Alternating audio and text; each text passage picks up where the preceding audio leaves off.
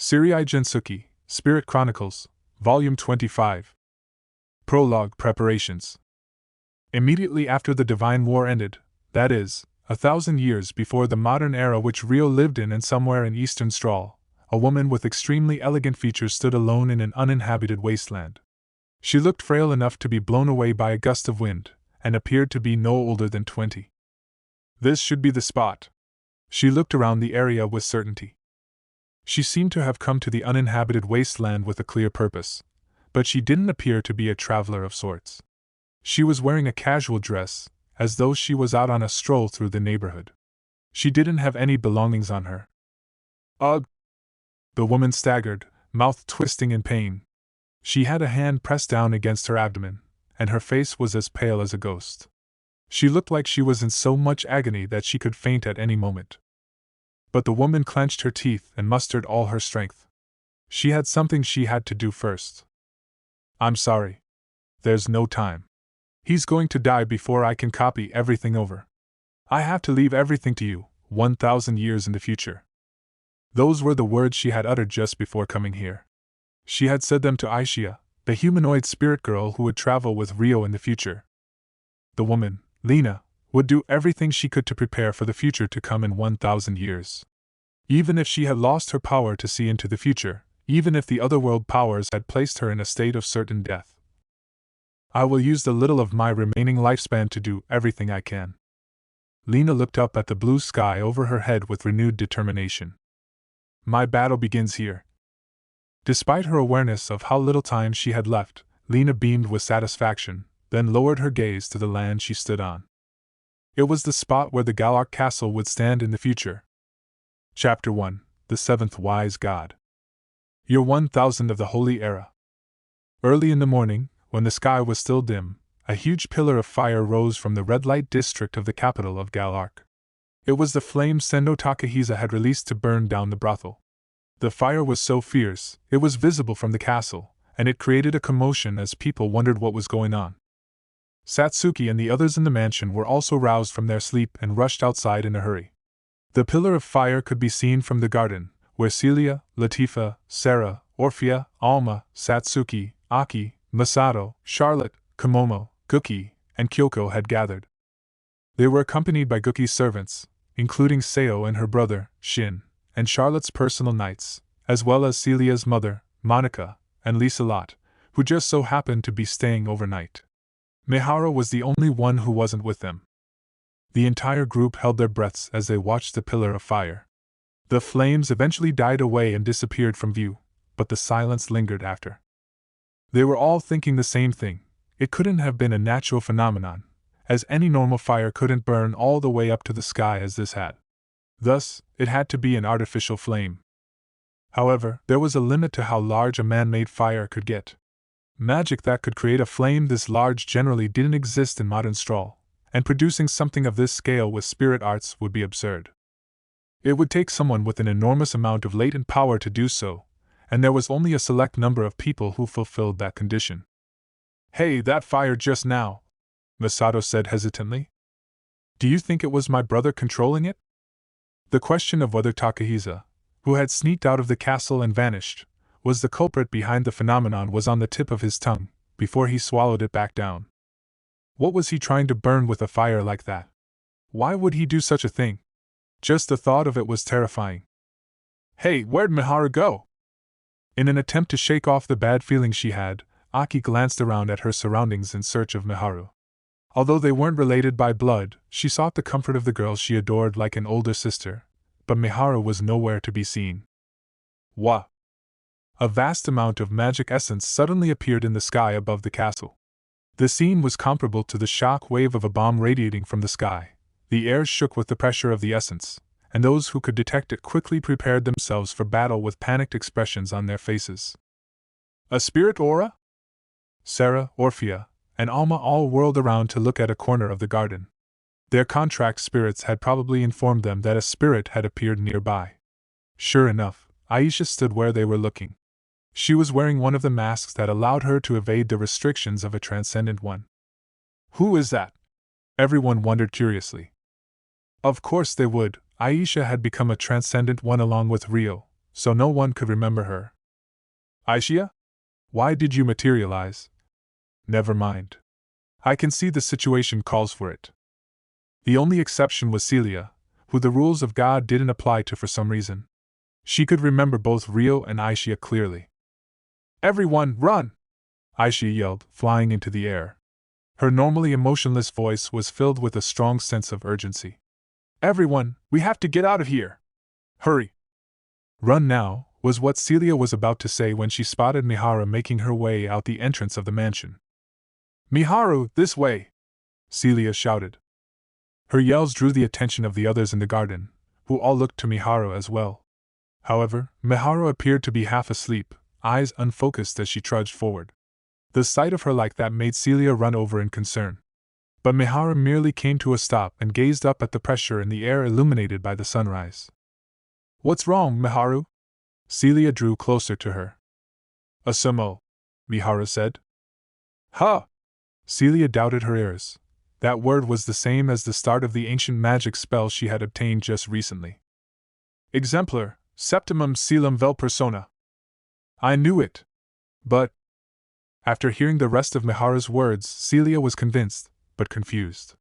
It was slightly different from the ancient magic spell she had obtained, and Miharu had never obtained any ancient magic spells. Did that mean this wasn't the work of an ancient magic spell, but an artifact with sorcery embedded within it? But if so, when did she obtain such a thing? Either way, the light of the complex spell formula soon enveloped Miharu's body. Miharu? Satsuki yelled in shock. But Miharu didn't even spare her a glance as she looked down at her hands as though to confirm something. Then, with a gleeful grin that was unimaginable for her, it worked, she mumbled to herself smugly. Celia was speechless as she stared at her. Miharu looked up and met her gaze, then smiled. Now, it's time to fix the divergent futures, she said in a tone completely unlike her usual self.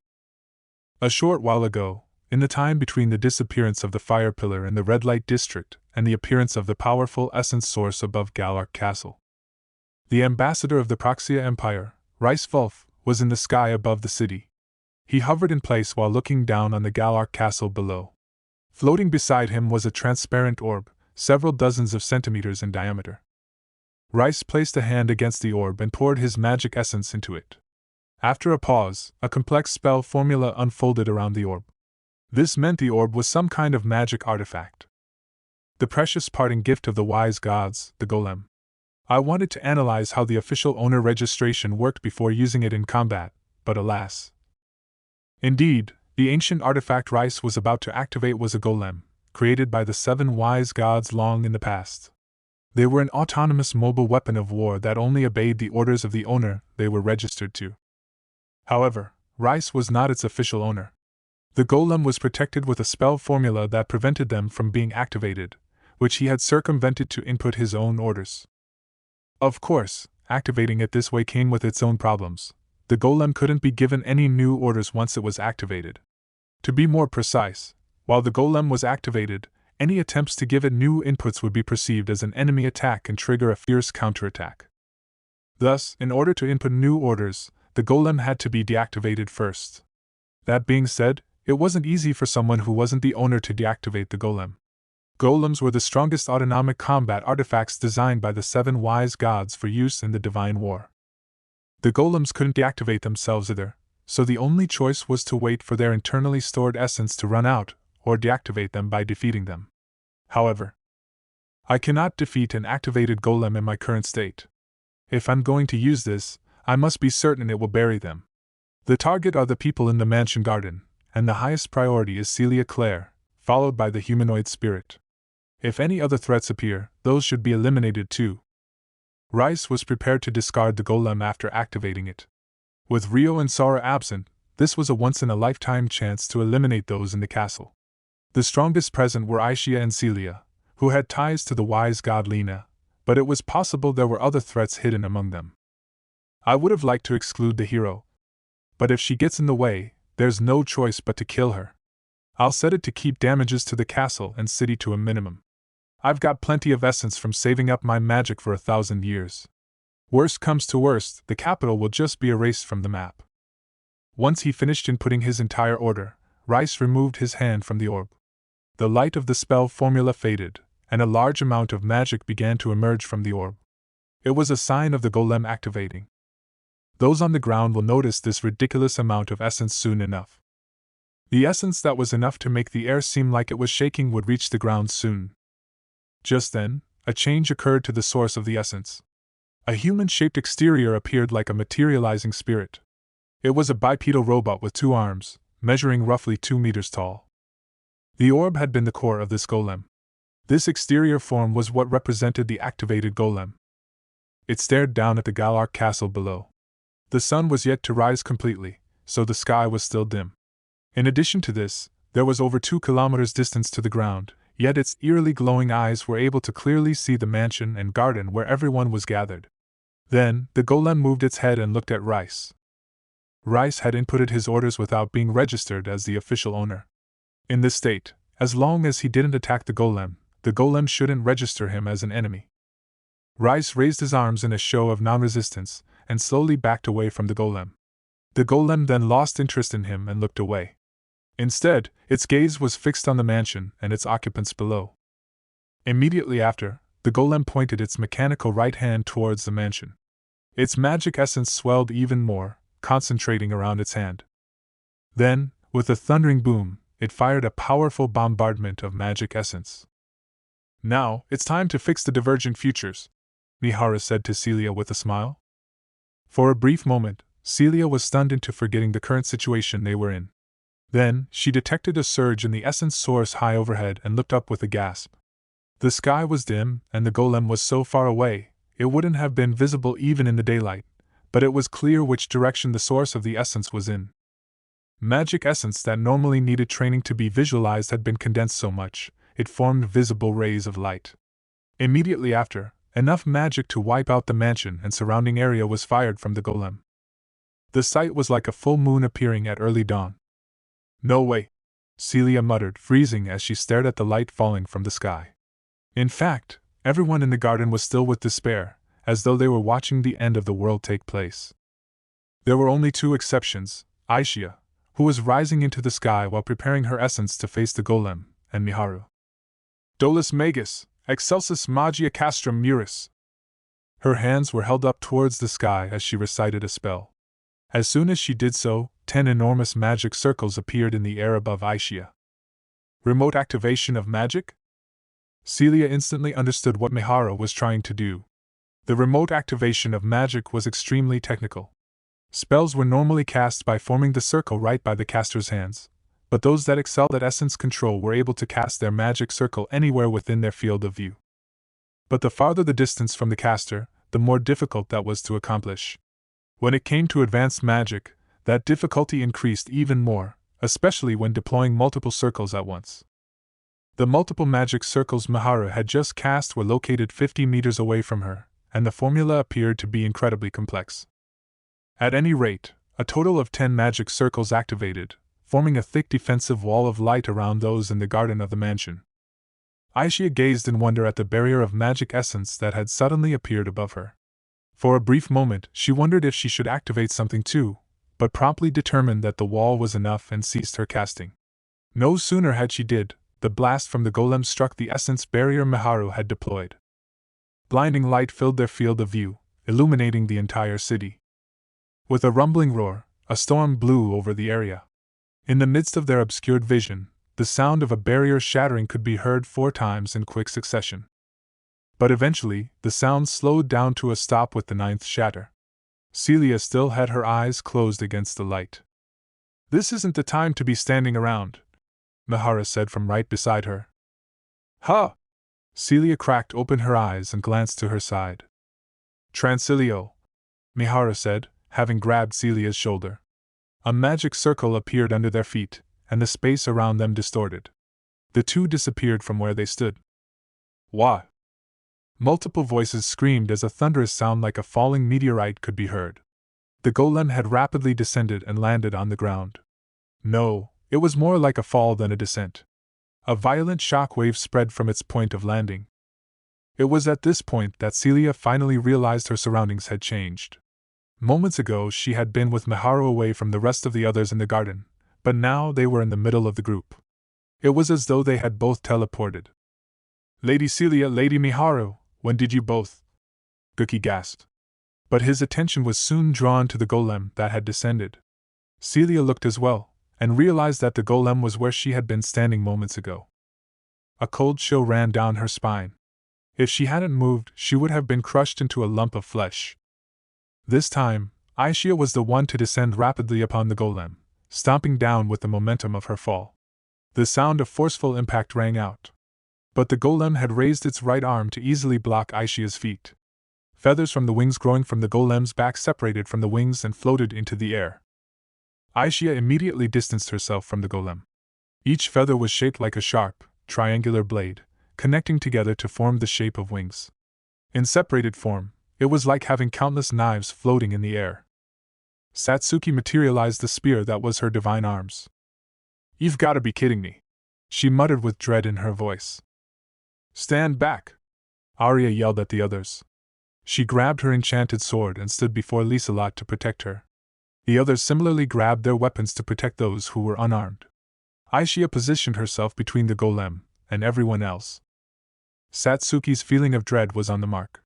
The feathers floating in the air began flying, aimed straight at the residents of the mansion. "I won't let you," Aishia said.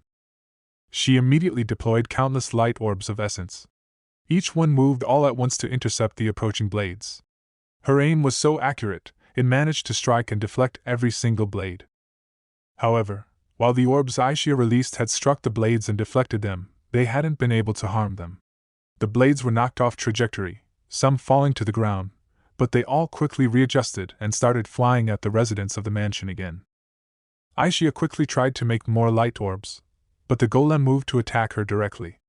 It moved in front of her in an instant, raising its metallic fist and swinging at her face. "Guh!" Aishia crossed her arms in front of herself and deployed an essence barrier at the same time. The golem's fist smashed into the barrier and shattered it. Aishia was sent backwards with the momentum, nearly flying away.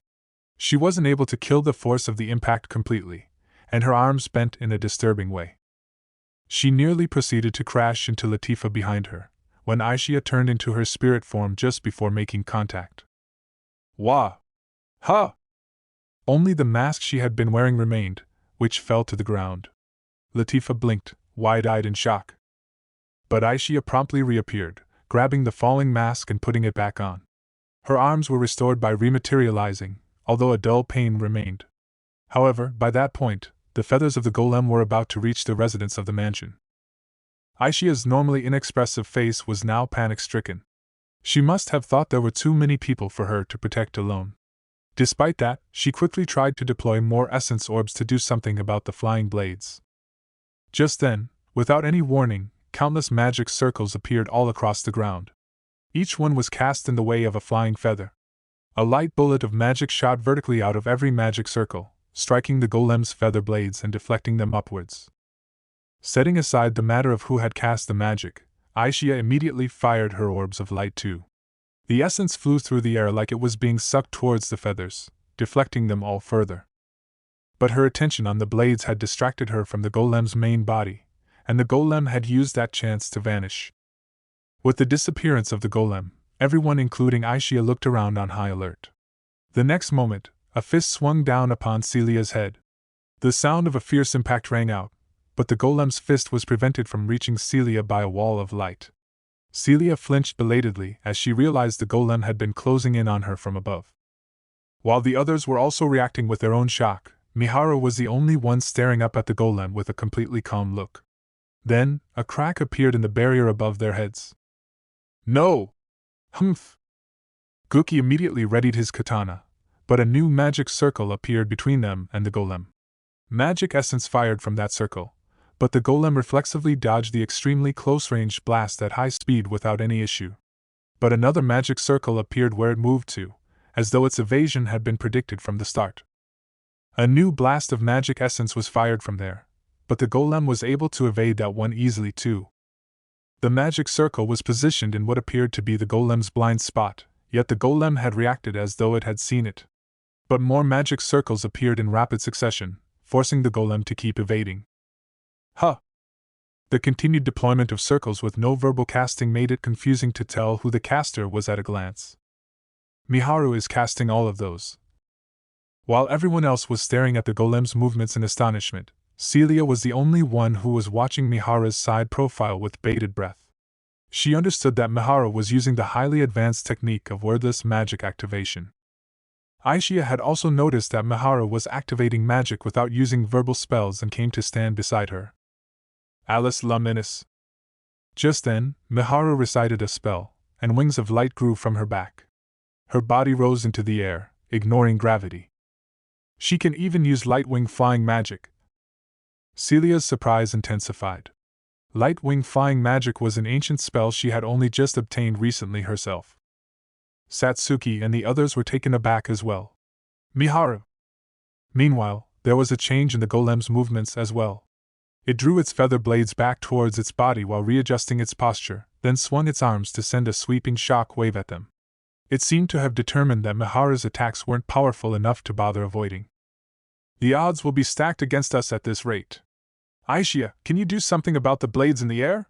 Celia, gather everyone in a single spot and stop them from acting on their own. Miharu gave orders to Aishia and Celia, who were on either side of her. Then, I will lead that thing away from here, she said, charging straight at the golem in the air without waiting for their reply. Huh! Wah, Miharu! I'll be back, Aishia said, ignoring Celia's shock and taking off after Miharu. Fine, geez! Everyone, come over here! I think Miharu has a plan!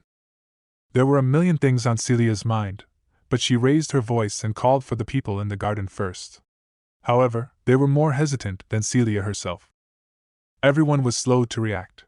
Part of it was because they couldn't keep up with the situation, but they also didn't have any trust in leaving the battle to Miharu. While she could use simple spirit arts, she was a delicate non-combatant and had a personality unsuited for war. That was the common opinion between the residents of the mansion. But at the same time, Miharu was most certainly showing abnormal combat prowess right now. She was using magic she shouldn't be able to use, flying through the air with magic wings of light. Miharu deployed several magic circles around her wordlessly while rapidly approaching the golem. The golem also charged straight forward to crush Miharu. But before the golem could reach her, one of her magic circles fired a blast. The golem instantly vanished, evading the blast. It reappeared right before Miharu, swinging its fist. Look out! Sarah and the others on the ground paled. But Miharu deployed another barrier of light to her side and blocked the golem's fist.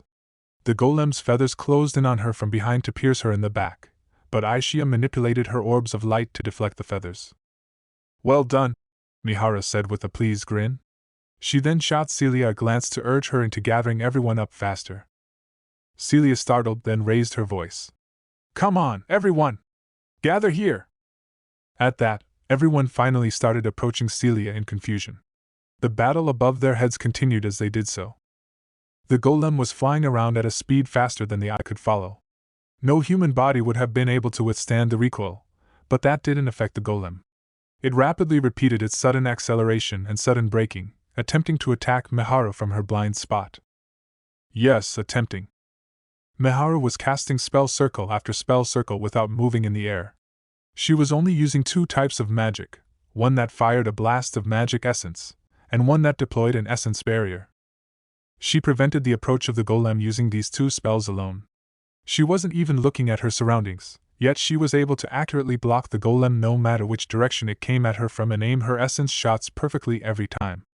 It was almost like she knew which direction the golem would come from. Sorcerers were weak against soldiers in close combat.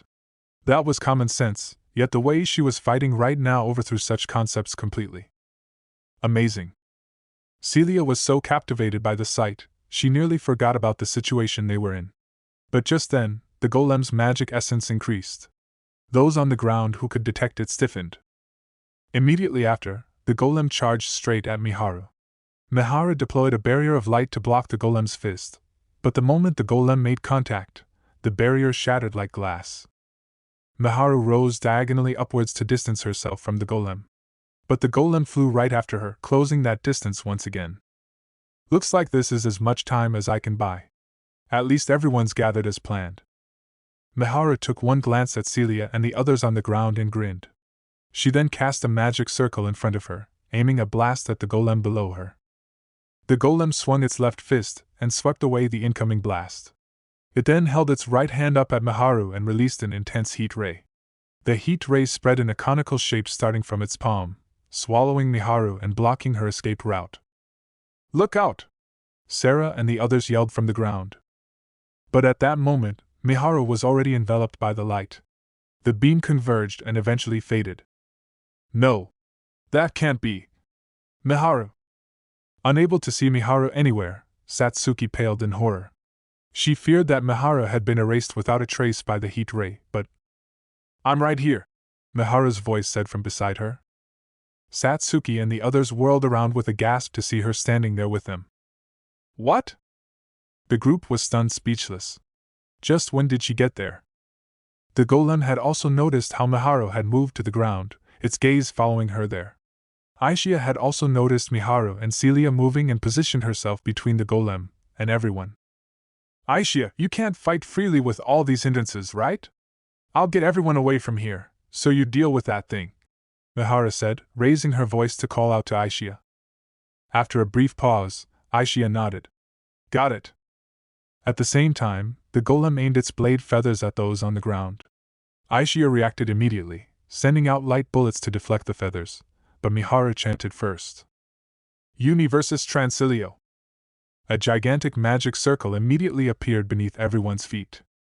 "What's this?" Celia gasped as her vision distorted. Everyone who had been standing in the mansion garden vanished, leaving only Aishia and the golem behind. Her eyes widened at their disappearance, and suspended the light bullets she was in the middle of casting. The golem's blades also froze in place, having lost their targets. In the sky above, the golem was glancing around in confusion. Aishia used that chance to fire all her light bullets at the golem instead. She then rose to a higher altitude herself and vanished, reappearing right beside the golem, and released the essence she built up in her right hand at close range. But the golem reflexively evaded the blast by a hair's breadth. However, the light bullets Aishia had been controlling at the same time drew a complex trajectory and directly struck the golem's body. The impact did barely any physical damage, but the metallic material of the golem's body swayed the slightest amount. And that was enough for the golem to change its target. The gaze that had been drifting in search of the vanished mansion residents locked onto Aishia instead. "I won't let you leave. You will be defeated here." It was unclear if the golem could understand her, but Aishia uttered her words of provocation anyway. It was right after this that her mask creaked quietly. Moments ago, just after Miharu used her teleportation magic, King Francois, Christina, Flora, Sakata Hiroaki, Rona, and Liliana had gathered together on the rooftop garden of the Galark Castle. They had received word of the commotion in the capital and made their way there, the place with the best view, to gather what information they could. They were surrounded by Duke Huguenot and other important figures and their guards from the Centistella kingdom. The sky was dim and made it difficult to see clearly, but they were able to make out what was happening in the garden by the mansion. They watched the golem attacking Miharu with dumbfounded expressions. "Hey, what's going on over there? That robot thing looks really bad," Hiroaki said, face twitching. The word robot didn't exist in this world, but everyone understood that he was referring to the golem. However, that didn't mean there was anyone capable of answering him. They were all at a loss for words, and the hero's question went ignored. They all had more than one question in their minds, and were struggling to process everything as is. Hiroaki himself wasn't expecting an answer and didn't bother repeating himself. However, the situation unfolding before them continued to change. The golem fired a wide-spanning beam of light at Miharu from its right hand. The cone of light instantly swallowed Miharu whole. The castle grounds lit up like it was midday as an explosion reached their ears. One beat later, a fierce wind reached the rooftop garden of the castle. It was the shock wave of the golem's attack. Unable to withstand the wind, Christina and the others covered their faces with their arms. "Shit, it's a real-life mecha!" Hiroaki yelled while hiding his face. Eventually, the wind ceased.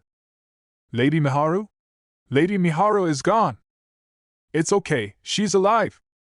Flora paled when she saw Miharu vanish from where she had been floating, but Christina quickly pointed at the ground, where Miharu was standing beside Celia. "Oh, thank goodness!" Flora exhaled in relief. Immediately after, an enormous magic circle appeared beneath their feet. The space around the residence of the mansion distorted heavily, before everyone that had been gathered together vanished. Huh! Flora doubted her eyes as she blinked, but there was no one left standing there in the garden. "Where are we?" Satsuki's voice said from behind Flora. "It appears to be the rooftop garden of the castle," Charlotte answered in confusion. Christina and the others whirled around to see all the residents of the mansion standing before them. "What?" Flora squeaked in shock. Francois's eyes were also wide open in astonishment. "My word," he muttered. "Was that teleportation magic just now?" Alma guessed. "But how?" pondered Orphea. As spirit folk, they were capable of using teleportation sorcery, but the sorcery was incredibly complex to use. In fact, it was considered extremely advanced ancient sorcery that was impossible to use in modern-day Strahl. How could that teleportation sorcery have been used? "We've never set the coordinates of this location. So was it Miharu? Or maybe Celia?" Sarah's gaze naturally traveled to Miharu and Celia. The other residents of the mansion had also caught on to who might have teleported them and looked in their direction. Then, as though to reveal the answer, "Si vis pacem, para bellum legio," Miharu recited anew. "Another spell that's different from what I know." Celia listened for the slight difference in the spell. Immediately after, a magic circle appeared around everyone's bodies. "This is," Cookie murmured, looking down at his limbs as he sensed the change. "I've temporarily raised the aptitude of your bodies with magic. In this state, you'll be able to cast more powerful spells and fight more effectively," Miharu explained. Just like how she described, a feeling of absurd omnipotence rose within their bodies. "Wow, this is amazing," Satsuki said with wide eyes. "However, there are some opponents that cannot be defeated no matter how hard you try. You should stand back and leave this one to her," Miharu warned, looking up at the sky where Aishia was fighting with the golem. Indeed, Aishia was flying around at a stupendous speed as she exchanged blows with the golem. Everyone could see how reckless it would be to interrupt that battle. However, did that make it okay to look on while doing nothing? Was it truly okay to let an unknown girl fight all by herself? That kind of conflict was clear in everyone's faces, and Miharu could see that. "If you absolutely refuse to sit back, then keep it to support fire at most. Sarah, Orphea, Alma, the three of you who are experienced with mid-air combat would be best suited for that," she said to them in warning. "Miharu." Personally nominated, Sarah called out Miharu's name to ask her something. "Now, we've got something else to do, so—" "Huh!" Miharu grinned and grabbed Celia's shoulder. "Transilio." She then uttered her spell and vanished with Celia. "What?" Satsuki was left behind, terribly confused. Meanwhile, Miharu and Celia had moved somewhere indoors. It was a vast space with a remarkably large crystal floating at the center, a spirit stone, perhaps. There was a door that connected the room to somewhere. "Where are we?" Celia asked, looking around the room in wonder. "My atelier deep beneath the Galark Castle." Deep beneath the castle. Celia had never heard of such a place located deep beneath the Galark Castle. In fact, she didn't think the royal family themselves knew of this place. Just when was it built? Did Miharu build it? How? Question after question filled her head.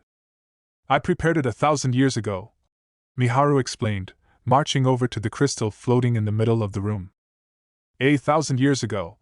Celia was dumbfounded with amazement. "You've got a vague idea of who I am already, right? Or have you forgotten my power?" Miharu asked with a grin. "So you are who I think you are. Okay. What do you want me to do?" Celia was struck speechless for a moment, but she quickly pulled herself together. With a heavy sigh, she began following Miharu's steps. Miharu turned around and smiled pleasantly. "I knew I could count on you. You always get straight to the point, even though you must have plenty of questions. We have to do something about that thing outside, no?" "Exactly. The golem that's rampaging above us is the ultimate battle artifact the wise gods created to use during the Divine War. Aishia will be able to buy time, but she won't be able to win no matter how hard she tries." "Not even Aishia?" Those monsters were created to buy time against transcendent ones, not defeat them. Just so you know, the situation is far worse than you could imagine. What can we do against something like that? Could it even be defeated? But Rio wasn't at the Galark castle right now. She didn't know where he was either. Panic started seeping into Celia's voice.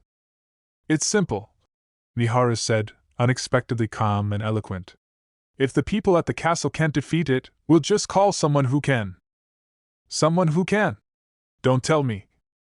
A certain person flashed through Celia's mind. The strongest person she knew. The boy she could rely on more than anyone. It's exactly who you think it is. We're going to summon him here. Miharu nodded smugly, grinning from ear to ear. Chapter 2, Golem. Back at the rooftop garden of the Galark castle, Sumeragi Satsuki gazed up at the sky. What is going on? In the early hours before dawn, a pillar of fire had risen in the capital.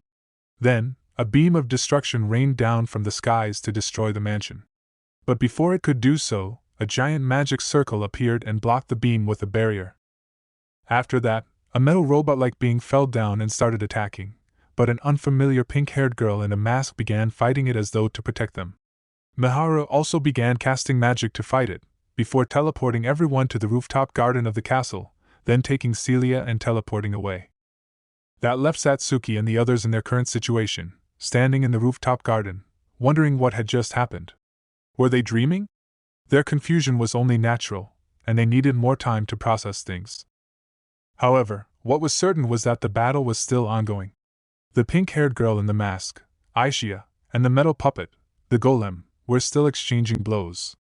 Miharu had restricted the golem's high-speed combat by deploying barriers where she predicted it would move, but Aishia was fighting by matching its speed with her own.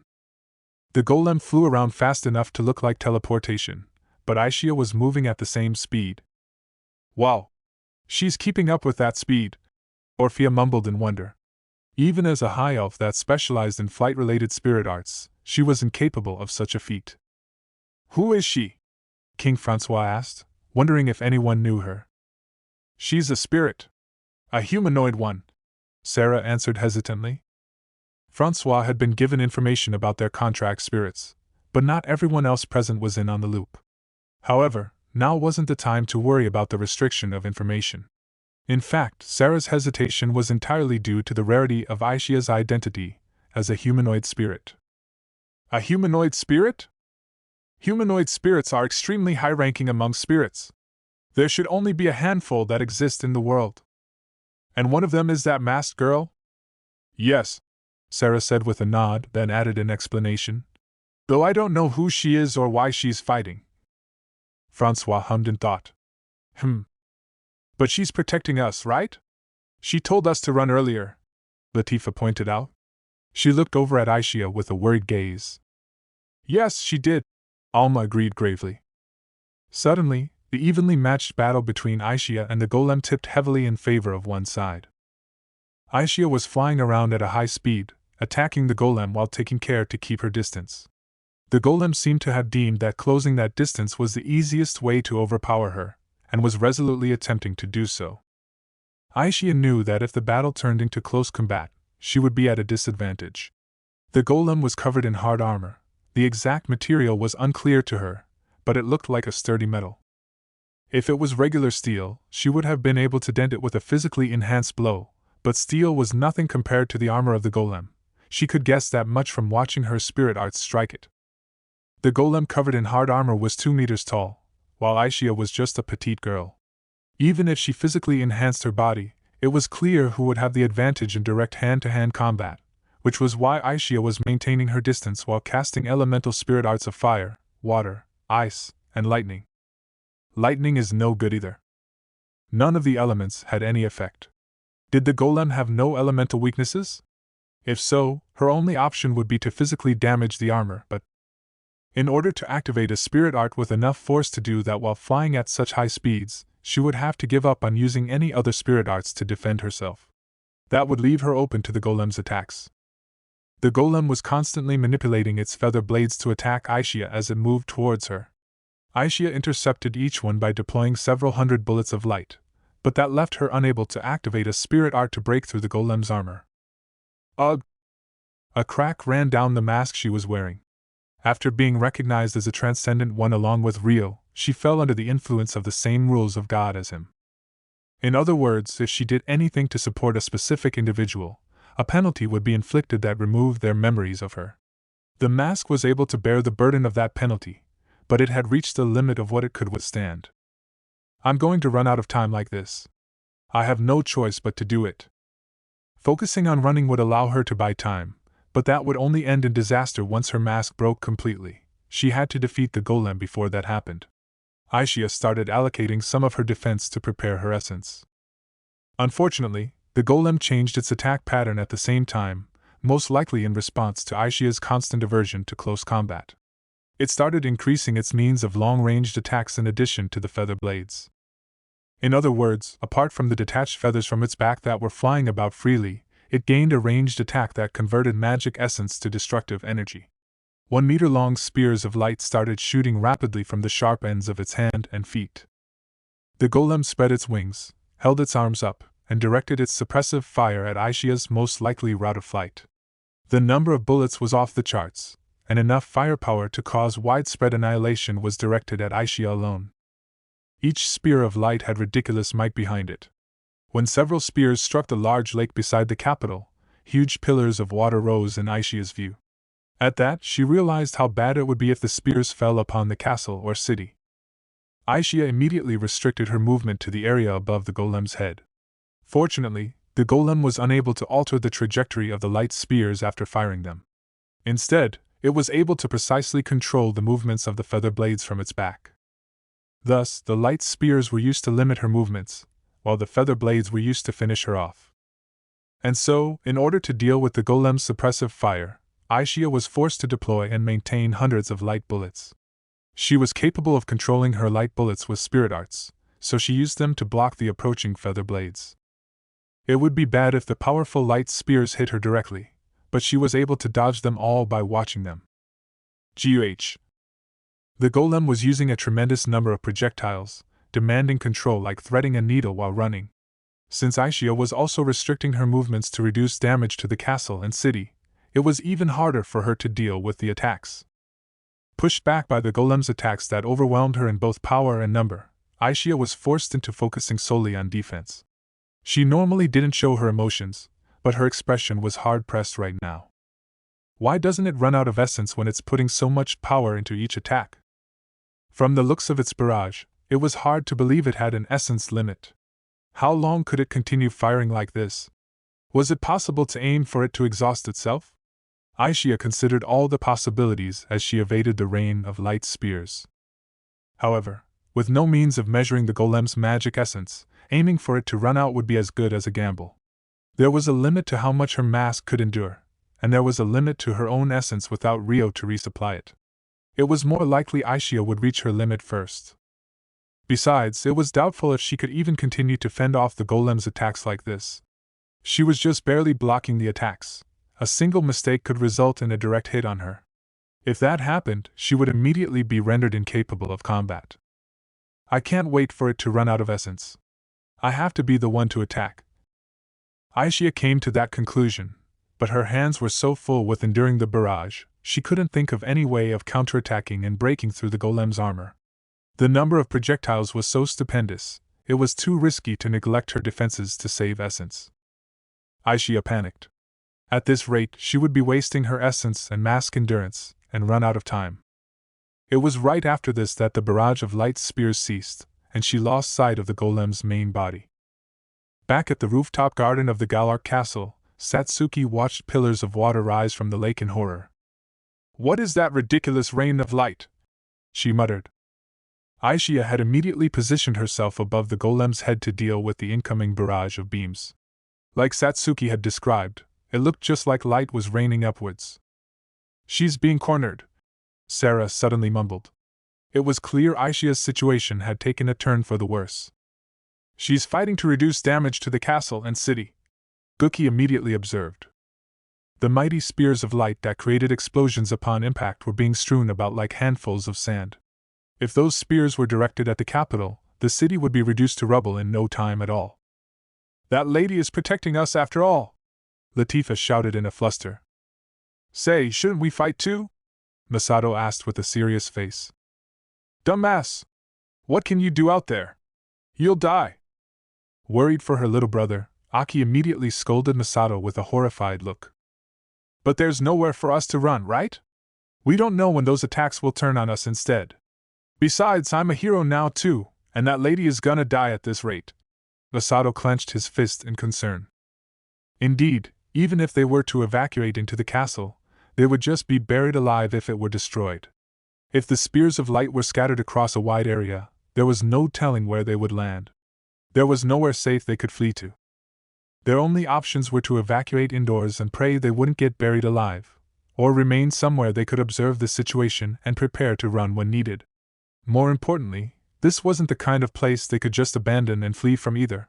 It was the castle in the royal capital, a location to be defended. But you can't even fly, Aki mumbled weakly. At that, Sarah called out to Orphea and Alma. We'll take to the sky. Right, Orphea, Alma? Yup. Of course. Orphea and Alma replied firmly. I shall go too, Gookie immediately offered.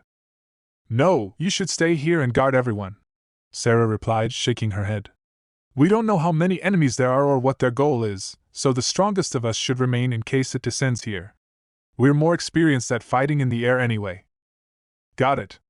Gookie hesitated for a moment, but eventually accepted her suggestion and agreed with a heavy sigh. Okay then. Orphea, call Ariel. Right. Come, Ariel, Orphea said, materializing Ariel as a giant bird. Sarah and Alma climbed onto its back along with Orphea. Then we'll be off, Sarah said to everyone as Ariel rose into the air. Look, the light! Flora cried, pointing at the sky. The golem had immediately ceased firing spears of light from its hands and wings.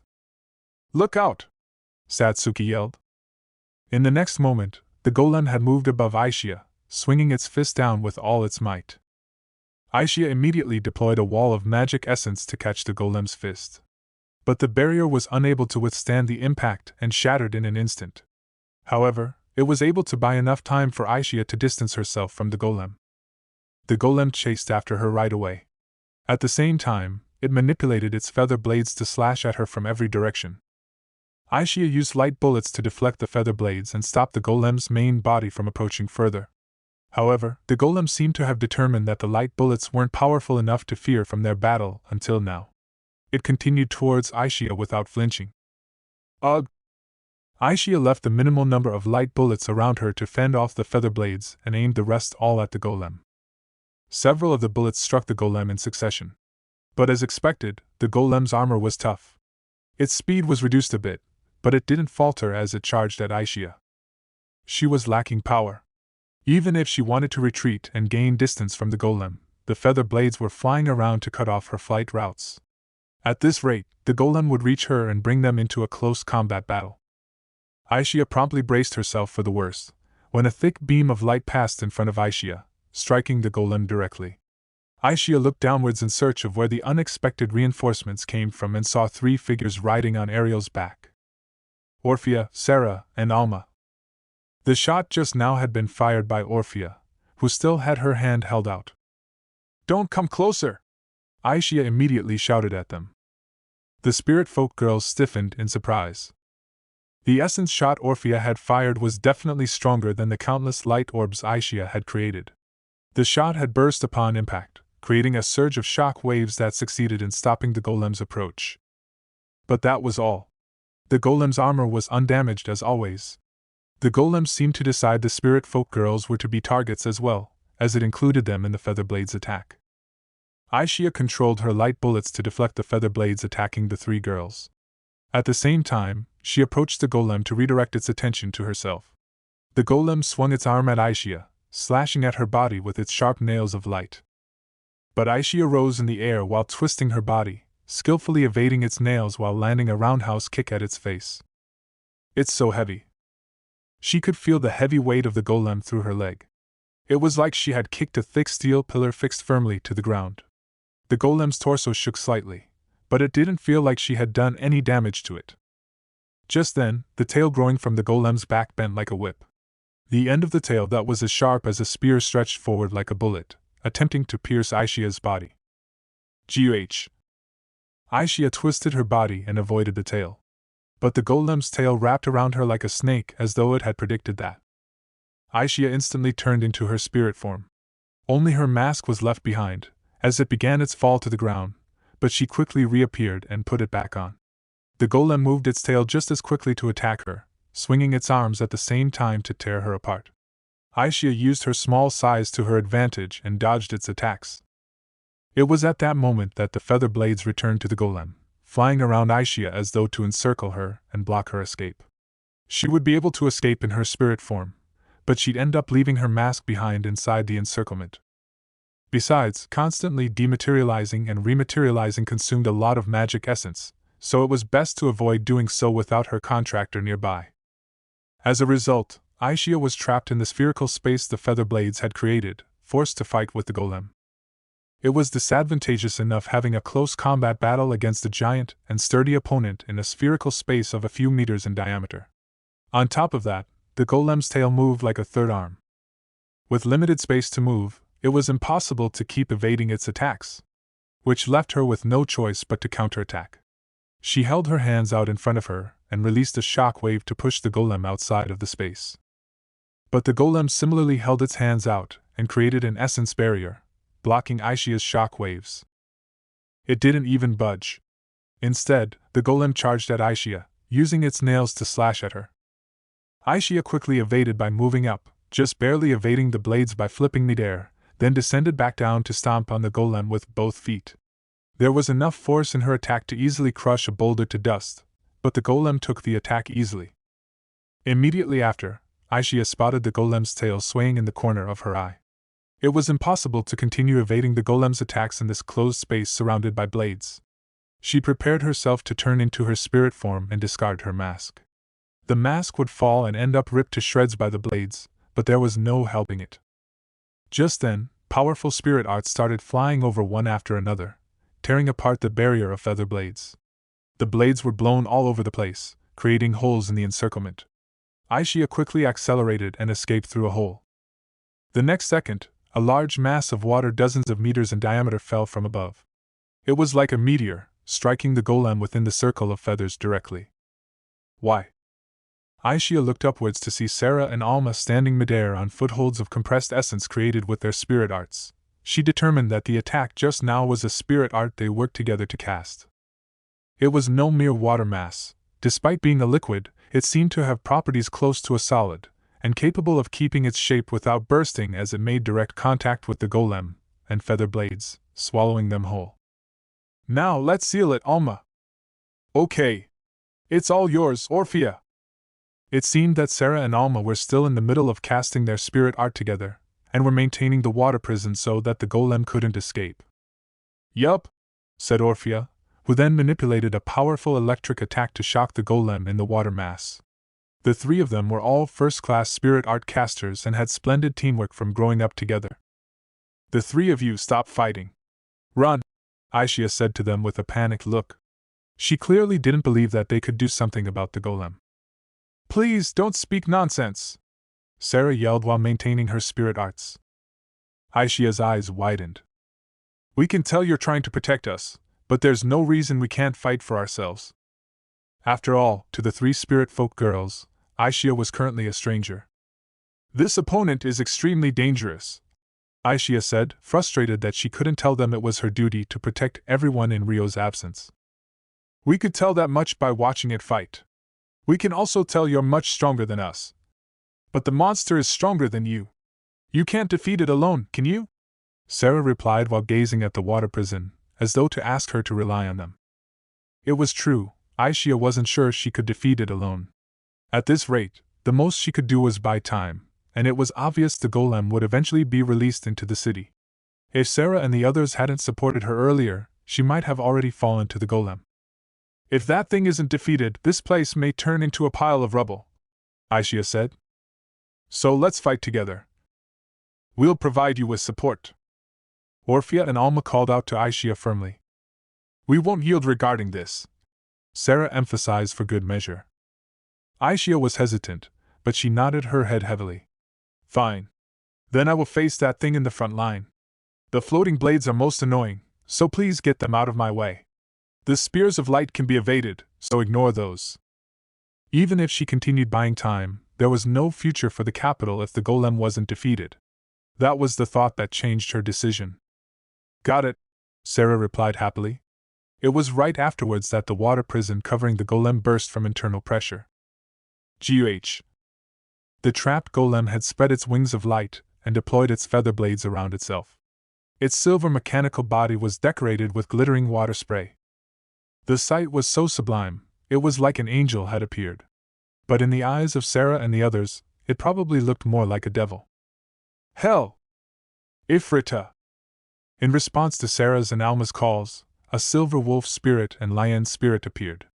The two girls then jumped onto the backs of their contract spirits. Orphea was also riding on the back of her contract spirit, Ariel.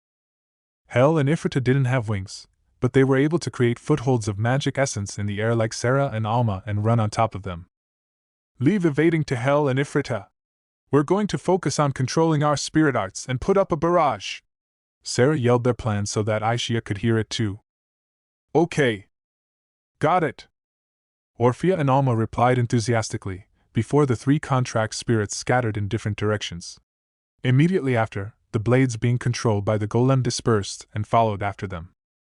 Don't die, you three. Aishia ignored the attacks aimed at the spirit folk girls and charged at the golem's body. Meanwhile, deep beneath the Galark castle, Celia and Mihara stood facing each other in a room with a high ceiling and a giant crystal floating in the middle. Summon him. You mean Rio? You're summoning Rio to the castle? But we don't even know where he is. How would that be possible? Celia asked curiously. He should be in the holy city Tonrico, in the holy kingdom of Almada. So we're going to use summoning sorcery. Mihara answered in a calm tone, but summoning sorcery was legendary sorcery even spirit folk couldn't use. Summoning sorcery. Celia's eyes widened. She only knew of the summoning sorcery used on heroes. I know his general coordinates, but precise coordinates are required to designate someone specific for summoning. You're going to help me. All right. What should I do? The battle above ground was ongoing even now, so Celia pulled herself together with a serious look.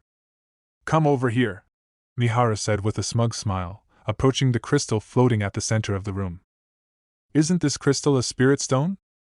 The crystal was glowing a pale gold, a color she had never seen in a spirit stone before. Celia followed Miharu to the crystal and observed it up close. Think of it as a spirit stone with extremely high purity. We call it a mana crystal. It has a ridiculous amount of magic essence in it, so it's perfect as a catalyst for maintaining large-scale sorcery. Miharu explained, as if she could anticipate Celia's question. Mana crystal. Celia gulped. There's summoning sorcery and other necessary sorcery sealed in this crystal, so we're going to activate it all in order. Miharu held her hands over the mana crystal. The light flowing from the crystal slightly grew in intensity. Now synchronize your essence with the crystal, she said to Celia. Like this? Celia held both her hands over the mana crystal and poured her essence into it. This kind of essence control was necessary for extracting essence from enchanted gems and spirit stones, as well as for using certain artifacts. Yes. I'll do the necessary steps to activate the sorcery.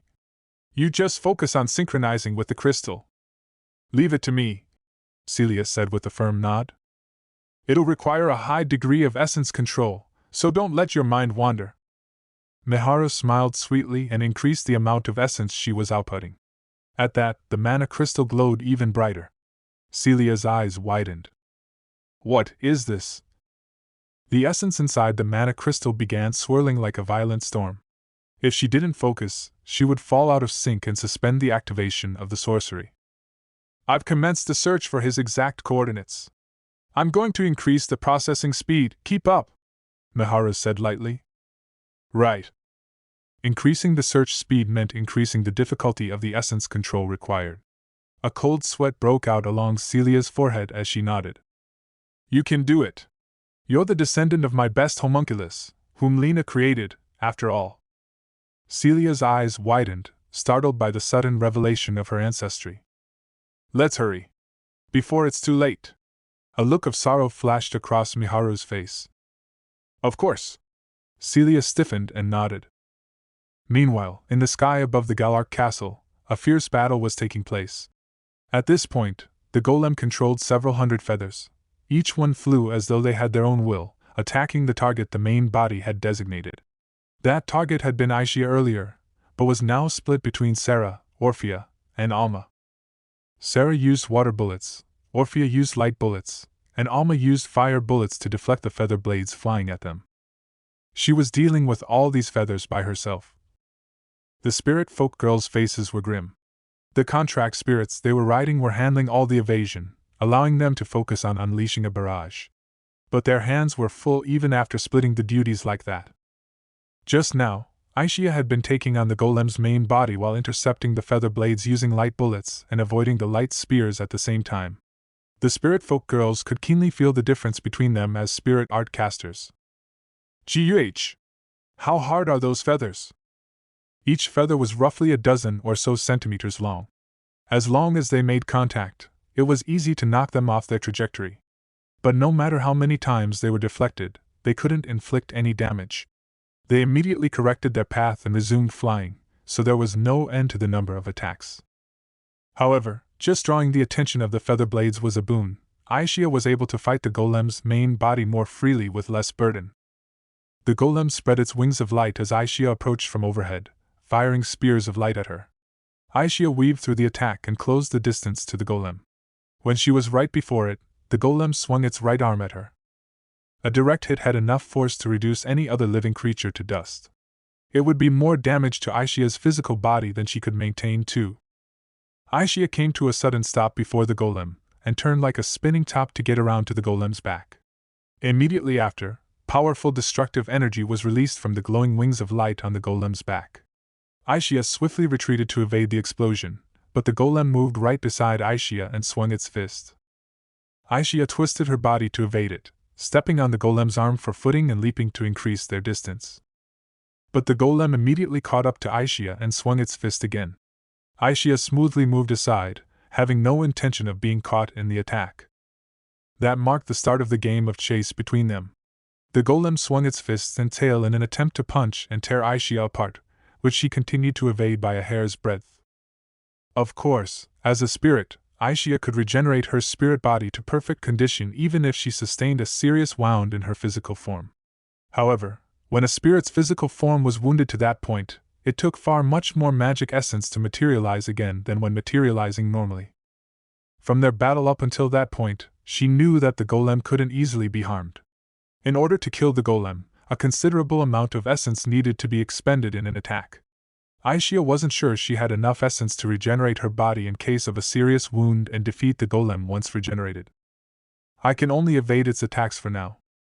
While she wanted to distance herself and take her time carefully refining her essence, creating too much distance could cause the golem to attack the spirit folk girls instead. Sarah and the others had to focus on dealing with the feather blades. That meant Aishia had to keep the golem's main body focused on herself. She maintained a distance that was neither too close nor too far, refining her essence without counterattacking.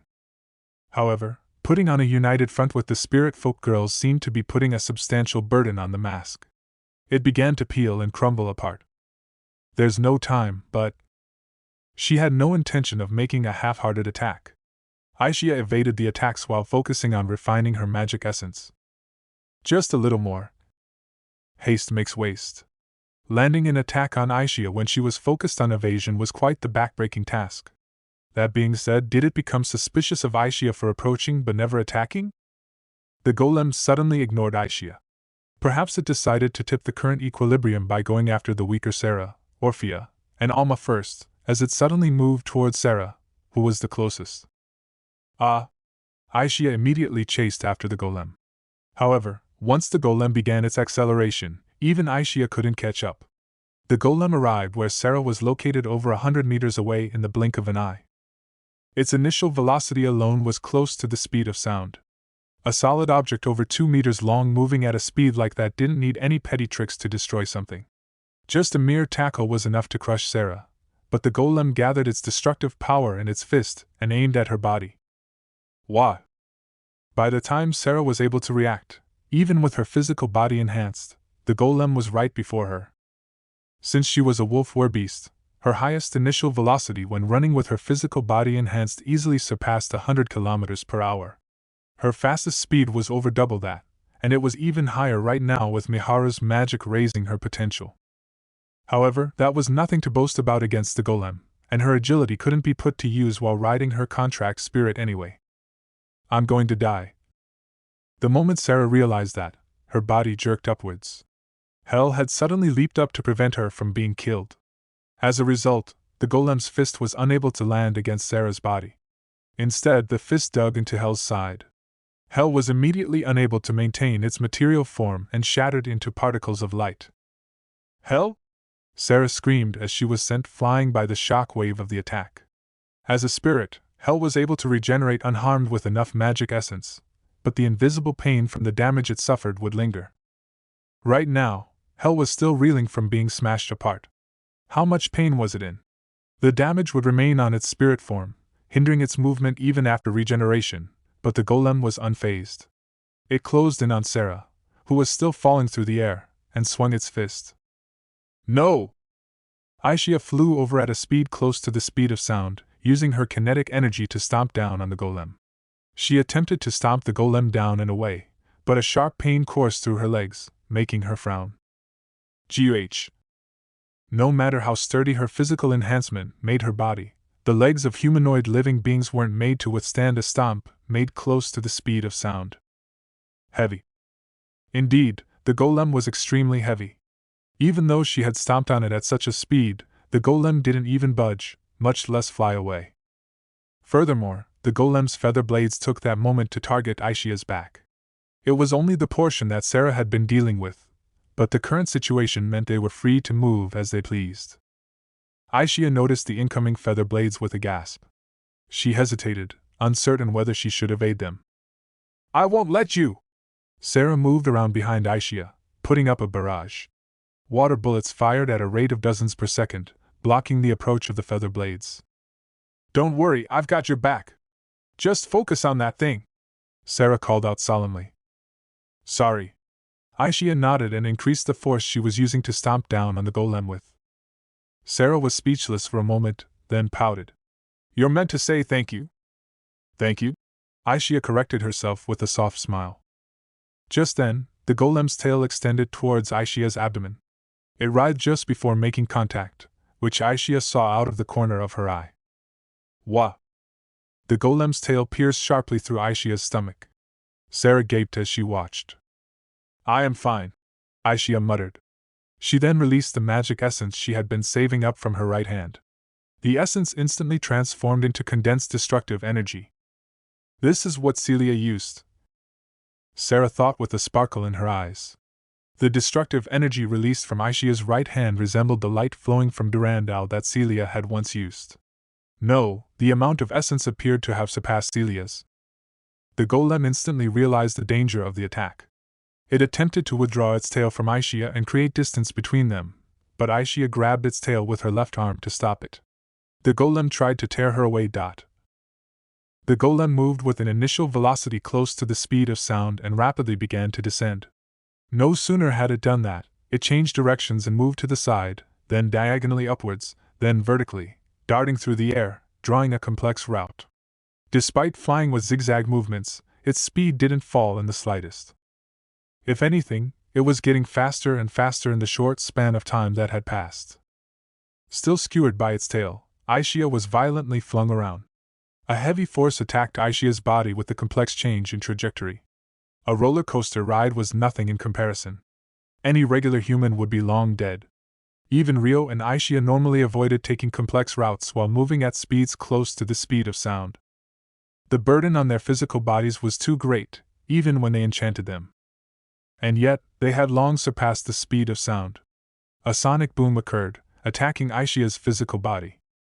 You won't get away! Aishia's face twisted in pain as she clung onto the golem's tail. She hadn't expected the golem to obediently accept the attack in the first place. It was obvious it would attempt to evade any attack with actual force behind it. On top of that, the golem's highest speed surpassed Aishia's. Although she had activated her spell to make the golem alert, she had no confidence in being able to hit it with her attack. But she still couldn't afford to miss. Aishia took the majority of her remaining magic essence and gathered it in her right hand as destructive energy. There would be nothing left for a second shot, so she had to make sure this one hit her target. This way, it'll hit for sure. This situation where they were closely stuck together was advantageous for her. Aishia pulled the tail towards her with her left arm and took aim with her right hand. The golem changed its trajectory while shaking its body fiercely in every direction. Sensing that Aishia didn't want the surface to be damaged, it gradually approached the ground using vertical and diagonal downwards routes. However, like threading a thread through a needle, Aishia took aim with perfect timing. Then, she released the destructive energy in the shape of a slash. She swung her right arm faster than the eye could follow, creating a glowing silver slash measuring a dozen odd meters in length. In the span of 2 to 3 seconds, the silver slash Aishia released dug into the golem's back. The sun was yet to fully rise in the dim sky, but the area was blindingly bright. It was as though the midday sun had appeared. The force behind the slash was tremendous, digging deep into the armor that had been undamaged until now. Eventually, the light slash disappeared, leaving behind the golem's head and a portion of its lower body. It's over," Sarah muttered, gazing out from a distance. With the disappearance of the main body, the feather blades the golem had been controlling started falling to the ground. Ugh! Aishia also drew out the tail pierced in her abdomen and toppled off balance. She released the tail and began to fall. "Look out!" Sarah, Orphea, and Alma all yelled at once, rushing to save Aishia from falling. While they were doing so, the feather blades and tail of the golem turned into particles of light and faded away. The fastest was Orphea, who was riding Ariel through the air. They made a sudden descent to get ahead of Aishia, allowing Orphea to catch her in her arms. "Are you okay?" Orphea asked in a fluster. Aishia replied weakly, pressing her stomach. "Yup. I've just used up my essence. The wound in my stomach isn't serious enough to force me out of my physical form. My legs hurt, but I'll be fine." "I see.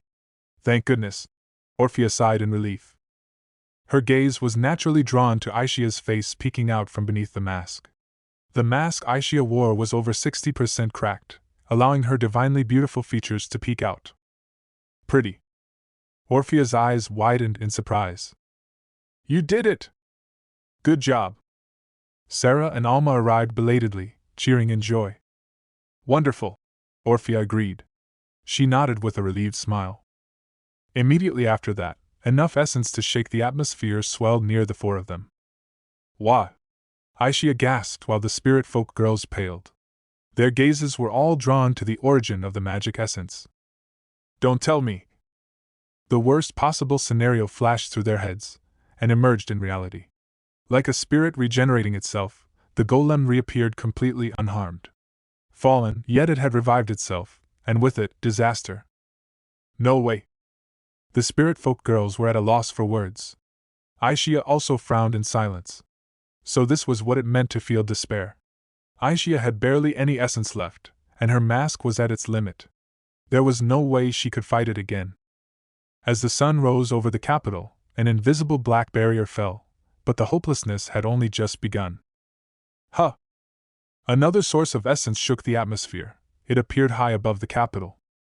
"We were barely able to defeat one." And that one hadn't even been defeated properly, yet now there were two? Sarah, Orphea, Alma, and even Aishia were all at a loss for words. Aishia didn't have anything to say either. How did they get out of this situation? Even if everyone could be evacuated, where could they run to? If only this were all just a bad dream. Many thoughts flashed through her mind, making one moment feel like infinity. But that one moment was quickly approaching its end. Two calamities moved at once. Like a god or a devil, here to punish humanity. Chapter 3: Live or Die.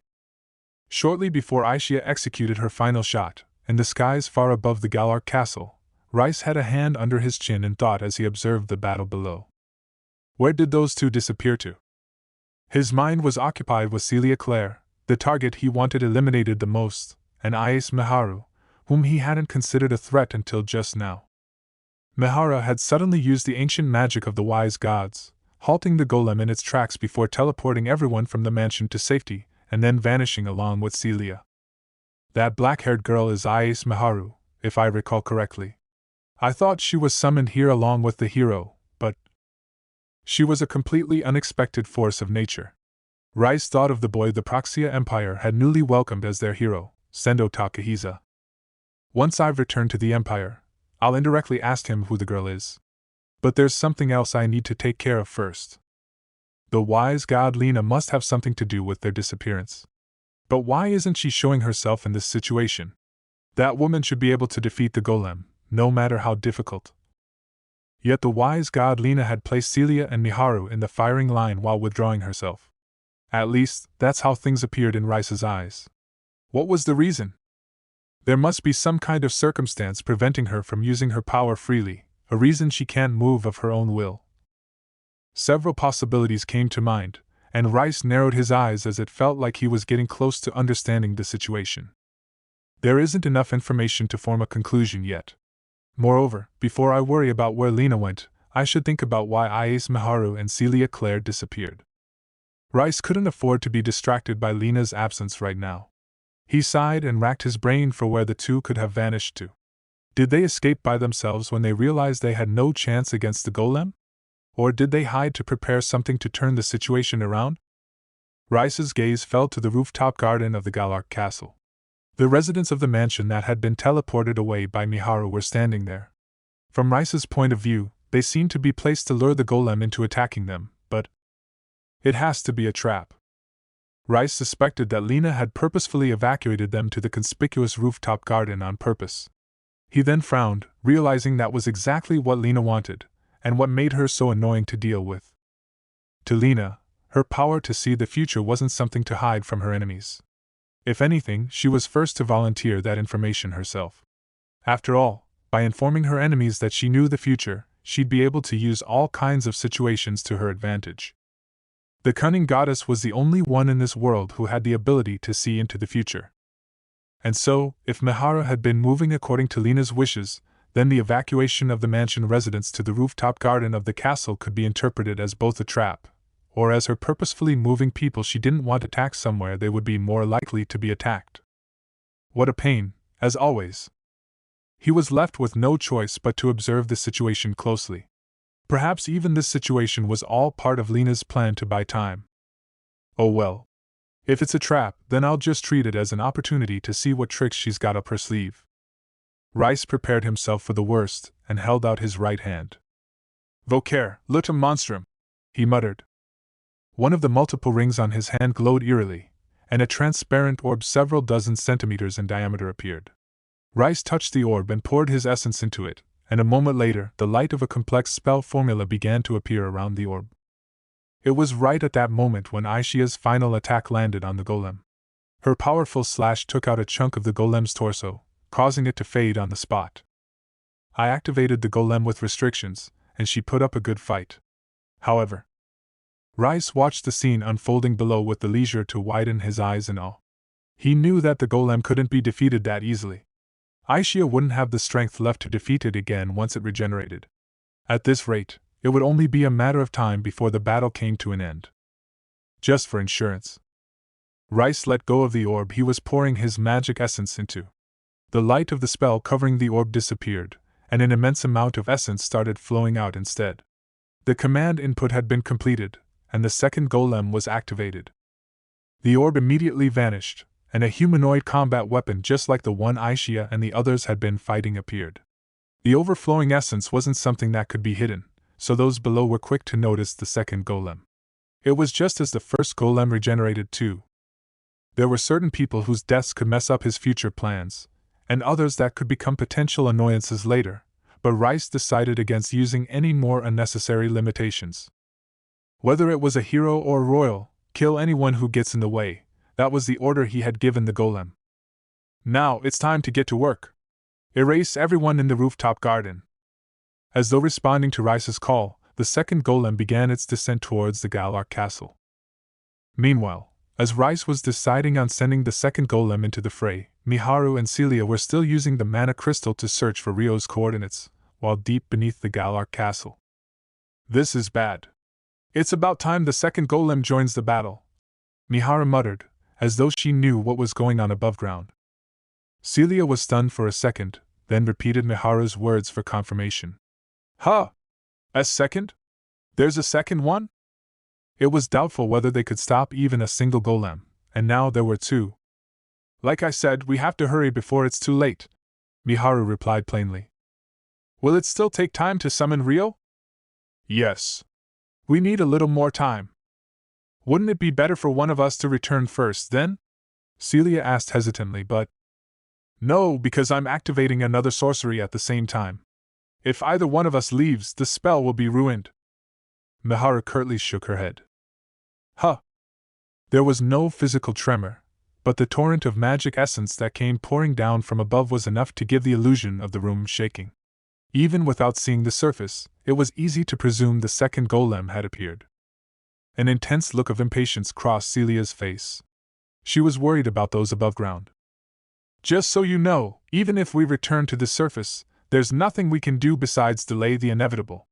It'd be one thing if it were 1,000 years ago, but I'm just possessing this body with lowered specs right now, so I can't defeat any golems. Mihara explained the situation to Celia in a nonchalant tone.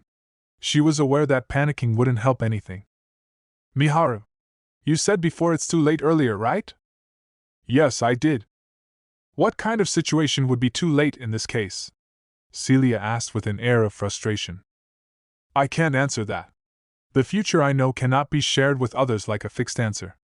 I can only give advice without disclosing the exact details, or reveal things with enough room for interpretation. The implication in her choice of words suggested there were risks and limitations even in the case of exceptions. I see. Even so, Celia wanted to know the future. That was what her expression said. The future isn't something for humans to know, Mihara warned her. Why not? The future is a series of possibilities. There are some futures that are close to absolute, but most futures can branch over the slightest thing. What will knowing the future do? The sudden question was abstract, but Celia considered her answer carefully. If I knew every possible future, I'd try and grasp the best one possible, she said. But what's the best for someone could be the worst for someone else. Knowing the future could cause you to make decisions and change it for the worse. In order to reach the future you desire, you could be required to ignore someone else's misery. Those who know the future are easily manipulated by it. Then, they manipulate others. Celia gulped, sensing an invisible weight to Mihara's words. In the first place, knowing every possible future is the domain of the gods.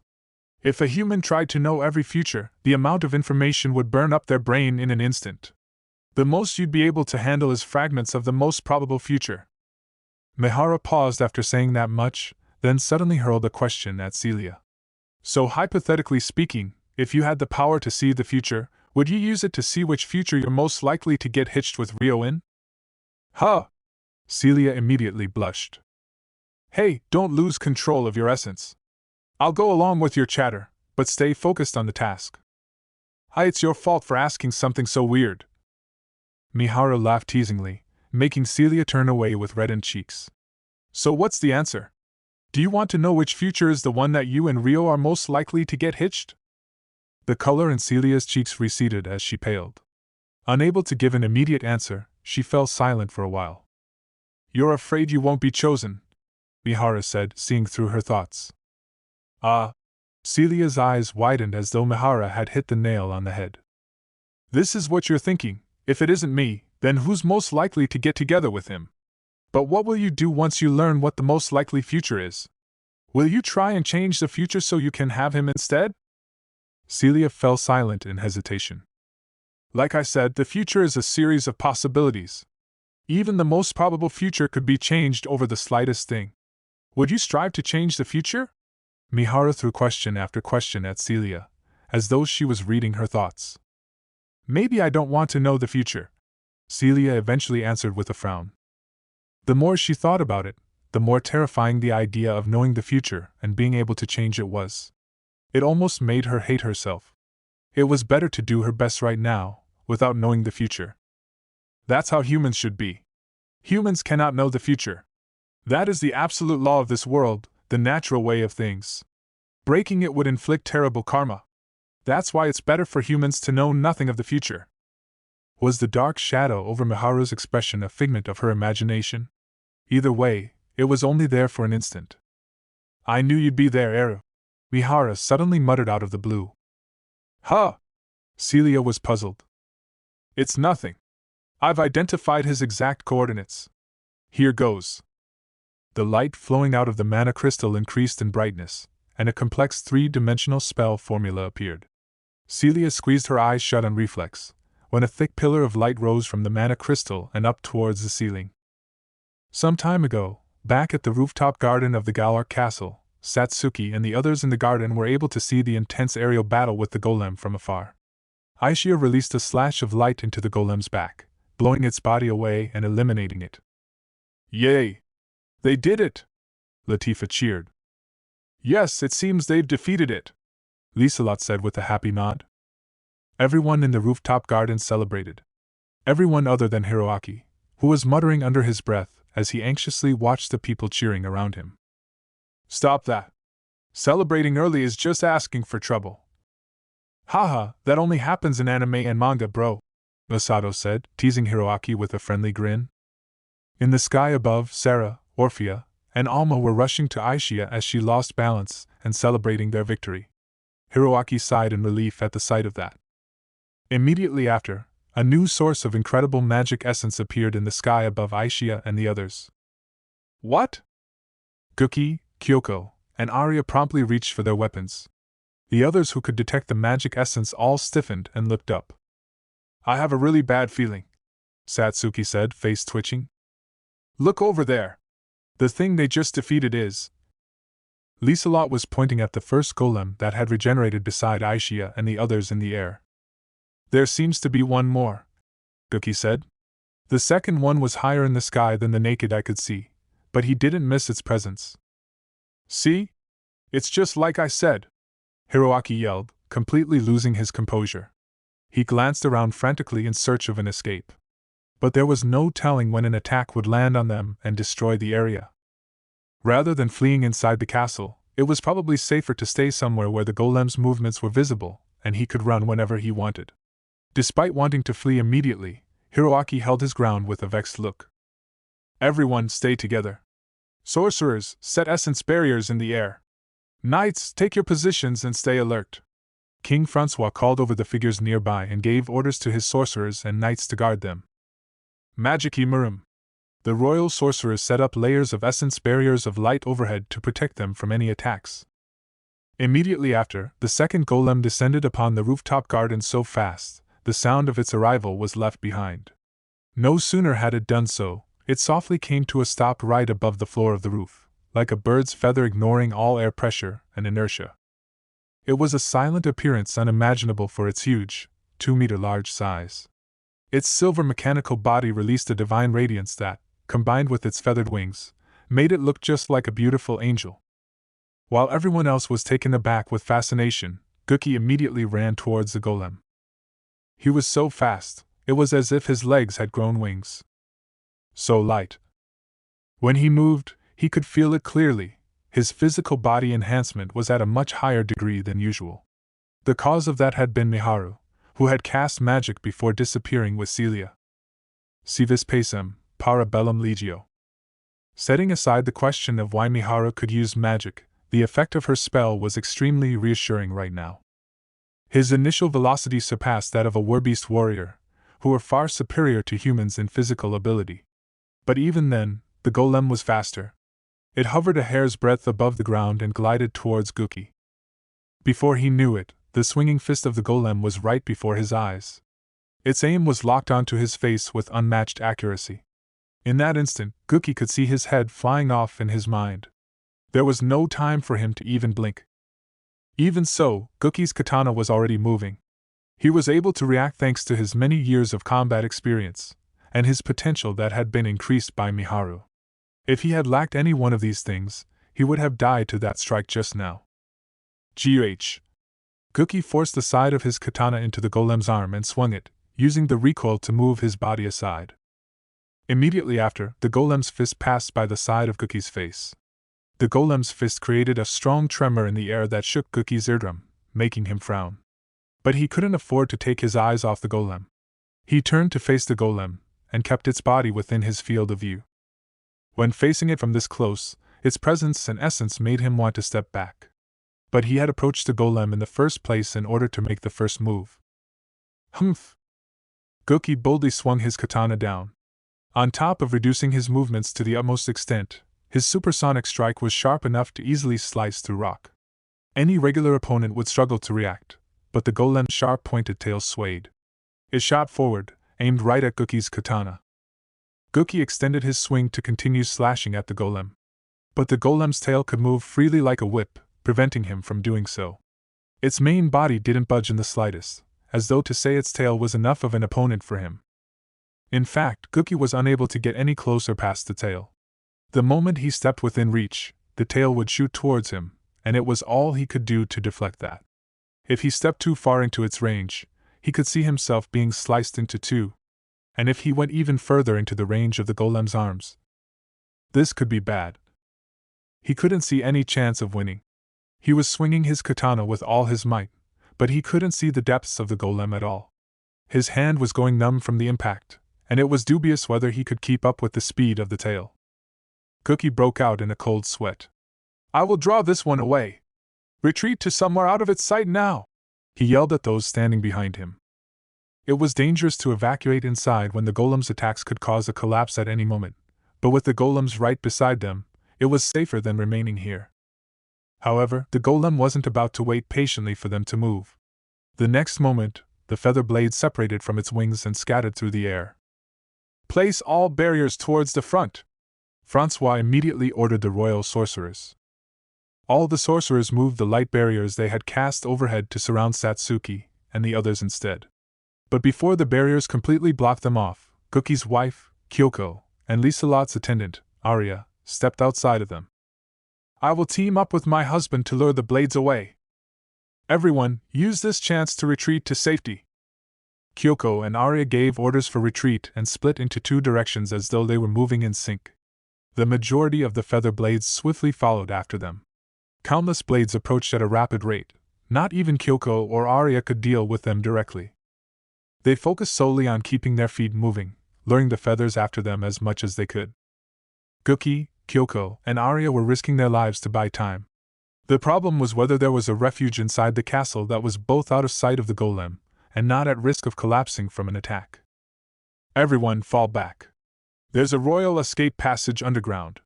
We can evacuate there," King Francois said. A royal escape passage was only used to abandon the castle in an emergency. It was a place meant to be kept an absolute secret to outsiders, but Francois must have deemed the current situation to be an emergency. Humph! Gookie swung his katana frantically to keep the golem pinned as long as possible. "Look out, your back is unguarded!" Kyoko yelled. She noticed that a portion of the feather blades were approaching him from behind. "Guh!" Gookie had no choice but to leap to the side. The feather blades made perpendicular turns to avoid hitting the golem's main body and followed his movements. As a result, Gookie was forced away from the golem, setting it free. "Oh no!" Gookie promptly tried to approach the golem again, but the feathers pursuing him didn't allow him to do so. Immediately after, the golem closed in on Francois and the others who had already commenced retreating. It swung its arm, smashing through the barrier like it was shattering glass. The sorcerers quickly moved the remaining essence barriers around them before the golem. At that moment, the golem's strong arm swayed, and its fist burst forward, smashing through the new barriers one after another. All the barriers were broken through in a mere few seconds, leaving Francois and the others within completely undefended. "Protect His Majesty!" a knight inside the barriers yelled. All the knights stepped forward to form a human shield. "Move it!" Satsuki yelled. She charged at the golem, thrusting forward her spear-shaped divine arms that she had materialized. Ha! Wind like a condensed storm was released forward from the tip of the spear. A terrible gale blew fiercely in an attempt to force the golem back. And while the raging winds blew around the golem, blocking its vision, Liselot and Christine both decided to cast a spell at the same time. Ictus Lacea. Fulgur Sphera. A thick lance of ice and intense bolt of lightning were sucked into the wind and attacked the golem. Ictus Lancea. Fulgur Sphera. Seeing that, Liliana and Charlotte also cast the same spells, providing more support. The other sorcerers also began casting spell after spell into the storm surrounding the golem. Now's your chance!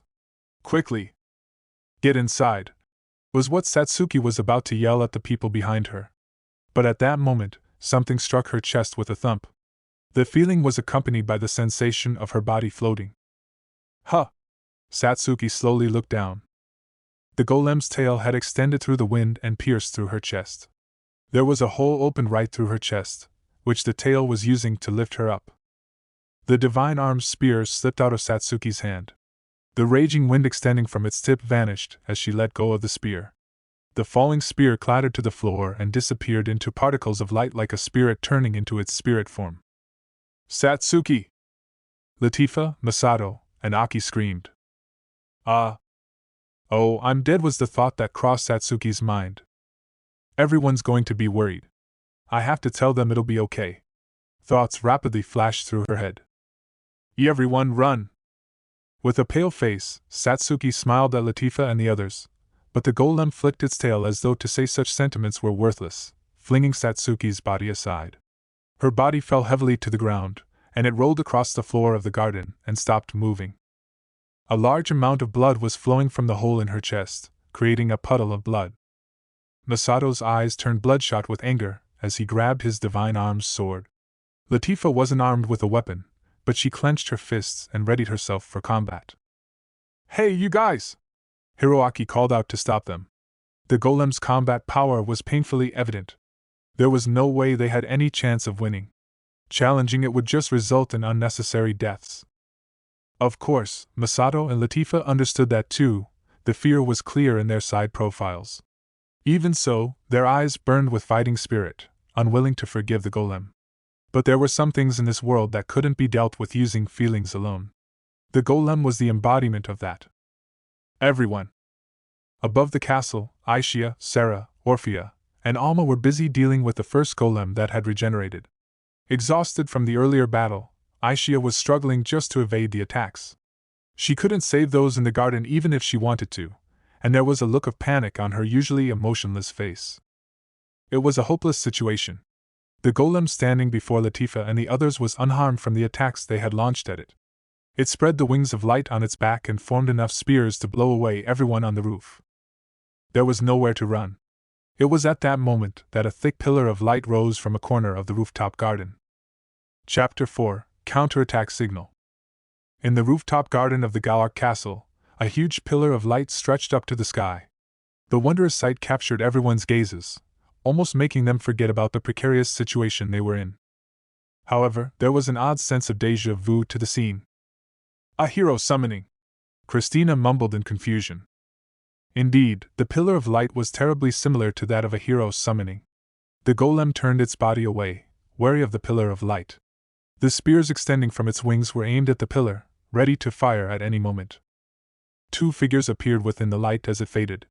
It was a boy in his late teens and a young girl standing beside him. Who?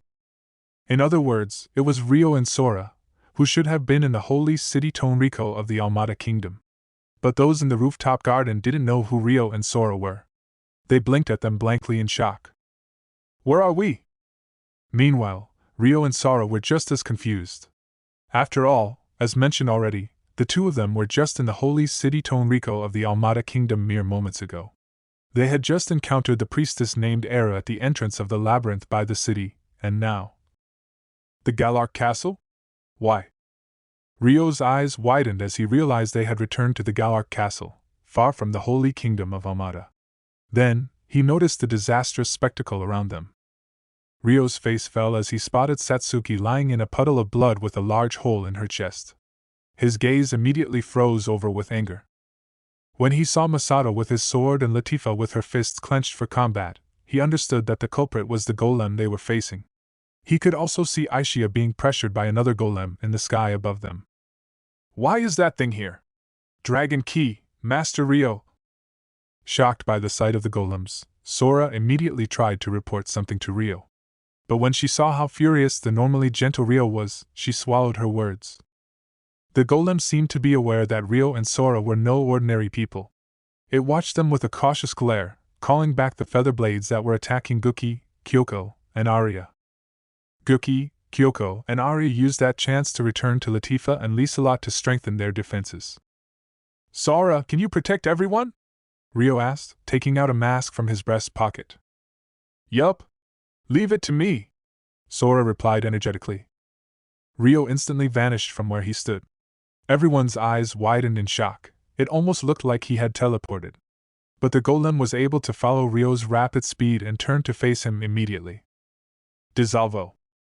Rio had moved beside Satsuki and was taking a sheet out of his time-space cache. He wrapped her in the sheet, covering the hole in her chest, and gently picked her up in his arms. Just then, a telepathic message from Aishia reached him. Haruto. I'm sorry I couldn't protect everyone. I couldn't protect Satsuki. She sounded quite regretful as she apologized to him. It's not your fault, Aishia. Rio replied immediately. At the same time, the feather blades the golem had called back all shot towards him. Countless orbs of light immediately appeared around Rio and flew towards the golem, repelling each of the feather blades approaching him. Of course, the feather blades were unharmed by such an attack. Wah! Christina, Liselot, and the others watching on were all rendered speechless, but it was only the beginning.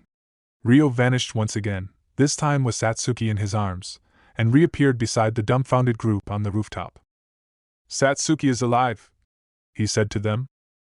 Huh! Everyone reacted with disbelief. Although the wound was currently hidden behind the sheet, they had all witnessed the golem's tail opening a hole through her chest. Her heart and lungs should have been torn apart, causing enough damage to instantly kill her. It was hard to imagine her still being alive after that. She'll regain consciousness soon, but let her rest for now.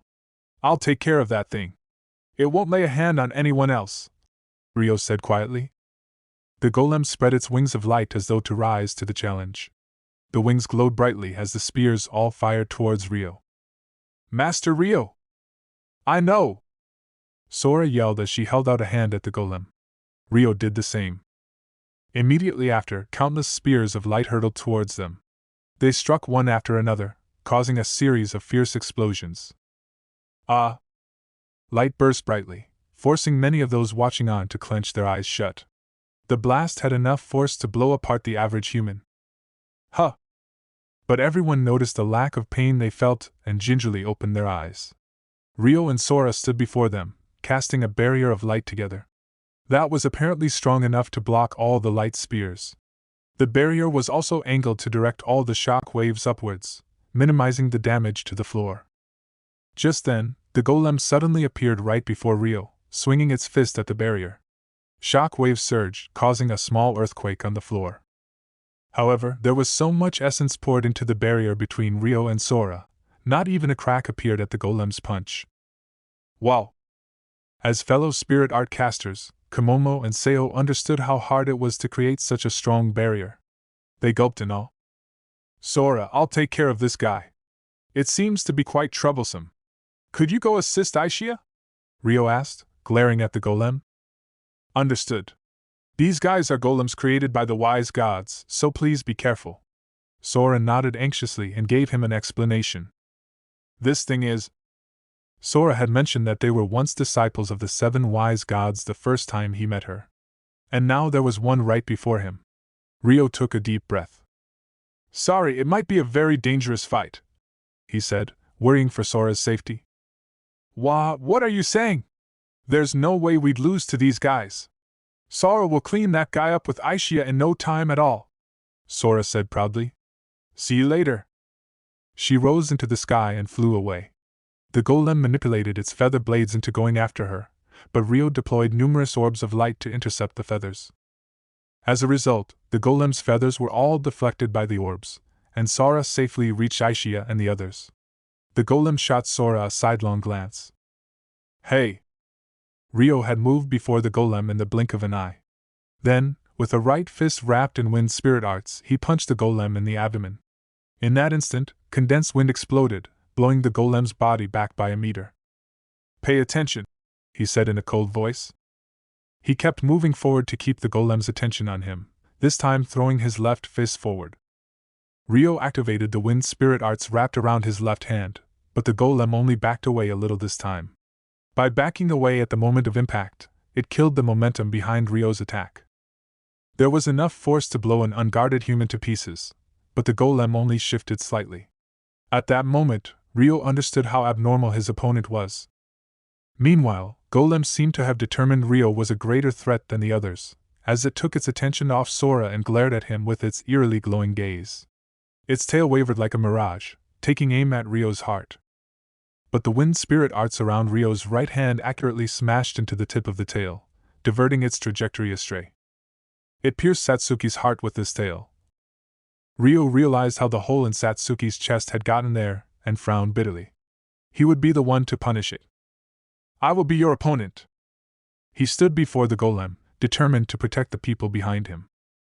High in the sky above the Galar castle, Rio's and Sora's summoning had put a temporary stop to the golem attacking Aishia and the spirit folk girls. However, once the golem on the rooftop garden began attacking Rio, the golem in the sky resumed its attack on Aishia. Feather blades danced through the sky under its control. Aishia instantly used her wind spirit art to push her physical body into accelerating towards the golem. Sarah, Orphea, and Alma were unable to react to the golem's speed fast enough, so she decided that she had to be the one to put a stop to it. Fortunately, thanks to Rio being summoned nearby, he was able to transfer essence to her through their contract path. It was more effective to have physical contact with the contract holder, so she couldn't recover all her lost essence in a single go. I can keep fighting like this. It had the boon of giving her much more leeway with her magic essence. Thanks to that, she could heal the injuries on her abdomen and legs that she had been ignoring in favor of using her essence on flying. Although it wasn't a hindrance to maintaining a physical body, the pain spirits felt in their incarnated body could potentially reduce their physical ability. It would have been quite harsh on Aishia to fight with a hole in her abdomen, but she was able to move sharply now that she was healed. However, though it was easier for her to fight, it didn't change how formidable of an opponent the golem was. She had only been able to land an effective hit earlier thanks to Sarah, Orphea, and Alma diverting its attention. Which was why she was still forced to focus her efforts into defensively evading its attacks. But this time, Rio's and Sora's reassuring presences kept her calm. Ha! It was at this moment that Sora left Rio's side and ran over to support Aishia. She flew over faster than the speed of sound, shooting up from below to land a punch against the golem with her partially materialized dragon body. The golem's body that had been unharmed until now was easily blown back over 10 meters.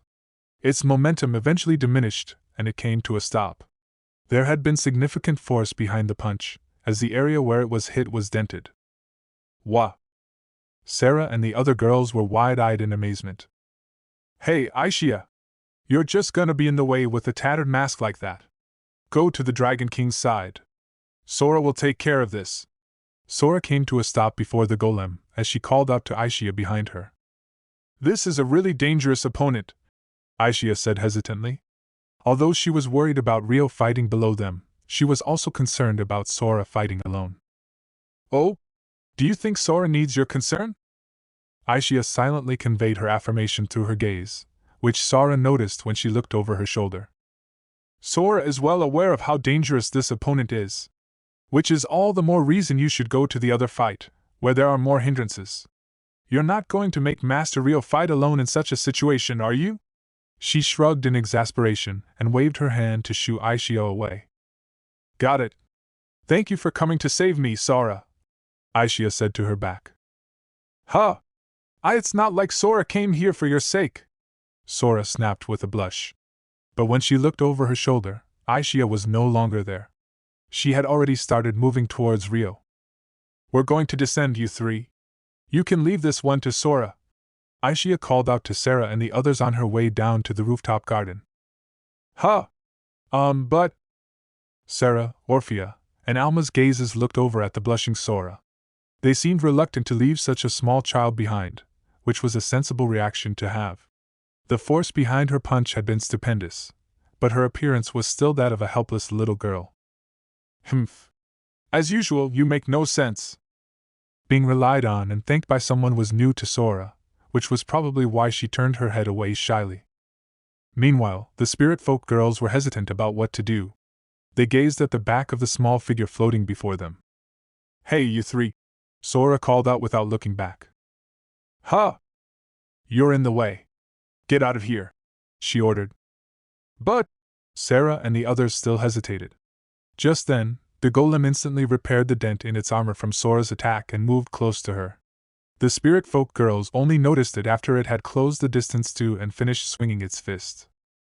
However, Sora's partially materialized dragon arm was able to catch the golem's powerful fist directly. The golem silently attempted to push its fist forward, but Sora pushed back with just as much strength. Sarah, Orphea, and Alma were speechless, watching on with bated breath. "Do you get it now? If you weren't able to react to this thing's movements just now, you'll just be in the way. Hurry up and run," Sora urged them. "I understand. Let's go." Sarah bit her lip in vexation, but she wasn't immature enough to avoid seeing reality for what it was. Sensing the gap in their ability, she called for Orphea and Alma to retreat. Orphea and Alma nodded with bitter looks and began to descend. "Humph, now Sora can fight to her heart's content." Sora huffed and glared at the golem she was facing. The golem then manipulated its feather blades to attack the girls that were descending. Sora immediately released the golem and vanished. Dragon wings materialized on her back, allowing her to fly faster than the feather blades and slap them away before they could reach the girls. "How dare you look away while facing Sora!" Sora charged towards the golem once again, flapping her wings. At the same time, another huge pillar of light rose from the Galark castle. "Huh!" Sora came to a screeching stop and stared at the pillar. The golem's gaze was similarly drawn to the light, but there was something about this pillar that was different from the one that summoned Rio and Sora before. The pillar of light that had summoned them had been too bright to see through, but the one rising now was transparent. In addition to that, this new pillar of light came to a stop after rising to a certain height and started expanding outwards, covering the entire city like a dome. A barrier? But there's no human out there that can cast a barrier of this ridiculous scale. Are they using the ley line of the land? Sora quickly analyzed what was happening using the knowledge she had already. Wait, don't tell me, was it Lena? Or another wise god? When considering who could have activated the barrier, Lena and the other wise gods were the first to come to mind. The fact that the golems, weapons once created by the wise gods, were here also supported the theory of the wise gods being involved. What on earth is happening? Sora frowned in annoyance and returned her gaze to the golem. Meanwhile, in the sky far above where Sora was fighting, "I've been had." Rice was stuck outside of the barrier. He had a rare frown of displeasure on his face as he sighed and formed an essence bullet at his fingertips. He fired it at the barrier, but the moment it made contact, it burst and scattered. A barrier to prevent external entry and defend against attacks, I see. It probably has other effects too. That woman has no intention of hiding her involvement, after all. A barrier of this scale couldn't be activated on the spot. It had to have been prepared long in advance. Either way, as long as this barrier was here, Rice was split from the two golems he had deployed. It may be possible to destroy the barrier if I deployed the third golem, but the problem was what would happen after breaking the barrier and getting inside. He didn't know what other traps were prepared, and Rio and Sora had been summoned within the barrier already. Not even the golems could stand a chance against the Dragon King that Rice knew. All they could do was buy time.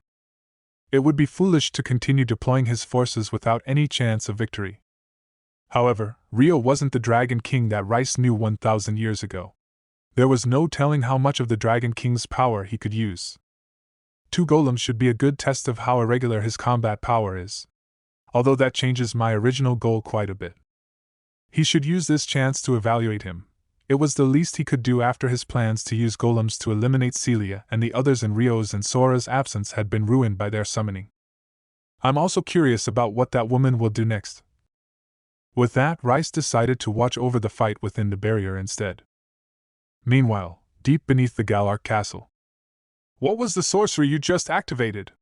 Celia asked Maharu, who was standing beside her as she gazed in awe at the mana crystal floating in the middle of the room. A barrier that isolates the inner area from the outer area. This will prevent any new forces from infiltrating. We've succeeded in summoning Rio and Sora, so we've passed the first checkpoint, Miharu said, beaming smugly. It was an expression she would never show under normal circumstances. I see. Which was why Celia blinked as she stared at Miharu's face. What? Now that we're past the first checkpoint, we have a little space to breathe. I'll answer any questions you have as long as you keep your magic essence under control, Miharu said, noticing Celia's gaze. It's just, you're nothing like the Miharu I know.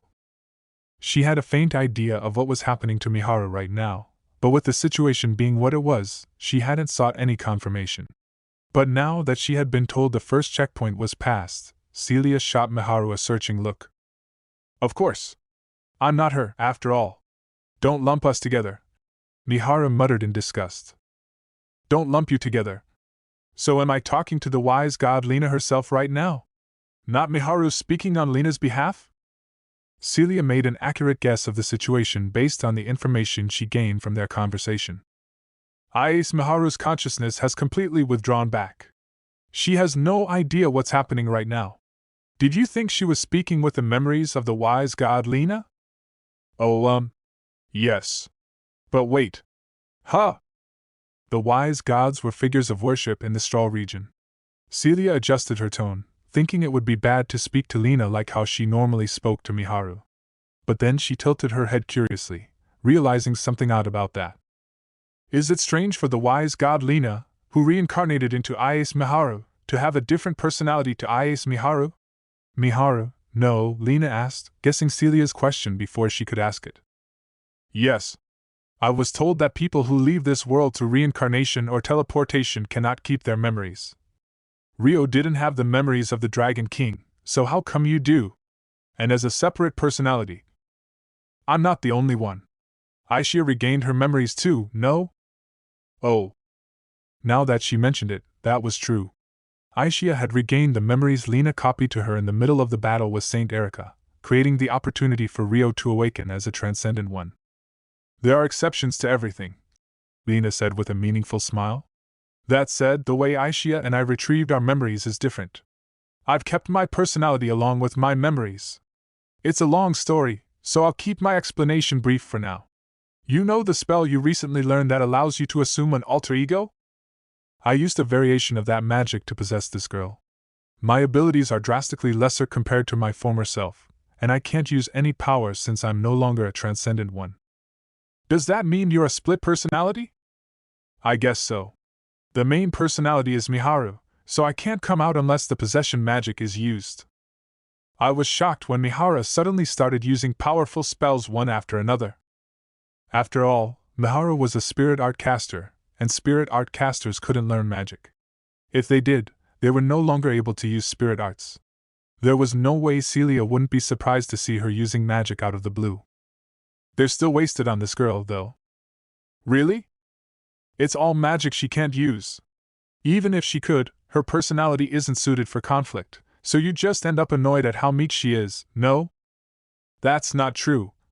She's a really nice girl. It is. That's why I have to stand in for her, Lena said with a sigh. Even though it's the girl I reincarnated into. Celia stared at Lena, surprised to hear her degrade the girl whose body she was possessing. Like I said already, I'm not that girl. We may share the same soul, but our personalities are separate. That's why I consider that girl a different person to myself, Lena said, as though she could guess what Celia was thinking. But even if you say that, I can't really see it that way. She had reincarnated as Ais Miharu, yet she didn't consider herself Ais Miharu. It was a little too confusing for Celia, who had a strange smile on her face. Really? It's the same as your beloved Rio, isn't it? He considers himself Rio, not Amikawa Haruto. And definitely not the Dragon King. Well, in his case, his personalities as Amikawa Haruto and Rio have smoothly merged with each other, which probably affects his outlook. That's true. Amikawa Haruto was dead, and Rio was his current self. This was what Rio had told Celia himself, so that was something she could understand. Wait, what do you mean by beloved? Celia's snow-white cheeks reddened like ripe peaches. She pouted adorably. Seeing the way you easily accept anything to do with him, love is truly blind, Lena said with a teasing smile. Celia was unable to say anything. Besides, you're the same too, Lena added.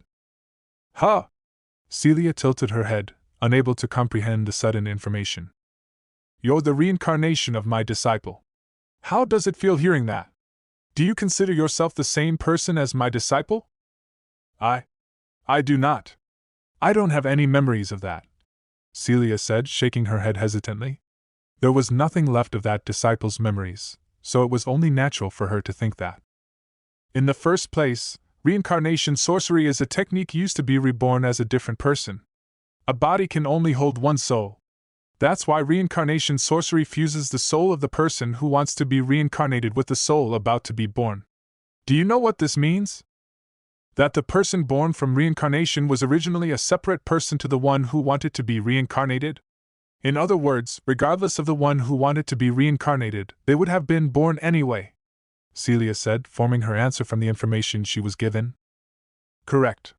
So in my case, Ais Mihara would have been born even if I didn't reincarnate. That's why it's only natural for me to consider myself as a separate person to Ais Mihara. Even my personality is separate from hers. Sure enough, Lena gave Celia's answer a gold star, adding her perspective on top. That's what I find strange, though. If most people can't keep their memories or personality like you, what's the point of reincarnating?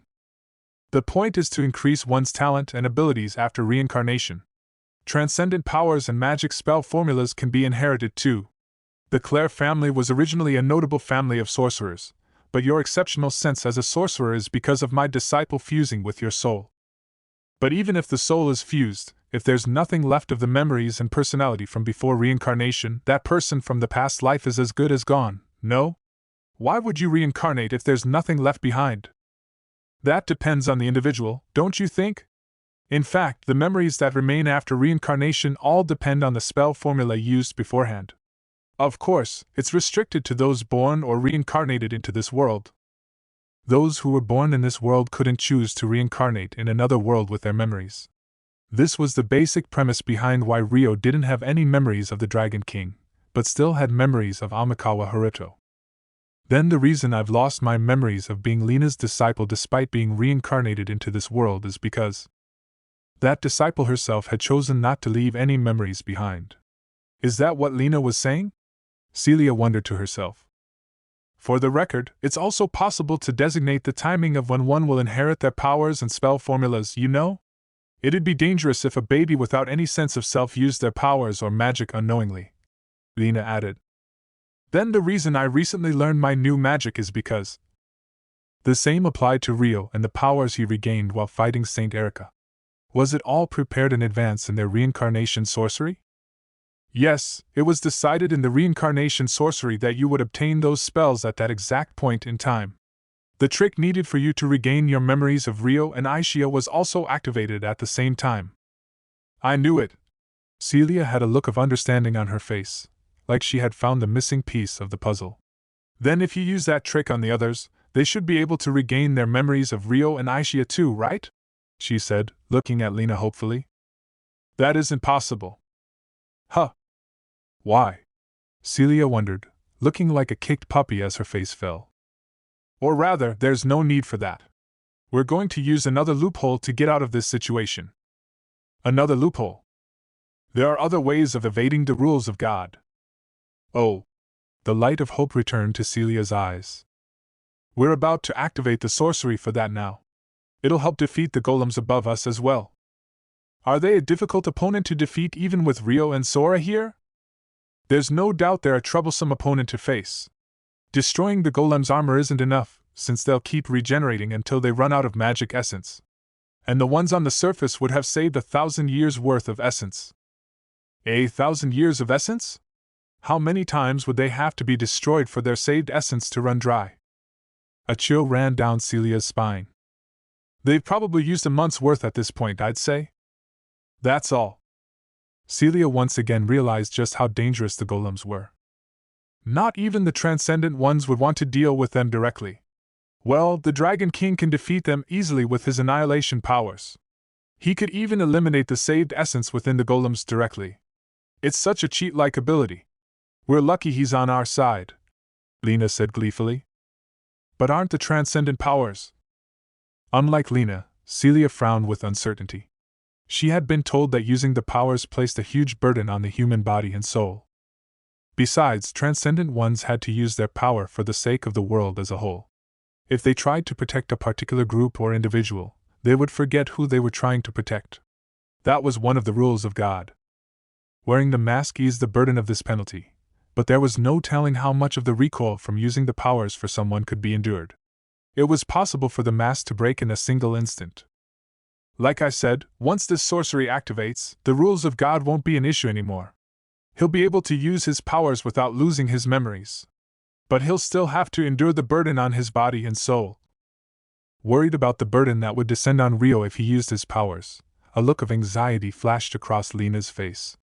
But she sighed as though to dispel those feelings. At any rate, he'll be able to fight without worrying about the penalties of breaking the rules if this sorcery activates. He won't lose his memories even if he takes off his mask, she said brightly. Wow! The rules of God that had troubled them so much would all but disappear. Celia swallowed her breath in awe. And so, I'm taking over from here. I can handle this by myself, so you go back up and pass on my message to him. To Rio? Yes. Wait for my signal, then eliminate the essence within the golems using your power. But make sure you only use your powers within the barrier, and make sure you don't use your powers more than 2 times in succession. It'd be ideal if you could take them both out in one go, but don't endanger yourself trying. Finally, once the golems use up all their essence and cease moving, please retrieve the cores. Got it? Lena conveyed to Celia. Yes. What's the signal? The moment the next sorcery activates. It'll be obvious, so don't worry about it. Tranavecchio. Lena uttered the spell and a magic circle appeared around Celia. The space distorted and Celia vanished with it, leaving Lena behind. I'm counting on you, she muttered, gazing up at the tall ceiling. After a while, she suddenly opened her mouth again. I'm going to disable all the taboos you decided upon now, Father, she said, as though she was talking to someone who wasn't there. My powers couldn't foresee the penalty for breaking the rules. But you foresaw this future, didn't you, Father? How will you punish me for breaking the rules? Or have you forsaken this world and don't care about what I do anymore? Lena continued speaking, but no one responded.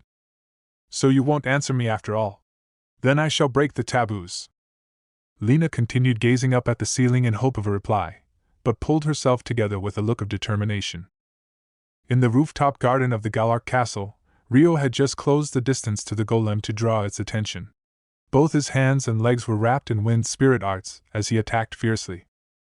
However, the golem wasn't about to take things quietly. When Rio appeared before it, it responded by thrusting its right hand out, aiming to pierce Rio's body with its claws. Rio shifted to sidestep the attack. He tried to take out the golem's arm while doing so by aiming a sharp blow to its joint. So heavy. A dull sound echoed loudly. The golem didn't budge at all. Then, as though it had predicted the moment of immobility after the punch, the golem's tail shot out past its side. It writhed like a snake as it swiftly neared Rio in an attempt to stab him. Rio used his opposite hand to grab the tip of the tail and smack it away. Without any warning, the golem's left arm swayed with minimal movement, taking aim at Rio's face. Ugh! Rio twisted his body, evading the fist by a hair's breadth, before the feather blades being controlled by the golem shot at him from every direction. However, Rio turned like a spinning top, releasing a tornado from his body. The feathers were blown off track, unable to tear apart his body. The golem's raging attack continued. Rio had originally approached the golem in an attempt to draw it away from the rooftop garden, but before he knew it, he was forced to focus entirely on evading its attacks. There was barely any time to breathe. It was clear why Aishia had struggled with this situation. Rio was experiencing firsthand how formidable of an enemy the golem was. What was most troublesome was how it had a humanoid shape, yet it made free use of its non-human parts like its tail and feathers in addition to its arms and legs to attack. It made actions and attacks that weren't possible for humans, so it was harder to predict its movements. Yet at the same time, it made movements like a martial arts master, making it extremely difficult to fight. In fact, it wasn't an opponent that should be faced one-on-one in the first place. The difference in attack number was far too great. It's so tough. His attacks were striking the golem directly, yet it was completely unwounded. The golem continued making its attacks while receiving all of Rio's without batting an eye. Despite that, Rio held his ground and even attempted to make counterattacks as he endured the golem's attacks. He had no intention of falling back. Satsuki was behind him, unconscious after receiving a fatal wound. He couldn't afford to retreat. Meanwhile, Latifa and the others had fallen back behind Rio. Status was irrelevant. Those who could use magic and spirit arts worked together to create essence barriers, maintaining the safe zone. Among them, Flora and Charlotte were busy casting healing magic on Satsuki's chest. Christina was one of the ones casting the barrier. Although they were in the middle of a battlefield, her eyes were fixed on Rio as though time had stopped. An indescribable feeling of restlessness filled her chest. What is this feeling? When I look at him, I feel guilty? Grateful? Curious? There was an intense feeling of unrest in Christina's chest. It was as though feelings that had been suppressed for a long time had reached their limit and were threatening to burst. There was something she had to tell that unfamiliar person fighting over there. She wished to return something to him that couldn't be returned. Christina moved the right hand she had held up to activate her magic and clenched her fist around the fabric of her dress as though to grasp that wish. At the same time, there was someone else who was feeling strong emotions towards Rio, Latifa, who was casting an essence barrier beside Christina. Tears were flowing down her face before she knew it. Huh! Latifa wiped her tears with her right sleeve in confusion. She didn't know why she was crying herself. She just knew she felt an intense emotion when she looked at Rio. Why? I don't know that person. Latifa didn't know Rio. So why? Why was she filled with the urge to run over and hug him, even though it clearly wasn't the time for that? Liselot mumbled beside Latifa. I think I know that person. A name that didn't exist in her memory was on the tip of her tongue, yet she couldn't say it. Desperate to know the answer, Liselot moved the hands she had stretched out to cast the essence barrier towards Rio and clenched them. Latifa turned to her with a gasp. You too, Liselot? Both of you as well?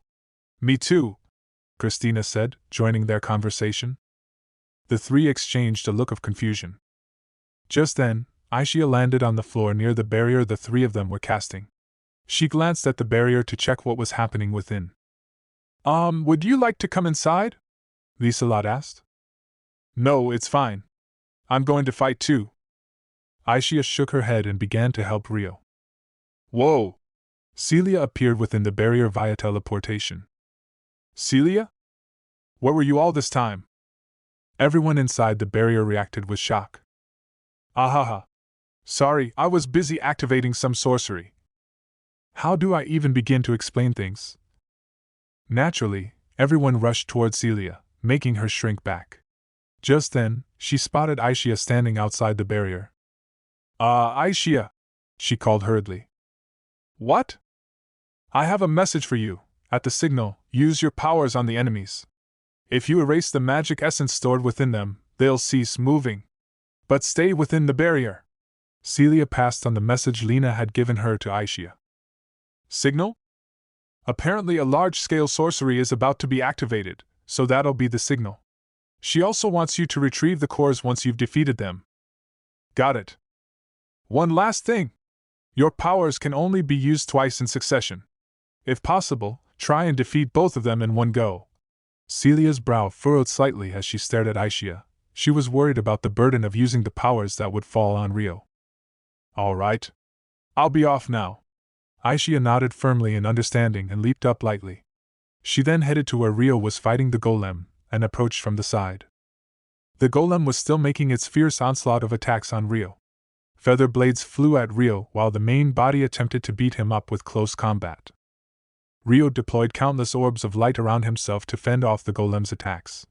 The incoming feather blades were deflected and flew around in wait for a new opening. Rio was aware Aishia had descended near them. Guh. He moved so that the golem was unable to see her. Aishia made her way around to the golem's back and aimed a jump kick at its head. The sharp strike from its blind spot made the golem lose postural control, and its upper body swayed violently. Out of caution against a follow-up attack, the golem immediately distanced itself from them. Haruto, I will fight with you. Aishia landed beside Rio. Rio took her hand and immediately began to transfer the essence in his body to her. Thank you. The other one above is being handled by Sora. The two shared information while holding hands. I see. It sure is reassuring to have her around. Rio glanced overhead to see Sora fighting the other golem far in the distance. I have a message from Celia. A large-scale sorcery is apparently about to be activated.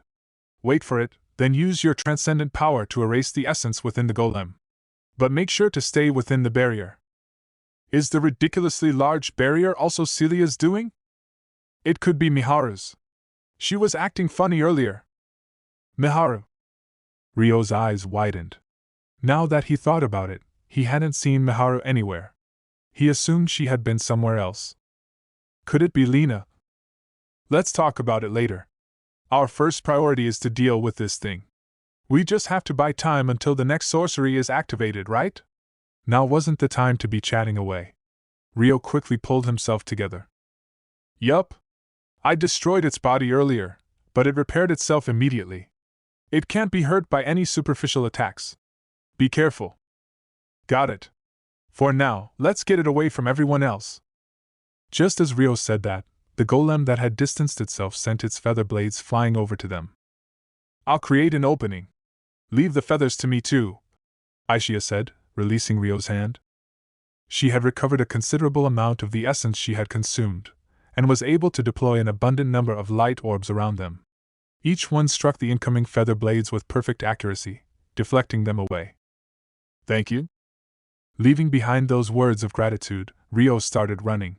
He condensed his magic essence around his fists as he closed the distance to the golem.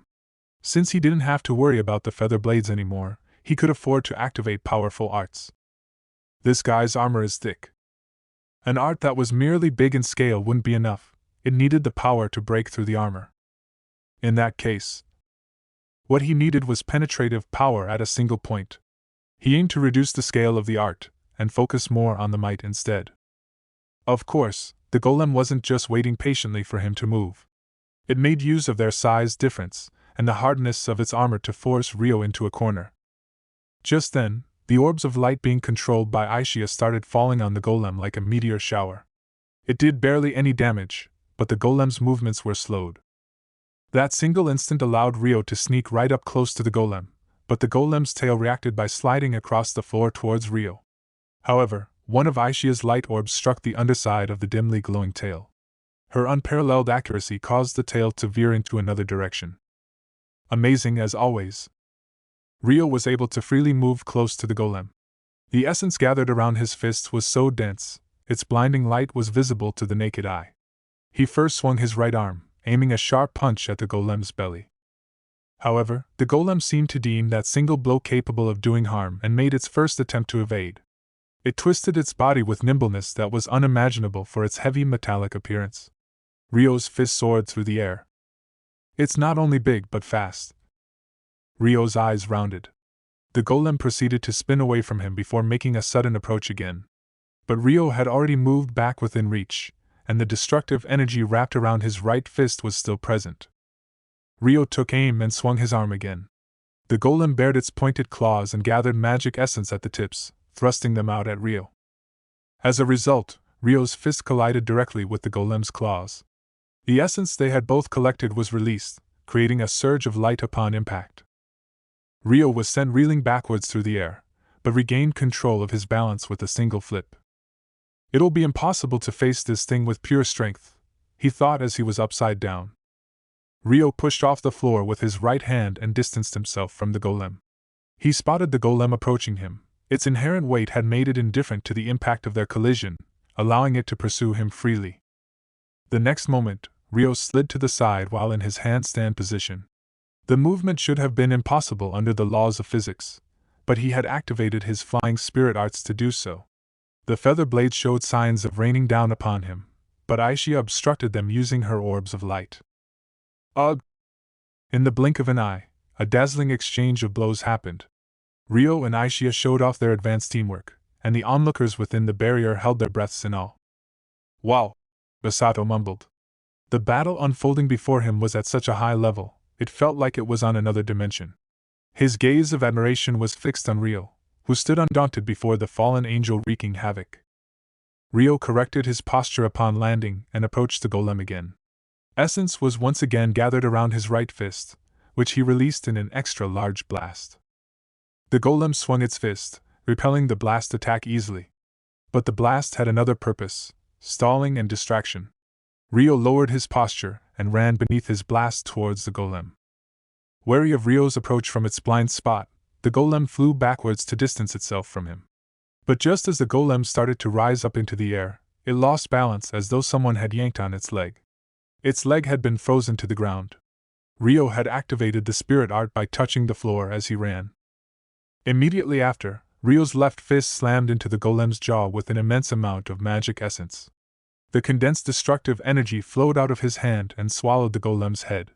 He had saved as much of his essence as he could in his left hand and released it in a single blow. The essence had been condensed to the point of bursting out of control and dispersing, so maintaining it had been a backbreaking effort in itself. A single mistake when activating it could have resulted in an explosion that would have destroyed Rio's hand, so there was no doubt it packed a punch. A sound resembling crackling lightning could be heard before the light Rio released faded. The golem's head had completely vanished. "All right," Masato yelled, pumping his fists in celebration. But the next moment, the missing head began to repair itself. It must have been emitting an intense heat, as the ice at its feet melted instantly. Furthermore, the golem was still swinging its fists in an attempt to attack Rio. "Gh!" Rio quickly leaped backwards. It repaired its missing head in an instant. Good grief. When Aishia said it had repaired its destroyed body instantly, he had hoped they would have better results by blowing apart its head, but does it not have any weaknesses? There was no telling whether there was a limit to how many times it could repair itself, and he couldn't imagine himself one-sidedly destroying it. If he suffered any injuries, it would be difficult for him to continue fighting. Rio immediately understood that it would be disadvantageous for him if this battle dragged out. "Aishia, let's assimilate and fight him together," he called out to Aishia telepathically. By assimilating with a spirit, Rio's combat power would rise dramatically. Fighting separately had the benefit of allowing them to divide roles, but he believed they were better off improving his individual combat power even if they had to abandon that. "Got it. But keep the degree of assimilation low until you use your power." Of course, there was a reason Aishia gave a conditional agreement. Assimilation was, as the word implied, when the spirit and their contractor fused into the same heart and body. In other words, by assimilating with a spirit, a human became a non-human existence. The stronger the degree of assimilation was, the further away from being a human they became. It would be the first time Aishia and Rio assimilated since the battle with Saint Erica. There was no telling what kind of changes would happen to Rio's physical body after a high degree of assimilation.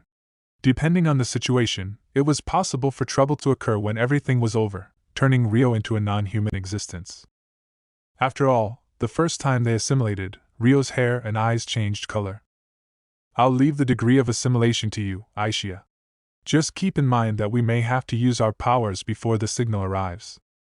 Celia had asked them to wait until the next large-scale sorcery activated to use their transcendent powers, but there was a chance they wouldn't be able to wait that long. That was how powerful the golem was. Rio's brow furrowed. "Okay, let's go." "Yup." Aishia cancelled her materialized form and vanished. The nearly broken mask she had been wearing fell to the ground. "Huh!" That made Lieselot and the others react with shock. But as they were doing that, Rio's and Aishia's assimilation completed, while there was no change in his appearance. "This is amazing as always." A tremendous sense of omnipotence surged within Rio. His body felt lighter than ever before, and his senses were all heightened to their maximum potential. There were several benefits to assimilating with the spirit. First, he had a far higher affinity for Ode and mana, and could control far more powerful arts. Next, even when his physical body was wounded, he could repair himself without dying easily. Okay, materializing spirit arms. By assimilating with the spirit, he was able to use a unique spirit weapon. A single sword appeared in Rio's hand out of nowhere. It looked exactly like the phenomenon of a hero materializing their divine arms. Of course it did, the divine arms that the heroes used were actually the spirit arms from assimilating with upper high-class spirits. Considering the way he had appeared, it was only natural for those who knew nothing about assimilation to assume he was another hero. What? Everyone watching on was so dumbfounded, they held their breaths in shock. But whether Rio was a hero or not was irrelevant to the golem. It didn't possess the emotion of surprise. Instead, as soon as it finished repairing its missing head, it charged at Rio. It closed in on him in an instant, and immediately swung its sharp claws. Rio held his spirit sword up and blocked the claws. The golem attempted to sweep him away with force, but Rio stood his ground in opposition. Its strength really is on another level. Thanks to the assimilation, Rio's physical strength had risen significantly. He had blocked this attack from front on to check how well he could compete against the golem, but he could feel he was still at a disadvantage.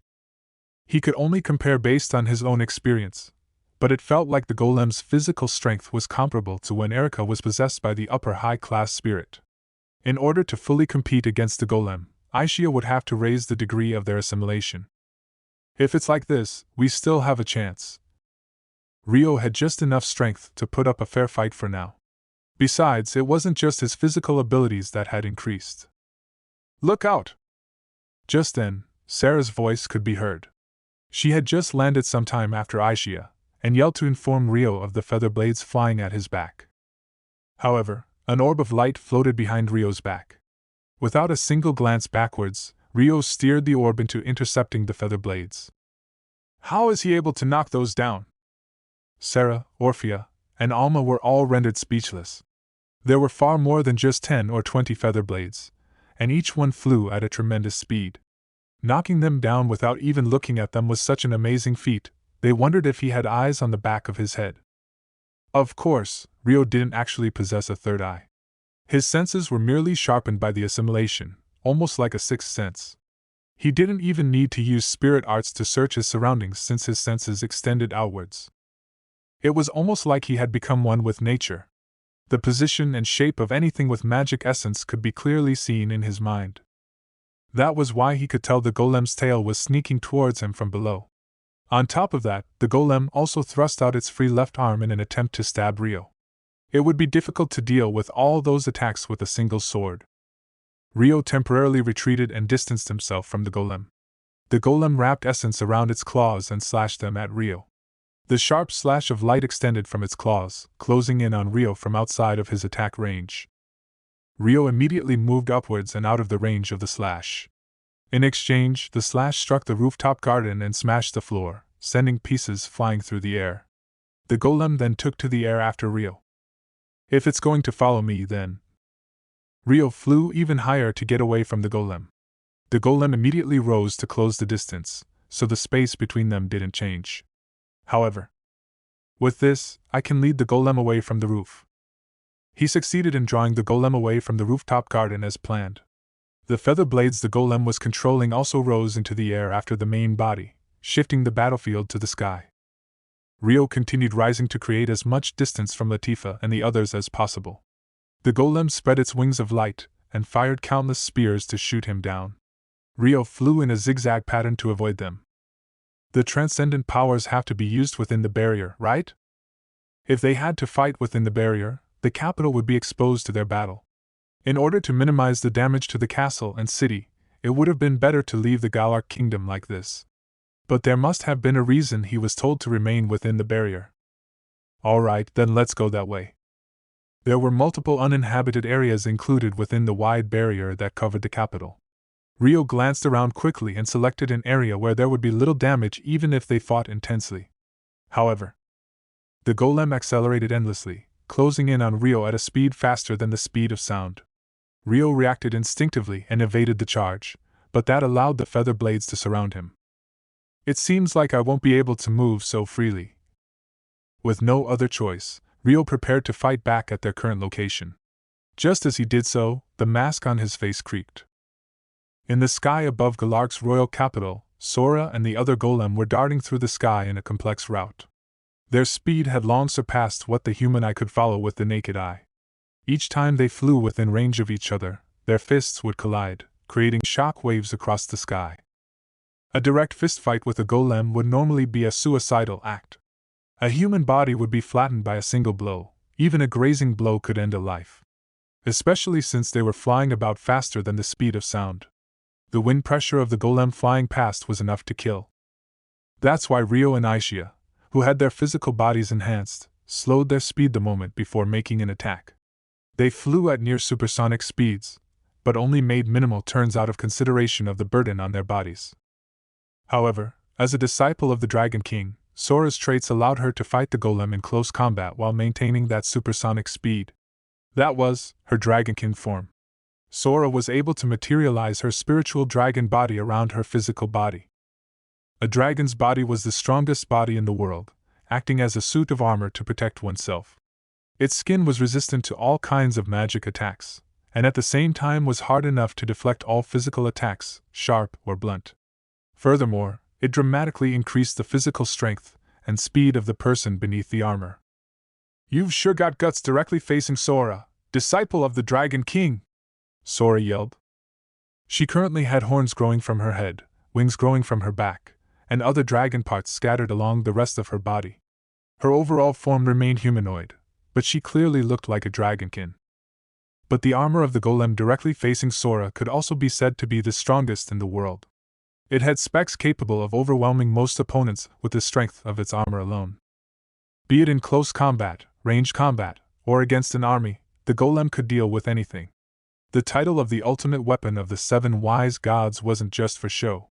The fact they were evenly matched with Sora, a disciple of the Dragon King, was proof of that. Take that! At the very least, when it came to hand-to-hand combat, Sora had the upper hand.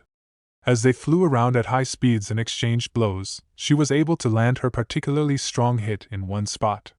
Sora's blow overwhelmed the golem, forcing it back and off balance. "Hey, hey, hey!" A flurry of punches flew from Sora's fists. The golem's sturdy armor became dented through physical force alone. Despite losing its balance, the golem attempted to punch back, but Sora caught its right arm, left arm, and both wings in turn. Then, golem's tail twisted to stab her. Humph! Sora bent the dragon tail she was so proud of and slapped the golem's tail away. "You're not the only one with a tail!" She opened her small mouth as wide as it could go. An intense light swirled in front of her mouth and was released as a destructive ray. The breath attack crackled like an electric current as it shot straight forward. It was terribly powerful. Just like the strikes that Rio and Aishia had used to blow apart the golem's bodies, the highly compressed energy was almost out of control. Everything from the golem's chest and up was swallowed by a thick beam of light. Its armor began melting the moment it came into contact, and the light pierced through the golem's body soon after. The upper half of its chest was cleanly erased, leaving only its arms, abdomen, and lower body remaining. "Heh!" Sora snorted in triumph and retreated, discarding the golem's separated arms. However, the repair process had already begun.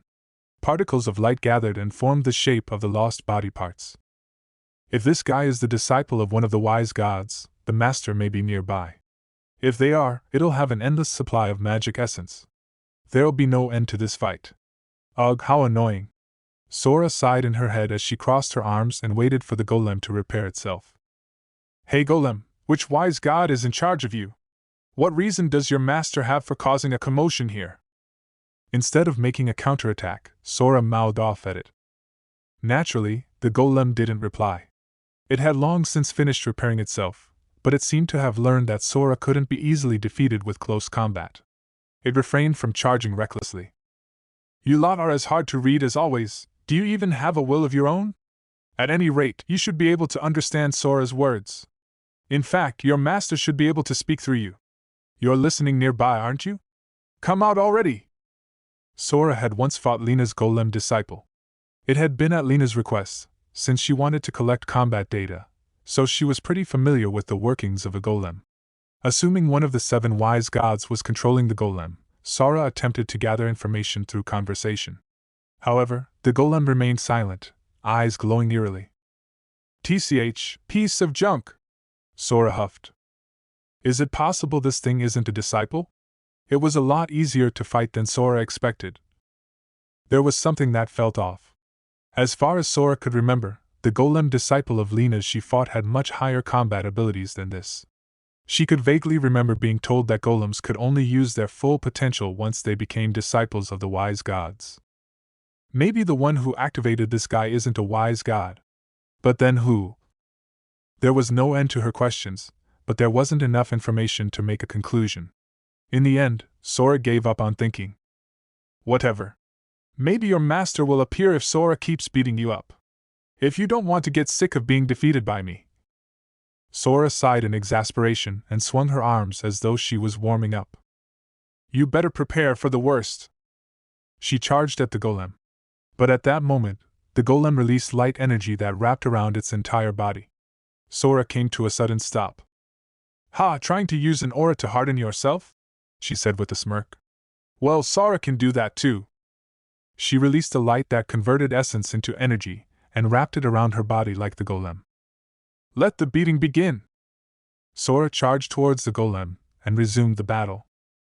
Latifa and the others had been left behind in the rooftop garden of the Galark castle. Everyone was watching the battle in the sky with bated breath. As a transcendent one and his disciple, Rio and Sora easily faded from the mind and memories of other people. But as long as the battle with the golem was ongoing, they were extremely noticeable, and everyone was able to perceive them. Hey, is he a hero too? Hiroaki asked quietly. There are 6 heroes in total. Rona answered from beside him with a hesitant look. This was clearly stated in the legends. Presently, there were a total of 6 known heroes: Sendo Masato, who became a hero just the other day, Sumeragi Satsuki of the Galark Kingdom, Sakata Hiroaki of the Restoration, Sendo Takahisa of the Centistella Kingdom, Shigakura Rei of the Beltrum Kingdom, and Kikuchi Rinji of the Proxia Empire. And yet... So how is he using a divine arms? That is a divine arms, right? Is there a 7th hero or something? Hiroaki asked, voice turning harsh. He didn't seem to be angry because of envy or jealousy, but his expression was closer to a panicked frustration. That's... Rona was at a loss for words. If we're both heroes, why is he so different from me? What makes him so much stronger? Bitter memories of when Hiroaki lost to Kikuchi Rinji while retreating from Rodania flashed through his mind. That defeat was what sparked his desire to grow stronger. Losing to a fellow hero, a cheeky brat younger than him at that, had been a trigger for him. And now, another man that was possibly a hero had appeared. He was fearlessly facing the monster that Hiroaki would have immediately turned tail and run from. Damn it. I should be like him. Indeed, Hiroaki was a hero too. But that thought only made him feel his powerlessness more keenly. He gritted his teeth and clenched his fists. Do you know who he is, Professor Celia? Christina asked. Everyone had watched Celia call Aishia's name and speak to her earlier. Their gazes gathered on her once again, wondering if she knew Rio and Sora as well. Yes, I do. Who is he? Unsure if it was okay to reply, Celia hesitated before giving her affirmation. But when Christina questioned her further, That's Haruto, she replied clearly, no sign of hesitation left on her face. Haruto? Due to the effects of the rules of God in this world, only a handful of people could recall the existence of the Transcendent Ones. Everyone listened on in confusion. Haruto Amakawa. That's the name of the boy you've all forgotten, Celia continued, looking up at Rio as she spoke. The boy we've forgotten. No one tried to deny her statement outright. Everyone looked up at Rio fighting in the sky and swallowed their breaths. However, there were 3 people whose eyes widened in shock when they heard the name: Aki, Latifa, and Liselot.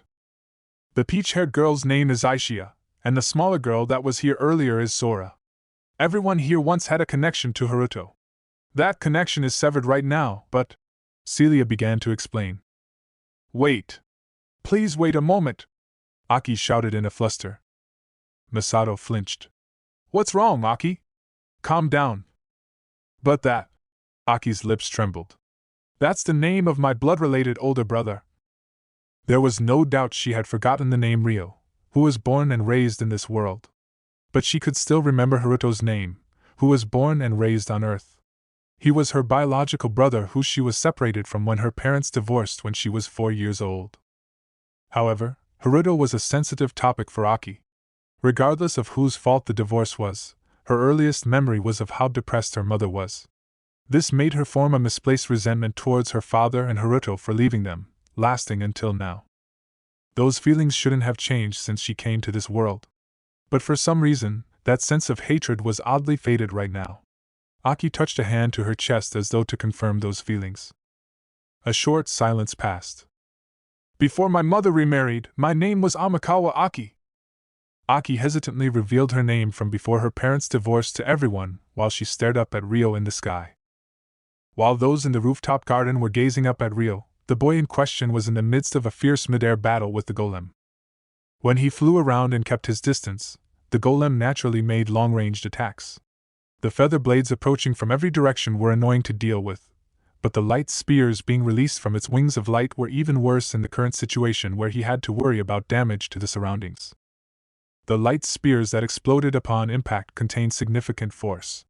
If the golem spread its light spears around while maintaining its distance, the residential area of the city could be destroyed. Thus, he had to limit the golem's choice of arms. In order to do that, Ryo stayed within close range of the golem and challenged it to a close combat fight. But even though he was able to push himself a little more thanks to the assimilation, the golem's armor was much stronger than Ryo's physical body. It was impossible for him to throw direct punches and tackle the golem at high speed like Sora. Ryo had to slow down after every approach and invite the golem into close-quarters combat. When Ryo got close and raised his sword, the golem created claws of light from its fists. The variation in weapons the golem could use at once was another issue when fighting at close range. It had claws on both hands, a tail that could extend and retract freely, and feather blades that could fly independently of one another. Ryo had no choice but to make up for his lack of weapons with his spirit arts. He deployed countless orbs of light around himself to deal with the approaching feather blades. He would handle the claws of light, an eerily swaying tail with his sword and body. But the golem still had the advantage of weapon number. As long as Ryo lacked a dragon body like Sora's, it wouldn't be wise for him to get into a head-on slashing match. Ryo continued moving after getting up close to the golem, flying about rapidly to distract it. On top of that, he aimed a swing of his spirit arms at the thinner armor on the golem's side. In the next moment, the golem disappeared. To be more precise, it had moved at a rapid speed to be behind Ryo in an instant. It swung its claws of light to slash apart Ryo's body, but Ryo accelerated to avoid it and moved around to the golem's side. The golem responded to Ryo's speed by changing its direction to face him. When Ryo swung his sword, the claws of light were in place to block him. Not even the spirit arms can cut an area enhanced with magic essence, huh? In that case, what if there was another spot where the armor was uncovered besides the claws? The thought crossed Ryo's mind, but the moment he stopped moving with his weapon pressed against the golem's, a raging wave of attacks would rush at him. Ryo swiftly resumed moving. The golem seemed to understand Ryo's goal too, as it was moving around to prevent him from taking aim. As a result, both sides were flying about one another at a dizzying speed to ensure they kept their advantageous position. Thanks to the assimilation, Ryo was in his best condition. His body was light, and his flight abilities had improved tremendously. Part of it was thanks to the leeway created in his capacity for spirit arts, but his sturdier body also increased his ability to make impossible trajectory changes significantly. Before assimilation, Ryo and Aishia were able to meet its speed if they were moving in a straight line, but Aishia had been unable to make finer adjustments at her top speed, which was why she had struggled with her midair battle.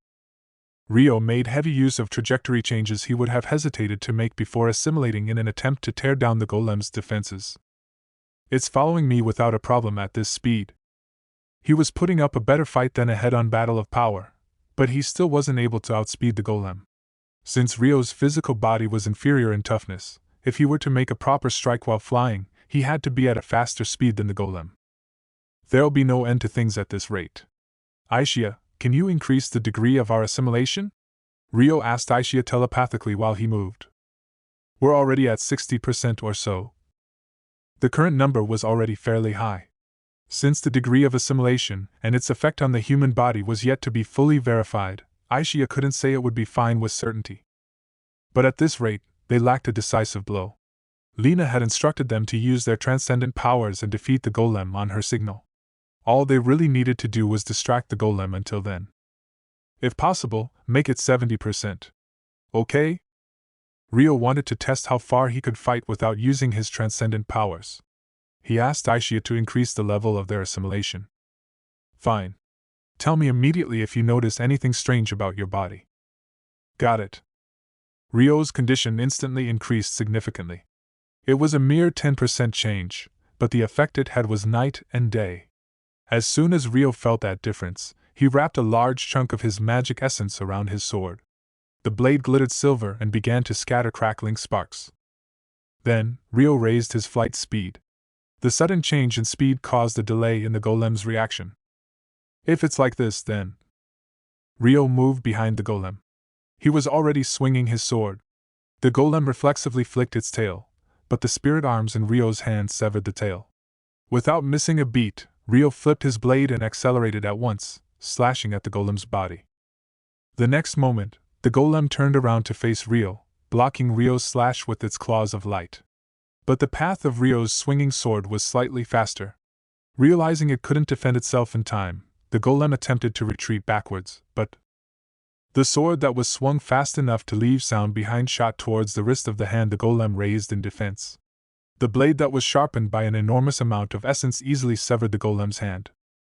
Immediately after, Rio released the rampaging essence sealed in the sword. In the pale azure sky that was dimly lit by the beginnings of dawn, a single shooting star fell. Or at least, that's what it would have looked like from the ground. The slash of light released from Rio's sword became a blinding beam that swallowed the entire upper body of the golem. The golem's upper body was melted in an instant, leaving only its lower body behind once the slash had faded. However, the lost upper body was already repairing itself. There was no time for Rio to catch his breath. GUH. Rio immediately closed in on the golem to prevent its regeneration. He had naturally predicted the golem's regeneration and was already preparing more condensed essence in his sword. With that, he intended on erasing the golem's lower half as well. But the golem began retreating while repairing its body. Damn this thing. Rio immediately pursued it, but the flying feather blades got in his way. He intercepted them with light bullets, but the decrease in his speed was inevitable. In that time, the golem completed its regeneration. Its essence swelled dramatically, and it came to a sudden stop. Rio reflexively came to a screeching halt out of wariness. What's going on?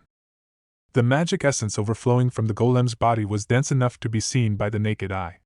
That magic essence converted into light energy that wrapped around the golem's body. Is this a physical body enhancement? No.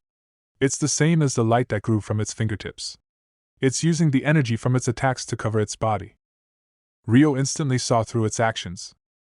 There were some magic, enchanted swords, and spirit arts in the world that used light energy as a physical means of attack. It was most commonly called the light or neutral element. The most well-known example of this was the photon bullet magic photon projectilis and the magic cannon Magiki Displodo. The king's sword, Alfred, also used an enchanted sword that could release light slashes, and the light orbs Rio used had a similar effect. So did Celia's Durandal magic, as well as the blow Rio and Aisha used to erase the golem's armor in battle. The more magic essence that was poured into it, the more powerful the attack would be. It was even stronger when that essence was condensed. Furthermore, while Rio generally fought without releasing the light energy wrapped around his sword, he could theoretically release a more powerful blow if he released that energy with his swing. However, is that possible? The sword could be wrapped in energy because it was a physical object. The energy could serve as an essence barrier from external attacks, but the sword within it would be subject to the burden of the energy. If the energy exceeded the endurance limit of the object, there was a risk the object would collapse under the pressure.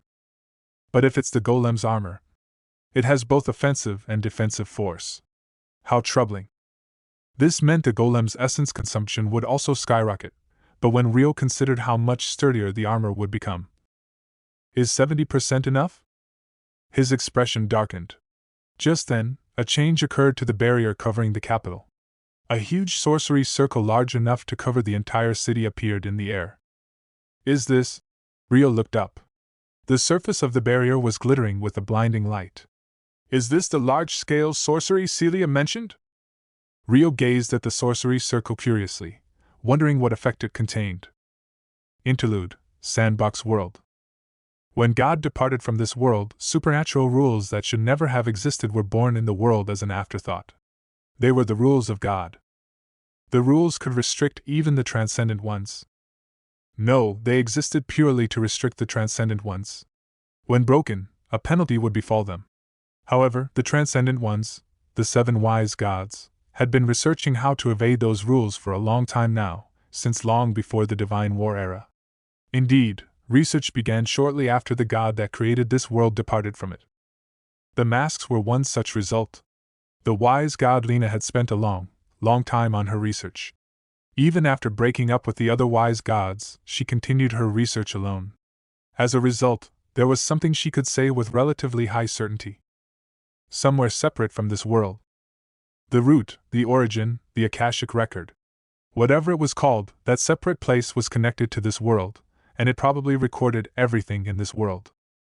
Everything in existence. The living organisms, the objects, the various physical, magical, and spiritual laws, the events that happened in the past, the events that failed to happen in the past, the events that could happen in the future, the events that might not happen in the future, all of it. Father wrote the rules of God there. That is the true power of God. The contents of what Father wrote there are reflected word for word in this world. Indeed, the all-knowing and all-powerful God was able to access that place and write whatever he wanted to change this world. It was probably even possible to bend existing laws and historical events. His intentions and purpose were unclear, but Lena believed this ability was probably what created life in this world, formed the sorcery and spirit arts, and gave the transcendent ones their powers.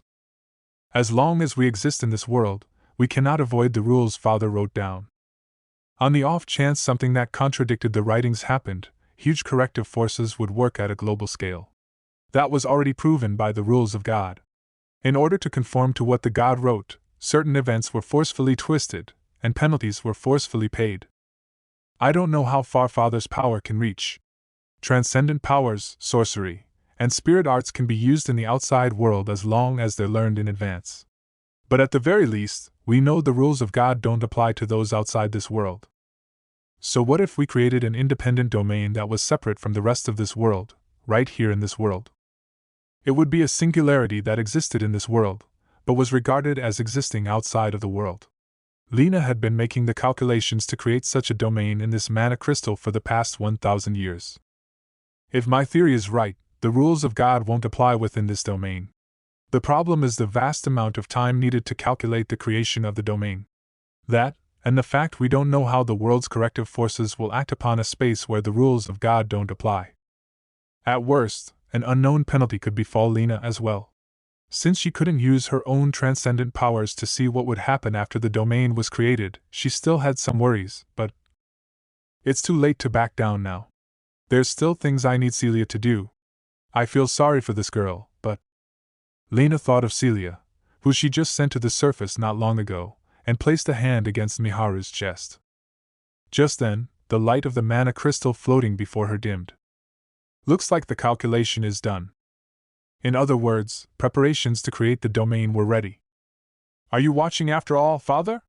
It can't be a coincidence that the calculations that have been ongoing for 1,000 years ended at this moment. She couldn't help but question whether it was the invisible helping hand of God. Lena looked up at the ceiling of the empty room. But the room was silent. No answer came after all. Don't make me laugh. Fine, I'll just do it my way. Lena chuckled in self-mockery. Then, with a determined look, held her hands up at the mana crystal floating in the middle of the room. Pandora. Lena uttered the spell to create a domain. Chapter 5, Our Hero. In what should have been the Stilden Galar Kingdom capital, the sky suddenly brightened as though morning had arrived. What's that? In the castle's rooftop garden, Latifa and the others gazed up in wonder at the glittering barrier and sorcery circle floating in the air. There's no mistaking it. This is the signal. Celia was the only one who understood the situation and gasped. The others were unable to understand the sight before them and froze as though time had stopped. The sorcery circle in the sky above the capital and the boundary surface of the barrier was undoubtedly reflected in their eyes, but their gaze was unfocused. It was as though they were staring into pitch-black darkness. Latifa and the others stood dazed as they gazed blankly upwards. Eventually, they found a light. Everyone's eyes caught sight of Rio fighting high in the sky. Tears welled in their eyes, as though they had forgotten something very important all this time. There were indeed some hazy moments in the midst of their peaceful lives with one another. Like someone whose name and face they didn't know should have been living by their side. Yet they hadn't paid it any mind. They dismissed it as their imagination, returning to their days without that someone whose name and face they didn't know. But that hadn't been a mistake. It hadn't been their imagination. They recalled everything. The missing pieces of the puzzle fit into place all at once. Time unfroze for them and began moving forward again. Oni-chan! Latifah cried, voice trembling. That's right, that's Oni-chan. My big brother. How could she have forgotten someone so dear to her until now? Someone she never should have forgotten. She was so happy, yet so sad, and so sorry. Latifah's emotions were a jumbled mess. Ugh! Wah! She couldn't hold back the tears welling in her eyes, but she rubbed them hard enough to chafe the skin, wiping her tears away. She wanted to have Rio in her sights as soon as possible, for as long as possible, because she had forgotten Rio all this time. She didn't want her tears to obscure Rio. There was no time to cry. What if she forgot him again? Such fears crossed her mind. I'll never forget him again. Ever. She wouldn't stand for it. Relishing the joy of remembering her most beloved person, her adopted brother that she adored, Latifah forced her tears back through sheer will and stared straight up at Rio fighting in the sky. Meanwhile, everyone else was reacting in their own way. Some were bewildered by how they could have forgotten someone they never would have forgotten, and others were confused. Everyone, you've remembered! Celia was overcome with emotion as she watched over everyone. Did you remember all along, Professor? Christina asked, blinking at Celia. Yes. I forgot at first too, but one day, the memories suddenly, Celia revealed. Wait a moment! How could we have forgotten Haruto and Lady Aishia up until now? Sarah interjected in confusion, unable to understand the situation. Right, it was almost like everyone's memories and awareness had been rewritten so that Haruto never existed in the first place. And that's impossible. It was almost like every trace of an existing person had been thoroughly erased from the world. If that had happened on a global scale, it couldn't possibly be a human feat. Orphea and Alma both gulped nervously. Saint Erica. That battle with her was the trigger, wasn't it? After that battle, we forgot about Haruto and Lady Aishia, Lieselot said, organizing the events that had happened back then. But why? The discussion naturally arrived there. Many of those present had the same question on their minds. I know, Latifah stated firmly. Huh! Everyone's attention gathered on her. Oni-chan and Aishia protected us. I don't know why that led to us forgetting them. But I'm sure it was to protect us. That's why things have turned out like this, Latifah declared with absolute certainty. So you don't know why we forgot after all? Everyone was confused because of that reason, yet Latifah completely skipped over that to come to her own understanding. Sarah looked dumbfounded. Hee hee. Christina and Lieselot found themselves chuckling in spite of themselves. Wah, what's the matter, sister? Flora asked in confusion. Christina shook her head slowly. Nothing. I just agree with Susan's point. That's right. When we escaped from Rodania, he saved us. She recalled how Duke Arbor's forces invaded Rodania just the other day. Without Rio's help protecting them on the way to the airships bound for Galark or after the airships took off from Rodania, they wouldn't have escaped. She originally believed their escape was due to a series of miracles, but that hadn't been the case. Sarah also had an exasperated smile. Goodness, when it comes to you and Haruto. Either way, this I'm sure of, even after we forgot him, Oni-chan remembered us and protected us. And he's still protecting us even now. Latifah made an accurate conjecture of the situation while they had lost their memories. She placed a hand against her chest and gazed up at the sky where Rio was. Yes, that's right. In the battle with Saint Erica, Haruto and Aishia used an extremely dangerous power in order to protect us. The price for that power was for their existence to be forgotten, but they paid it in an attempt to protect us. And they succeeded. That's why we're standing here today, Celia revealed, confirming Latifah's theory. That's so. Flora covered her mouth in sorrow. And she wasn't the only one, the others also had pained expressions on their faces. After all, wasn't the price of erasing yourself to protect everyone just too much? How lonely must Rio and Aishia have felt? But this isn't the time to be grieving. We've remembered Oniai-chan now. We have to tell him welcome back with a smile. They would make Rio and the others happy. They wouldn't let them feel lonely anymore. Latifah's tone was resolute. You're right. I'm sure he'll be delighted to hear you've all remembered him. Let's surprise him together once the battle's over. Celia patted Latifah's head gently in agreement. Thus, the group continued watching over the battle between Rio and the golem. Shortly after Lena activated the new large-scale sorcery in the capital, Rio curiously stared up at the sorcery circle floating in the sky. The golem was similarly distracted by what was going on and looked up warily. What kind of sorcery is this? Rio had never seen it before.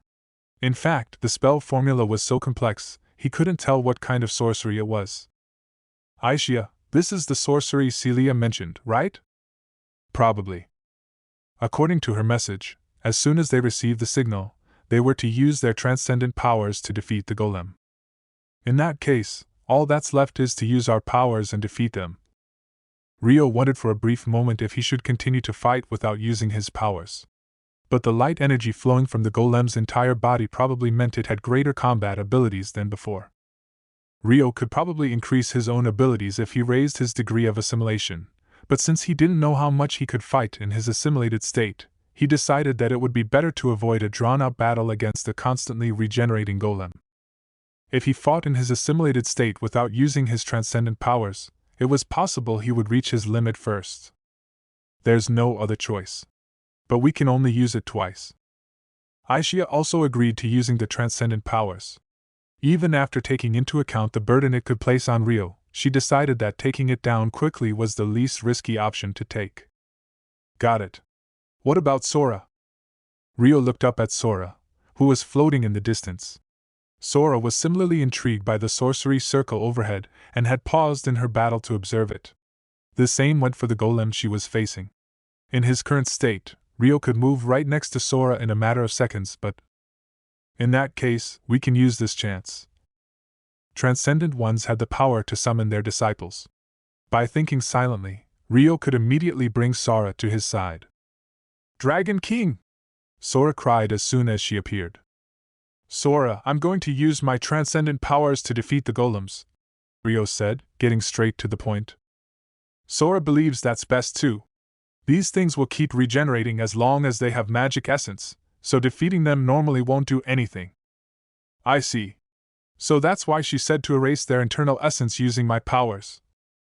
There's no one who can't be defeated by the Dragon King's powers, Sora boasted smugly, puffing out her chest. But I was told to only use my powers up to 2 times. Since I can't risk missing, can you help me out? If he missed with his powers both times, the golems would be left to run free without any means of being defeated. That's why he couldn't afford to miss. If he were to use his powers, he had to be sure he would hit them. Sora nodded, tapping her chest proudly. Of course. Order away! I want to ensure the transcendent power hits. Can you use an attack that can stop the golems from moving? I'll finish them off during that time. Rio had only ever used his transcendent powers once before. In all likelihood, he had to pause briefly before using his transcendent power. Against an opponent that could move as fast as the golems, it would be preferable to have a clear opening such as by sealing their movements. Easy peasy. Just leave it to Sora. There's no way an invincible duo like us would lose to those junk piles, Sora said confidently. I'm here too, Aishia immediately called out through telepathy. Ah, that's right. Aishia says it's a trio. Rio laughed as he passed on her words. Humph. That Aishia. Sora's cheeks puffed up like a small balloon. In that case, it'd be better to fight 3-on-2 from here. We won't be able to know if it'd be better to take them one by one or both at once until we try. Got it. Sora will lure the other big guy over here first. Sora swung her right arm in circles while glaring at the golem in the distance. It had already begun flying towards them in order to reach Sora after she teleported. Its body was releasing light energy just like before. Ha! Looks like Sora didn't even need to lift a finger. Sora also released an energy from her entire body like the golem, and began her counterattack. She charged towards the approaching golem, swinging her fist to meet the golem's fist with a tremendous impact. The shock waves traveled all the way to Rio. Sora really is amazing. He felt like he could rely on her strength. We can't lose to her either. Aishia, raise the degree of assimilation. Yup, I've already raised it. Rio and Aishia increased their assimilation level with determination. Just then, Rio glanced over at those in the rooftop garden. Under the current situation, he was yet to realize Latifa and the others had regained their memories. However, he noticed their oddly heated gazes and expressions as they gazed up at him. He found that rather strange, but they were currently in the middle of a battle. He couldn't afford to be distracted by them and promptly turned his gaze back to the golem. It's coming! The other golem was making an attack at Rio. It seemed to have converted the energy flowing from its body into propulsive power. On top of its increased offensive and defensive power, its speed had also increased dramatically. However, with their increased assimilation, Rio was also able to increase his speed further. He reacted perfectly to the golem's charge and avoided colliding with it. As soon as the golem passed him, it forced itself to turn around and make another attack. Rio also used his spirit arts to wrap his sword in powerful light energy, and timed his slash for the same moment. But the golem caught his slash with the energy emitted from its claws. The next moment, the essence in Rio's sword increased, condensed, and strengthened in force. At the same time, the golem's claws also increased in essence density and force in order to face Rio. Rio immediately retreated, distancing himself from the golem. Energy scattered from the sword in his hand like fireworks. He rapidly accelerated towards the golem like a drawn bow, swinging his sword horizontally at the golem's chest, but the golem leaned backwards and avoided Rio's slash by a hair's breadth. It then proceeded to twist its body and swipe its arm at him. Rio also rose upwards to evade the range of its attack. He manipulated his posture midair and turned upside down, this time descending towards the golem at a rapid speed. But the golem started flying away from him. Rio immediately chased after it. I think I can use the transcendent powers while fighting, but... As Rio expected, it would be difficult to aim his powers while in a one-on-one fight. He was hoping for a chance to use it while fighting it, but there was no opening to ensure his power would hit the mark. I'll probably only be able to maintain the activated power for a brief moment. Just like how humans knew instinctively how to move their bodies and breathe, Rio instinctively knew how to use his power of elimination inherited from the Dragon King. In short, his transcendent power of elimination manifested as light.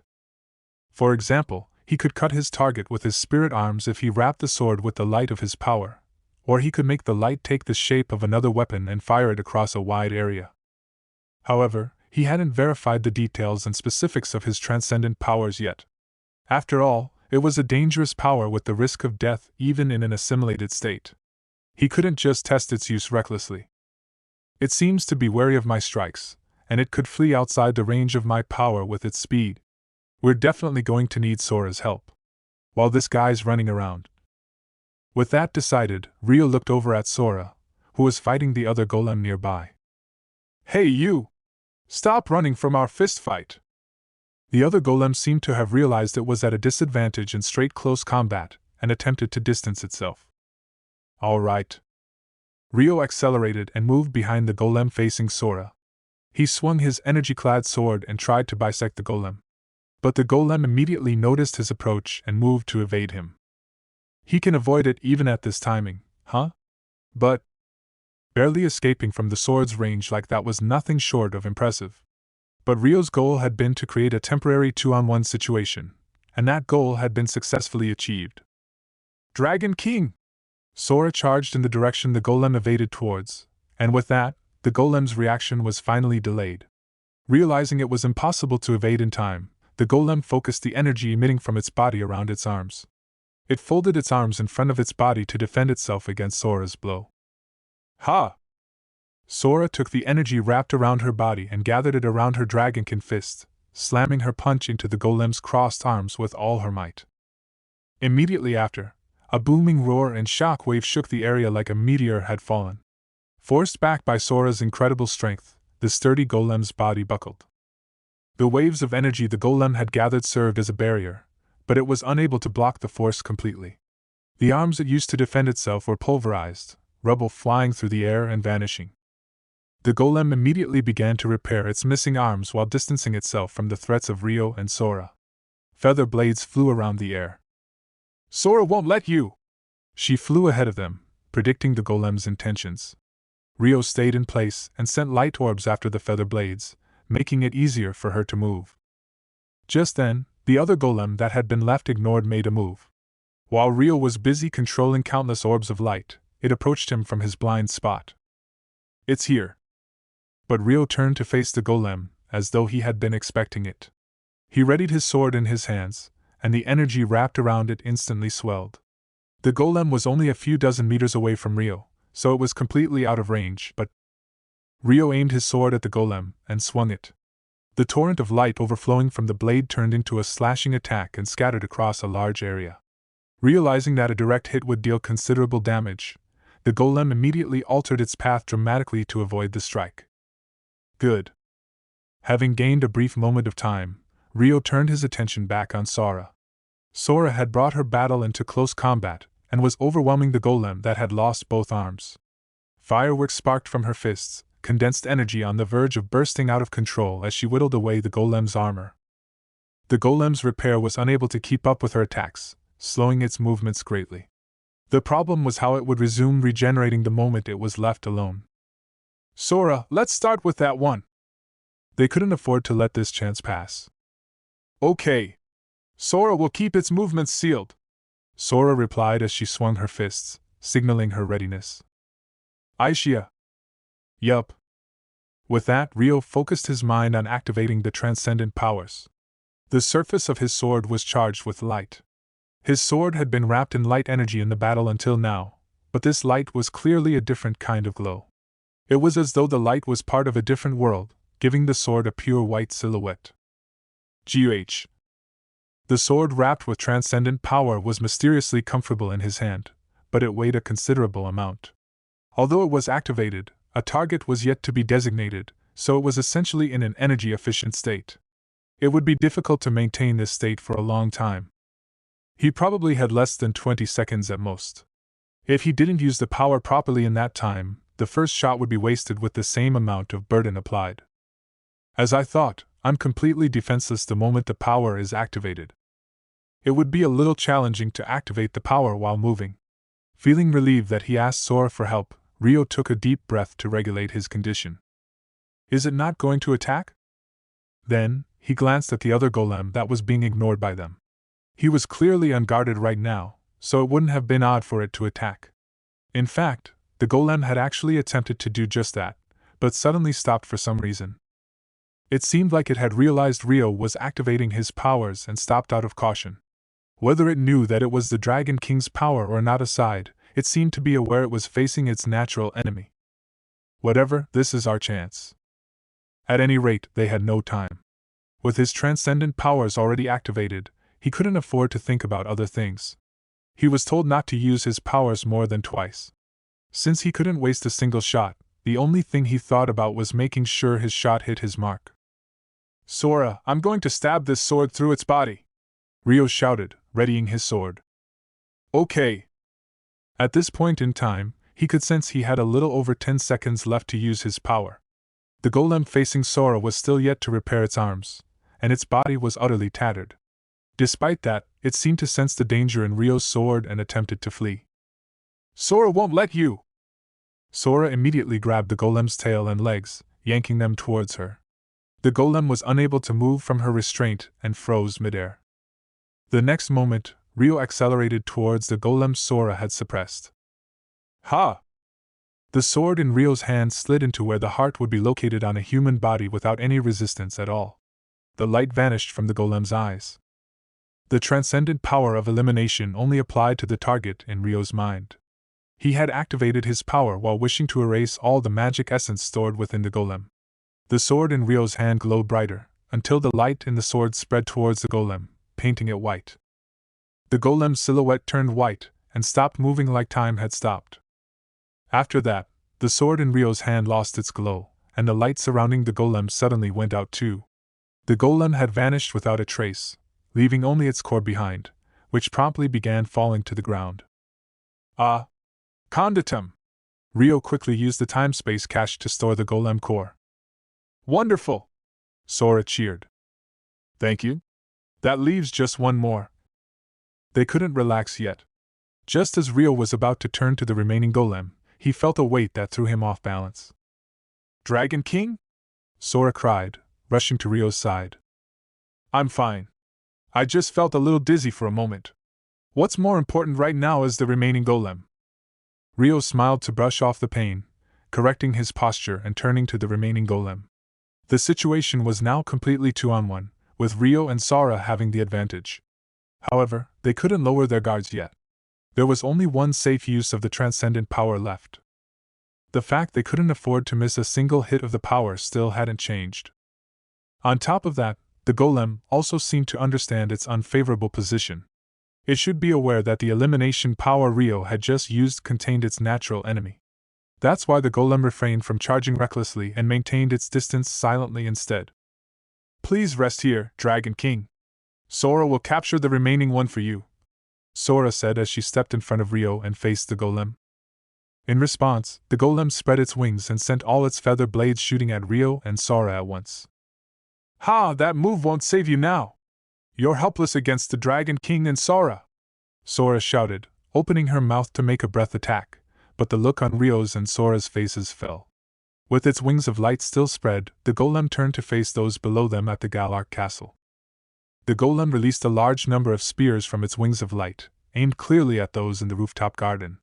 Each spear of light was around a meter wide in diameter, and contained enough force to create a strong explosion upon impact.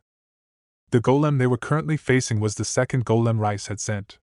Its goal was to take the lives of those in the rooftop garden of the castle and eliminate anyone who got in the way. It had probably decided that fighting with Rio and Sora would only result in its defeat, so it was aiming for the weak first to increase the probability of achieving its goal. It was a rough method to take, but an accurate assessment of the situation. The next moment, Rio began his sudden descent. Dragon King! Sora hesitated, unsure if she should let Rio go alone when he was suffering from the recoil of using his powers. But she realized it would be bad to leave the golem's main body alone and approached it to suppress it. Oh! You! Wait! However, the golem also began a rapid descent after Rio, leaving Sora no choice but to charge after it. Rio accelerated with all his might to stop the golem's attack. His falling speed instantly reached the speed of sound, but the spears of light were even faster. The place they had been fighting the golems was nearly 2 kilometers above ground.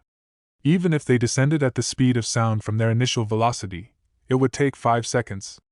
Rio knew he wouldn't make it at his current speed. Of course, if Celia and Sarah's group worked together to put up barriers, they should be able to withstand 10 to 20 of the spears. But the number of light spears the golem released in that brief amount of time was close to 100. Over half of them were raining down in the area where Celia and the others were gathered, and the rest were aimed at their surroundings to prevent their escape. In which case, even if they could defend themselves against the spears, the castle around them would be destroyed anyway. Without a foundation to stand on, they could fall and die, and those within the castle would be crushed to death too. With only 2 seconds until impact, it felt like time was slowing down around them. It's no good. I won't make it in time. The sight of someone dear to him dying flashed through Rio's mind. There was nothing he could do if he couldn't make it in time. He could only pray that they would be lucky enough to avoid any deaths. There was no choice but to give up, whether he liked it or not. That was the situation. But was there really no choice but to give up? Could he really do nothing but watch? No. Rio didn't want to give up. He didn't want to just watch. Which was why Rio surpassed his limits. GGH. The maximum degree of assimilation should have been at 100%, but Rio rose beyond that wall of his own will. No, Haruto. He could hear Aishia's panicked voice. I will protect them no matter what. Rio's body reached a higher level of existence that wasn't human. Freed from the heavy restraint of a human body, his body swayed like it was radiating energy. Then, his speed quickened explosively. Strangely enough, he couldn't feel any air resistance. Thus, Rio shot towards the rooftop garden like a lightning bolt, faster than the golem's spears of light. Meanwhile, as the people on the rooftop garden watched the golem's spears of light rain down on them. "What is that?" Latifah asked with a puzzled look. "Look out! Everyone, put up a barrier!" Orpheus screamed in a panic. At that point, the spears of light had approached close enough to be clearly seen. "Octo Magus, Magiki Murum!" "Oh no! I can't put up any more in one go than this." Celia cast a magic essence barrier around everyone to protect them, but she was unsure if they could hold up against so many spears. "What?" Suddenly, Rio had landed on top of Celia's barrier, his entire body glowing with light. He arrived like he had teleported to them, making everyone's eyes widen in surprise. "I can't use my transcendent power, so—" Rio looked up at the spears of light raining down from above and created the same number of spears of light hovering around himself. They each had the same might as the golem's spears. They all shot upwards at once, immediately colliding with the golem's spears of light. Blinding light illuminated the area as explosions occurred one after another, matching every single one of the 100 or so spears raining overhead. Capturing their locations, and shooting them all down was a feat beyond human bounds. Even a human with their physical body enhanced wouldn't be able to process the task with their brain. But in Rio's current state, it was possible. "What?" Everyone gazed up at the fantastical sparkling explosions with dumbfounded looks and bated breaths. But the sight of the golem rapidly descending soon came into view, followed by Sora behind it. Rio silently held his left hand up at the golem. He manifested an extra 4 spears of light and leaped towards the golem. The 4 spears of light pierced through each of the golem's limbs. The impact slowed the golem's speed dramatically, allowing Sora to catch up. "Ha!" she yelled, slamming her fist into the golem's back. Immediately after, the golem's energy-covered body with enhanced defense crumpled, separating into upper and lower sections. Sora then grabbed the golem's head, but the head turned into particles of light and vanished like a spirit turning into its spirit form. "Ha!" Meanwhile, the bottom half of its body flew away energetically, fleeing from Rio and Sora. It was probably trying to regroup itself. Its lower body was already beginning to regenerate. TCH. Sora immediately tried to fly after the lower body, but Rio called for her to halt. "It's okay, Sora! Thank you, I'll take it from here." "Okay," Sora replied in a lively voice. In that time, the golem had retreated several hundred meters away from Rio. It had even finished repairing its destroyed armor and torso. "Did you think I'd let you get away?" Rio caught up with the golem in an instant. He grabbed the repaired torso of the golem with his left hand and held his sword in his right, then activated his transcendent power. The golem immediately swung his tail and stabbed Rio's heart, but his expression didn't change. Physical attacks didn't seem to affect him at all, and there was no blood where the tail pierced through him. "It's over." Rio took his sword with the activated power and stabbed it into the golem's repaired body. With that, the regeneration that had completed up to the golem's head completely stopped. The white light of Rio's sword seeped into the golem's body. Once the power was used, the golem's body completely vanished. There was a hole left in Rio's chest from the tail, but it cleanly and instantly regenerated. The core of the golem left behind began to fall. Conditum. He stored the golem core in the time-space cache, then returned to the rooftop garden in an instant. He moved like a bolt of lightning, surprising those on the ground. They stared at him with wide eyes. Rio reduced the degree of his assimilation and the spirit arms in his hand vanished. His body suddenly felt heavier, making him stagger where he stood. "Let's go, Sora." There was no place for a transcendent one like him here. With that thought, Rio forced himself to stand firm. He looked around at everyone and started to leave reluctantly. "Wait!" Latifah yelled. Rio turned to her, and she ran up to him and hugged him with all her might. "Oni-chan!" "Huh!" Rio looked at her blankly. "Oni-chan! Oni-chan! Oni-chan!" Tears welled in her eyes as she hugged Rio with all her might as though to say she wouldn't let him leave or forget him ever again. Why? Did she remember him? Beneath his mask, Rio swallowed his breath. What about the rules of God? That was the question that immediately popped into his head. Oh, I see.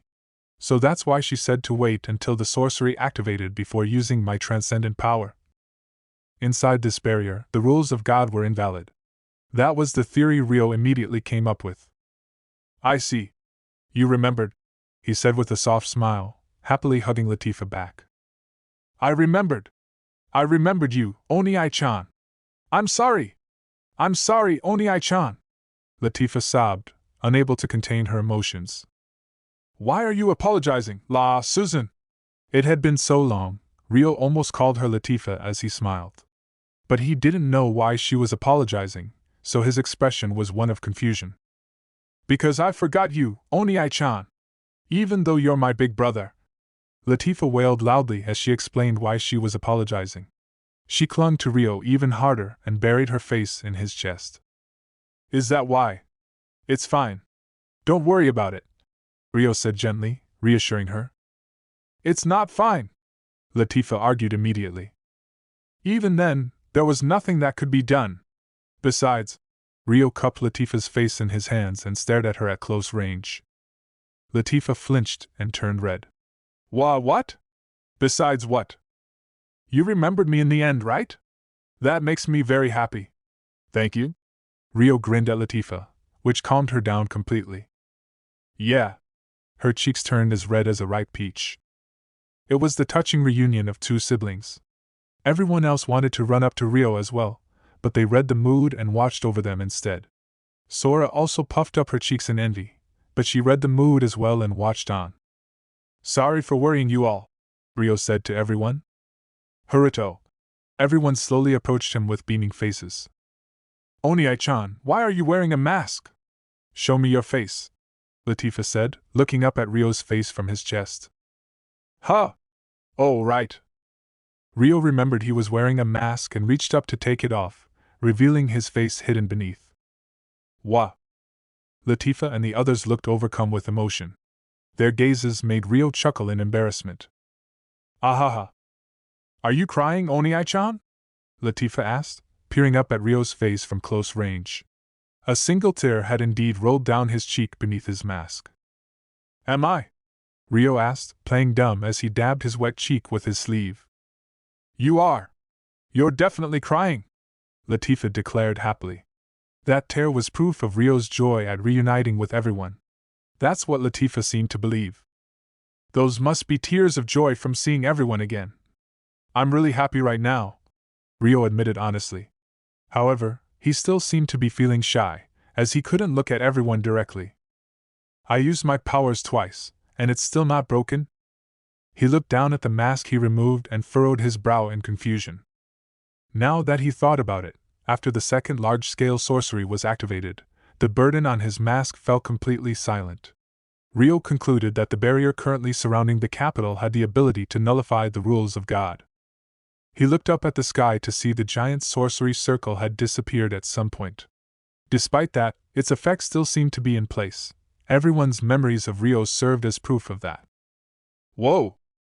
Suddenly, Latifa silently headbutted Rio in the chest. It was a wordless objection to him looking elsewhere and not paying attention to her. Ahaha. Sorry. Rio apologized with an awkward laugh, patting Latifa's head. But the next moment, a haze fell over his vision. WH. Rio staggered. Not wanting to fall forward on Latifa, he tried to fall backwards. Oni-chan? Haruto? Latifa quickly hugged Rio's body, while everyone else rushed closer to him. Around the same time, in the sky far above where Rio fought the golem. The Dragon King's power is as dreadful as always, I see. It seems a little weaker than before, but more than what two golems can deal with. Rice had been watching the entire thing unfold from the start.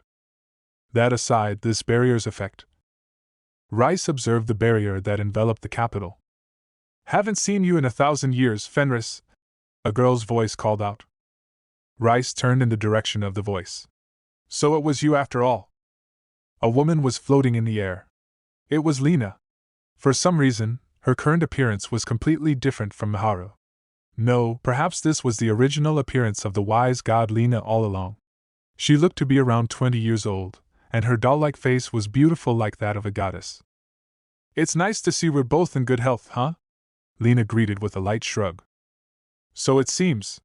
I thought you were dead all this time, so I didn't expect you to show yourself like this. What business do you have here? There was no way of hiding it any longer, so I came to give you a warning. It also serves as a non-aggression pact. Don't lay your hands on this place anymore. Rice hummed without any change in expression. In exchange, we won't touch the labyrinth. Of course, I'll let the boy down there know of this too, Lena said, one-sidedly notifying Rice of the pact. What's so important about this place that would make you deploy such an outrageous barrier sorcery to protect it? Rice asked, eyeing the capital below. Oh? If you're going to ask that, then I want to know what you wanted to accomplish here by using 2 of the Tiger Child's golems, Lena replied, completely unaffected. Did you think those 2 golems were the only golems we have? Either way, you weren't able to use them to their full potential. And I still have more tricks up my sleeve, too. While the 2 were bantering with each other with light-hearted words, their eyes weren't laughing at all. Rice sighed internally and narrowed his eyes. Goodness. Just how much is she aware of our forces? In fact, why don't we fight it out right here? Our side has the invincible Dragon King and myself. Meanwhile, you're considerably weakened in your current state. You say that, but the Dragon King also seemed to be considerably weaker than 1,000 years ago. And you should be too, no? Oh? Have you really gone that blind? Who knows? Rice looked back down at the Galar castle beneath them. The strength he showed at the end of that battle was indeed like that of a transcendent one, but he ascertained Rio's current strength. On the ground below, Rio was just suffering from the recoil of assimilation and using the transcendent power. The problem is how this woman has found a means of completely ignoring the rules of God. Although it appears to be restricted to the area within this barrier. She hadn't been missing for 1,000 years for nothing, it seemed. Besides, we're both done with preparations, no? Lena said as though she could read Rice's mind. So you've seen through our plans after all. The look in Rice's eyes turned dark. He was ready to fight at any moment. Yes, 1,000 years ago. Without breaking her aloof attitude, Lena grinned at Rice to provoke him. I won't fall for your provocations. We are all variables against you. You cannot predict our future accurately. Rice sighed and calmed down. Lena tilted her head. Are you sure about that? She asked boldly. Well, whatever. If all you wanted to do was give that warning, I'll be going now. Oh, are you done analyzing this barrier already? There are more questions you want answered, no? I should be the one saying that. Didn't you come all the way here to give your warning to find answers yourself? I'm not about to give you any information. Rice sighed tiredly, sounding like he would like nothing more than to leave right away. You haven't responded to my offer. The one to stay out of this land in exchange for you staying out of the labyrinth? Very well. I'll agree to that for now. I see. Then it's a deal. I shall excuse myself now. Transilio. Rice took a teleport crystal from his pocket and uttered the spell. He disappeared, leaving Lena behind. I hope I managed to fool him. Lena looked down at the Galar castle while removing the earring on her left ear. Her body glowed, and her appearance returned to that of Mihara's. Conditum. Mihara didn't possess a time-space cache, yet Lena was able to manipulate space to store the earring. Transilio. She then used teleportation magic and vanished from the spot. Back in the rooftop garden of the Galar castle. Are you okay, Oni-chan? Latifah asked worriedly, clinging to Rio who had nearly fallen backwards just now. I'm fine, just a little tired, Rio said, attempting to stand on his own. But he couldn't muster any strength in his body. When he tried to support himself with his own feet, his body swayed beyond his control. The burden on his body felt worse than the first time he assimilated. Was it because he used his power twice? Haruto, Aishia said, materializing behind Rio to support him. Aishia! Latifah called with a beaming smile. Lady Aishia! Aishia! The familiar residents of the mansion surrounded Rio and Aishia. Long time no see, everyone, Aishia said, looking around with a gentle smile. She seemed to be unusually happy for once. Hee hee. Celia joined the circle, watching the reunion happily.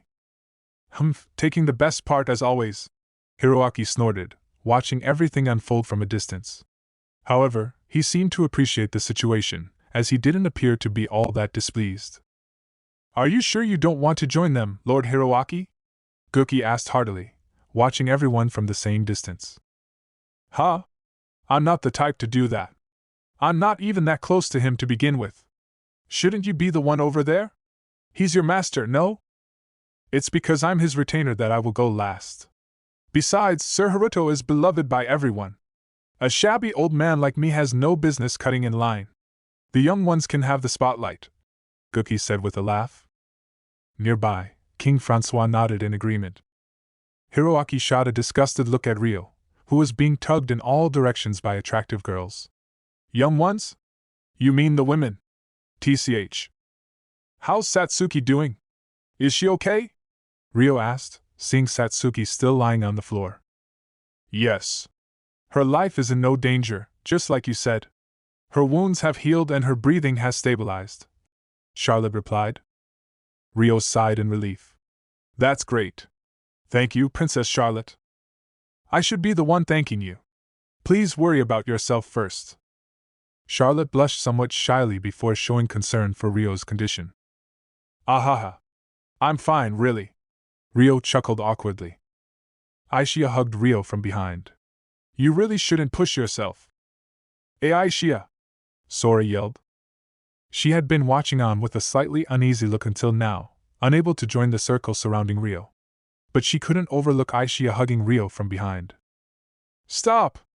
Don't press those excessive lumps of fat against Master Ryo's back." Sora forced herself into the circle surrounding Ryo and tried to yank Aishia away by force. Her dragonkin form was already lifted, so she looked no different from a little girl right now. "Haruto needs support right now." "Then Sora will do it." "You're not tall enough. Sora has more strength than you, so Sora is the most qualified." Sora and Aishia argued noisily. Everyone else watched Sora curiously. The residents of the mansion had met her before. Celia had once brought her to stay with them for a few days. The rules of God had removed those memories from the residents of the mansion, but they could remember everything right now. However, Sora only joined Ryo's journey after everyone lost their memories of him, which was why no one knew what relationship she had with Ryo and Aishia. It was only natural for them to feel curious. Just then, Sora noticed all the attention on her. She wasn't used to being in the center of attention and quickly hid beside Ryo. "Wah, what's with all of you? Don't look at Sora." "It really is you, Sora. Do you remember me?" Latifah asked, staring into Sora's face. "Huh! So what if Sora does?" Sora said sharply out of shyness. "I remember too. It's so nice seeing you again." Latifah grinned and clung to Sora tightly. "Wah, what are you doing? Let go! Release Sora!" Sora screeched, wriggling and squirming. "Ahaha, stop struggling. Hey! Don't lift Sora! Stop treating Sora like a child." It would have been easy for Sora to break free with her strength, but she didn't attempt to force her way free. Her lack of resistance suggested that she was either holding back out of thoughtfulness, or she didn't actually hate it that much. "Hee hee. Good for you, Sora," Celia said with a smile. She was referring to Sora making new friends. "How so?" And so, Sora immediately adapted to the circle. The noisy commotion brought back memories for Ryo, who chuckled in amusement. Ahaha! Thanks to that, he finally regained the energy to walk on his own again. He stepped away from Latifah and Aishia, supporting himself with his own feet. Ryo reached up to his chest to put his mask away when he recalled something. "Come to think of it, wasn't I stabbed earlier?" During the earlier battle, the golem had pierced right through his heart. But there was no hole in Ryo's body. In fact, there wasn't even a hole in his clothes. "What's wrong, Oni-chan? Are you still feeling bad?" Latifah asked worriedly, staring into Ryo's face. Ryo shook his head slowly. "No, I'm fine. I should go greet the king. See you in a bit." He approached King Francois. "You've done well," Francois said warmly, welcoming Ryo back with a smile. "I'm sorry I couldn't greet you earlier." Ryo placed a hand against his chest and started to bow his head respectfully, but "No need for that. You may stand at ease. You can even lie down if you need," Francois said jokingly. Thank you for the consideration, but I'll be fine like this. There are many things I need to inform you about, Rio said with a wry smile, wondering where to start. I'm sure there are. Let's find somewhere to talk in the castle, no, in your mansion. Thank you very much. Just then, Miharu descended from the sky, wings of light extending from her back like an angel. She landed near Rio and the wings disappeared. Miharu? Just where have you been this whole time? Sarah and the others ran over to her while shouting questions. They had watched her use magic she shouldn't have been able to use to fend off the golem before vanishing through teleportation magic, so it was only natural for them to be curious. Miharu? Or is that Lena? Rio tilted his head. Miharu ignored everyone else and marched straight up to Rio. She slowed down a little once she was right before him. Huh! With a charming smile, she clung to Rio without saying anything. Rio and everyone else watching were startled, but that was just the beginning of their surprise. Wah! Miharu beckoned Rio's face closer, then stood on tiptoe to kiss him. Rio froze in wide-eyed shock. A kiss was the last thing he had expected. When he felt Miharu's tongue slip into his mouth, he quickly tried to back away. But Miharu's arms were firmly wrapped around his neck, refusing to let go. On top of that, Rio still wasn't in top condition and couldn't muster any strength. Wah, what?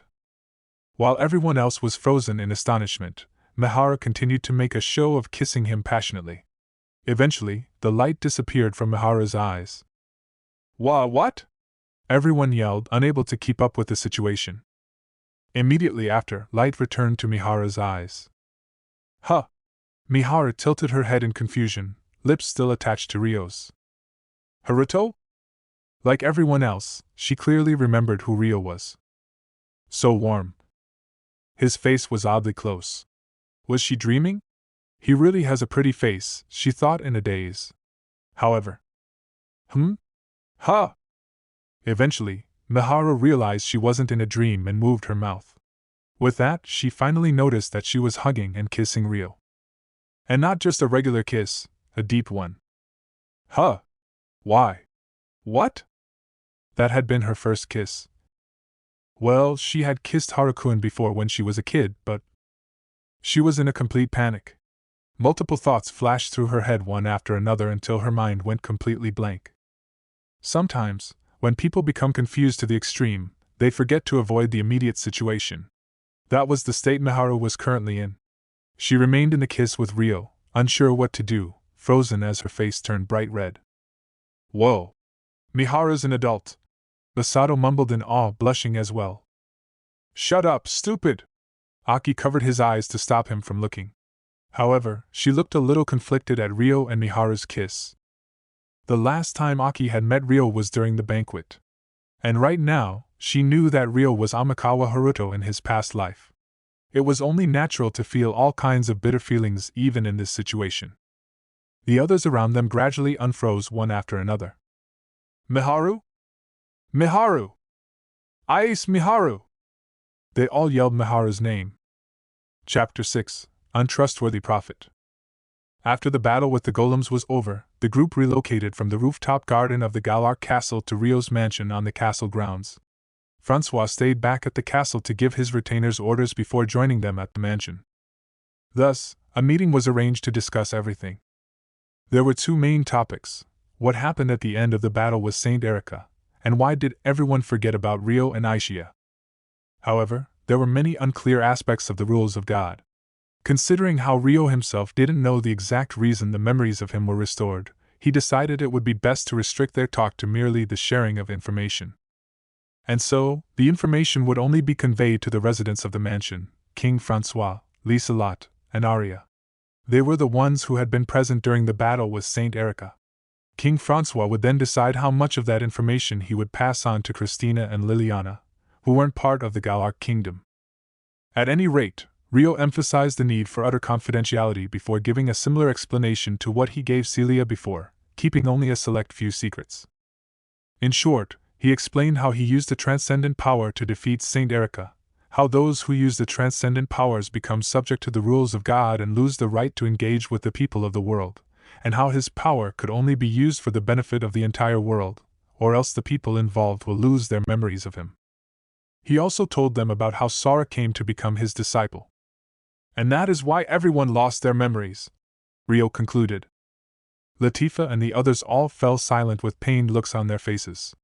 They had just learned that their peaceful days in the castle were built upon someone else's sacrifice, so it was only natural for them to feel like their chests were about to burst.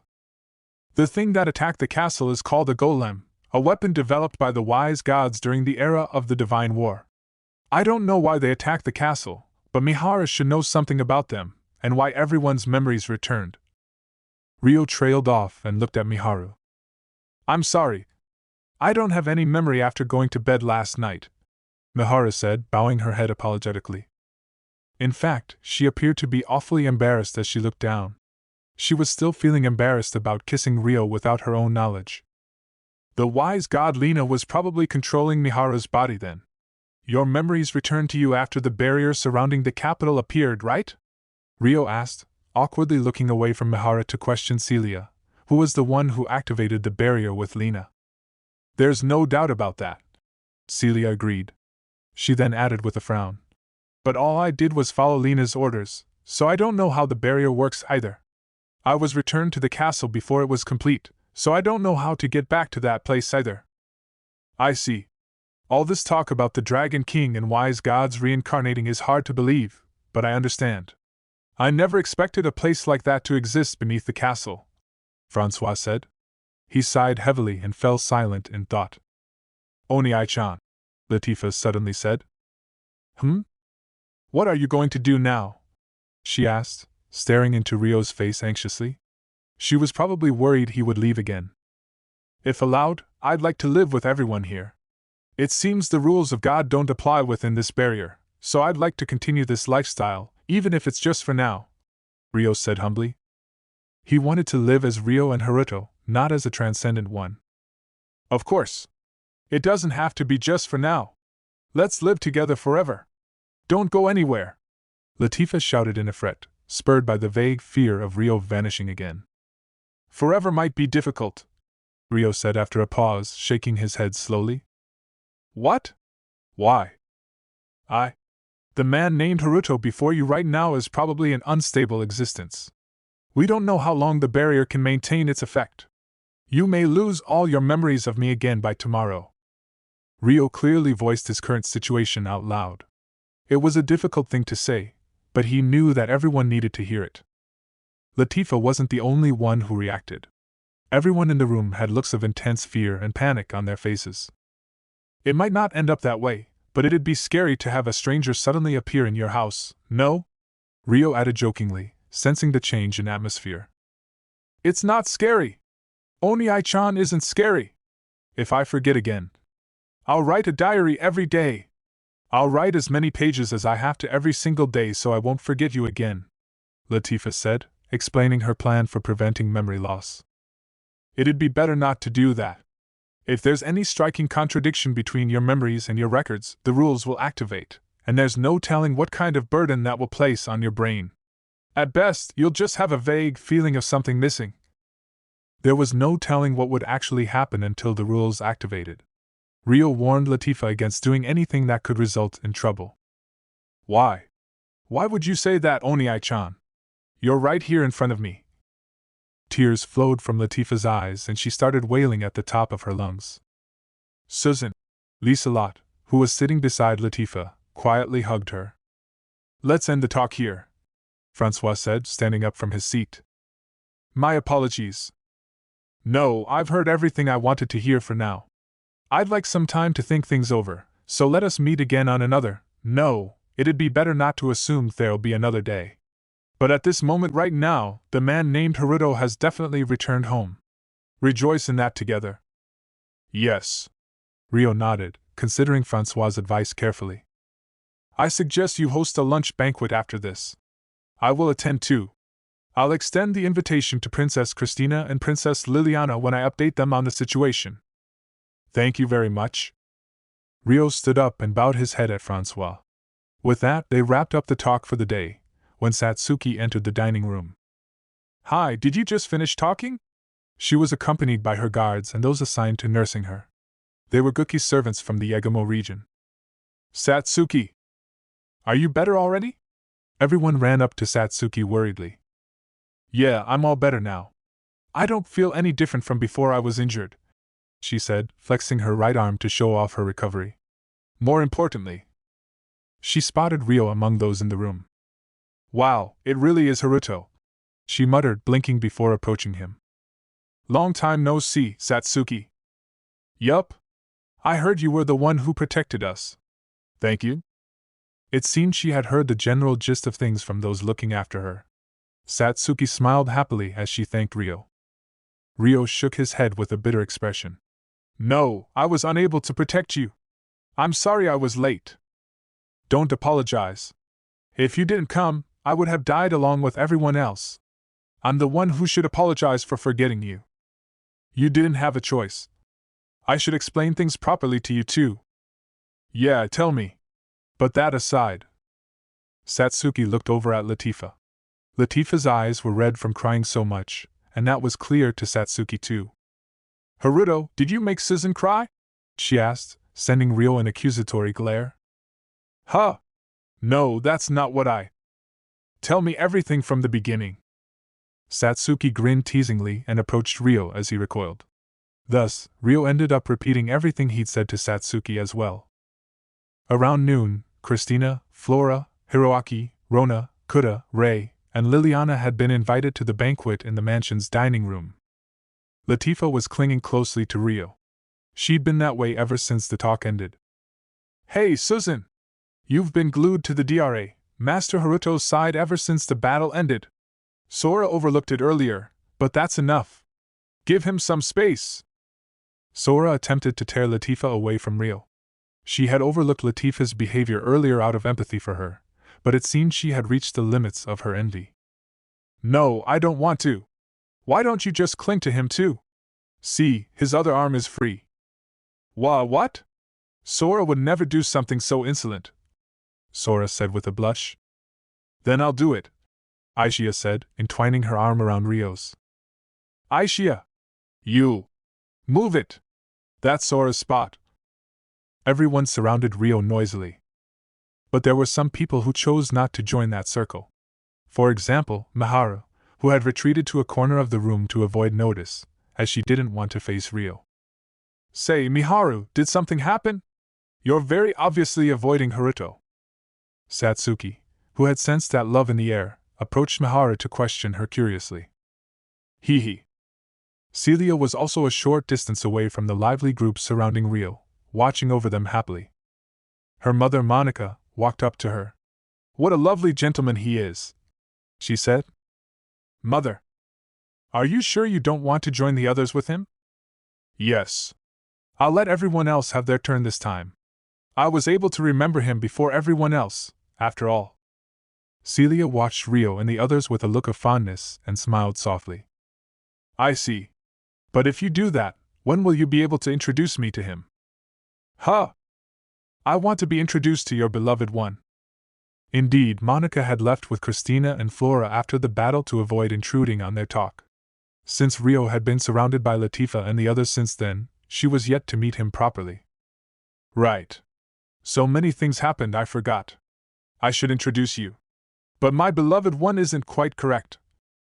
Celia blushed and turned away from Monica. I just want to give my greetings already. Go on, Monica said, happily urging Celia to hurry. And so, the two made their way over to Ryo.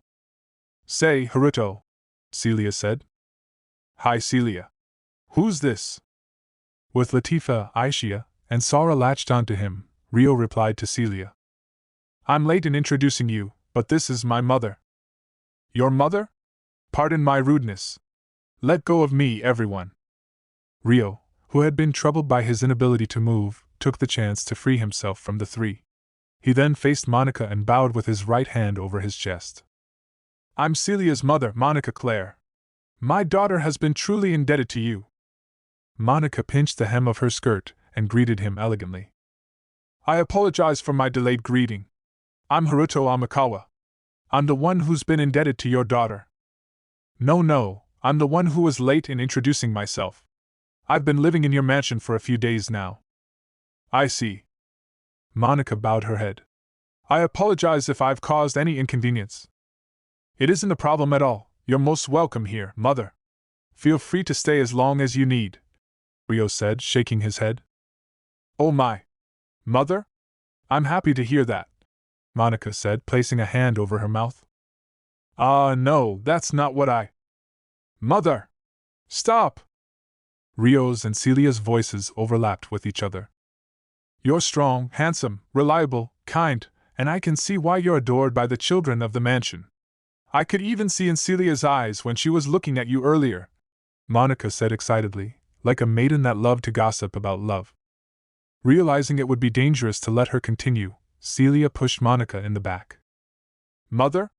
Haruto, I have something to discuss with my mother, so we'll excuse ourselves now, she said, forcing Monica to leave with her. Haruto, please look after my daughter eternally. Don't worry about her nagging father. I'm sure she's in safe hands with you, Monica said pleasantly before leaving. Mother! Jeez! Celia shrieked in horror. Her mother gave her blessings. How nice. There were girls in the room who might, or might not have been thinking that. After the banquet, Rio invited Francois, Christina, and Liliana to a meeting room of the mansion. My apologies for calling you all here when you must be tired. There's something I wanted to discuss with the three of you, Rio said once the three of them sat down. He took a seat as well. He had called the king of a major nation and the first princesses of the neighboring kingdoms here. That alone told everyone how important this discussion would be. Is it about the heroes? Francois guessed bluntly. I see you've noticed, Rio said. In the talk they had immediately after the battle, Rio had purposefully hid the information he had about the heroes and upper high-rank spirits. I remembered some things when I regained my memories of Saint Erica. That, and the heroes are one thing our three nations have in common. Speak freely, Francois said, explaining his guess and encouraging Rio to speak. Then to get straight to the point, the heroes are in danger of losing control over their powers, Rio said frankly. A silence fell over them for a considerable moment. Rather than giving a reaction, they seemed to be waiting for him to continue. The heroes are in a state of assimilation with the 6 most powerful upper high-rank spirits of this world. They have a contract with those spirits, which allows them to borrow their strength and use their abilities in the form of divine arms. And as you might have realized already, they do not die even when they are mortally wounded. Rio paused there for a moment, then continued. However, the upper high-rank spirits have actually been sealed within the heroes against their will. If given the chance, they will attempt to take over the hero's body, he said with emphasis. Having one's body taken over was definitely a serious matter. Francois, Christina, and Liliana all looked shocked. The seal placed on them is powerful and cannot be broken easily. But the more power a hero draws from their spirit, the greater their assimilation with their spirit becomes, increasing their risk of being taken over. And that is what happened to Saint Erica? Francois asked, foreseeing the conclusion. Yes. Saint Erica was taken over by the upper high-rank spirit of Earth and caused a natural disaster. That was the power of the rampaging upper high-rank spirit. When a hero falls that far, they can no longer be stopped by mere human strength. Rio looked at the 3 representatives of the heroes as he warned them of the dangers. Princess Christina and I weren't there at the time. What was the extent of the natural disaster she created? Liliana asked. Let me think. It was like the earth had flipped over, forming a wave large enough to swallow the capital. And it continued all the way to the horizon, Francois said, recalling what he saw during the battle with Saint Erica. Christina shuddered. That sounds very unsettling. I don't know what exactly triggers the loss of control over a hero's power either, but Saint Erica fought under the premise of being able to use her resurrection ability to withstand fatal wounds over and over again. Rio explained. That ended up enhancing her assimilation with the spirit, allowing him to take over her body. 2 or 3 times didn't seem to be a problem, but it may vary on an individual level. That's why you should avoid letting the heroes die by all means possible. I arranged this meeting today to tell you that. Once he finished speaking, Rio bowed his head deeply at the 3 representatives. Of course. I was there too, after all. I saw exactly how that power was beyond the reach of humanity. Francois answered immediately. I have no objections either. Christina agreed. Liliana nodded. I am also in agreement. Thank you all very much. You all have your own relationships with the heroes to consider, so I avoided mentioning this in the earlier talk. I'm also a little unsure if they should be informed of this immediately, if I'm being honest. Rio frowned with a look of uncertainty. It wasn't easy to tell someone their body could be taken over and used to create a natural disaster. At best, they could have a panic attack, and at worst, they could end up self-destructive like Saint Erica. Even so, they couldn't keep it hidden forever. They should be informed, yes. I would prefer to inform Lady Satsuki with you present, if possible, Francois said. I would also like to ask you to be there for me and Sir Masato, as he trusts you greatly. While it was undecided whether Masato would be part of Galark or Centistella, Liliana also requested Rio's presence as an interested party. In that case, I would like to request the same. Please be there for Sir Hiroaki as well, Christina echoed, agreeing that Hiroaki should be informed too. Then I shall arrange a meeting for the four of us and the three heroes on another day, Francois said in conclusion. Rio bowed his head. Thank you? I should be the one saying that. Thank you for informing us, Francois said firmly.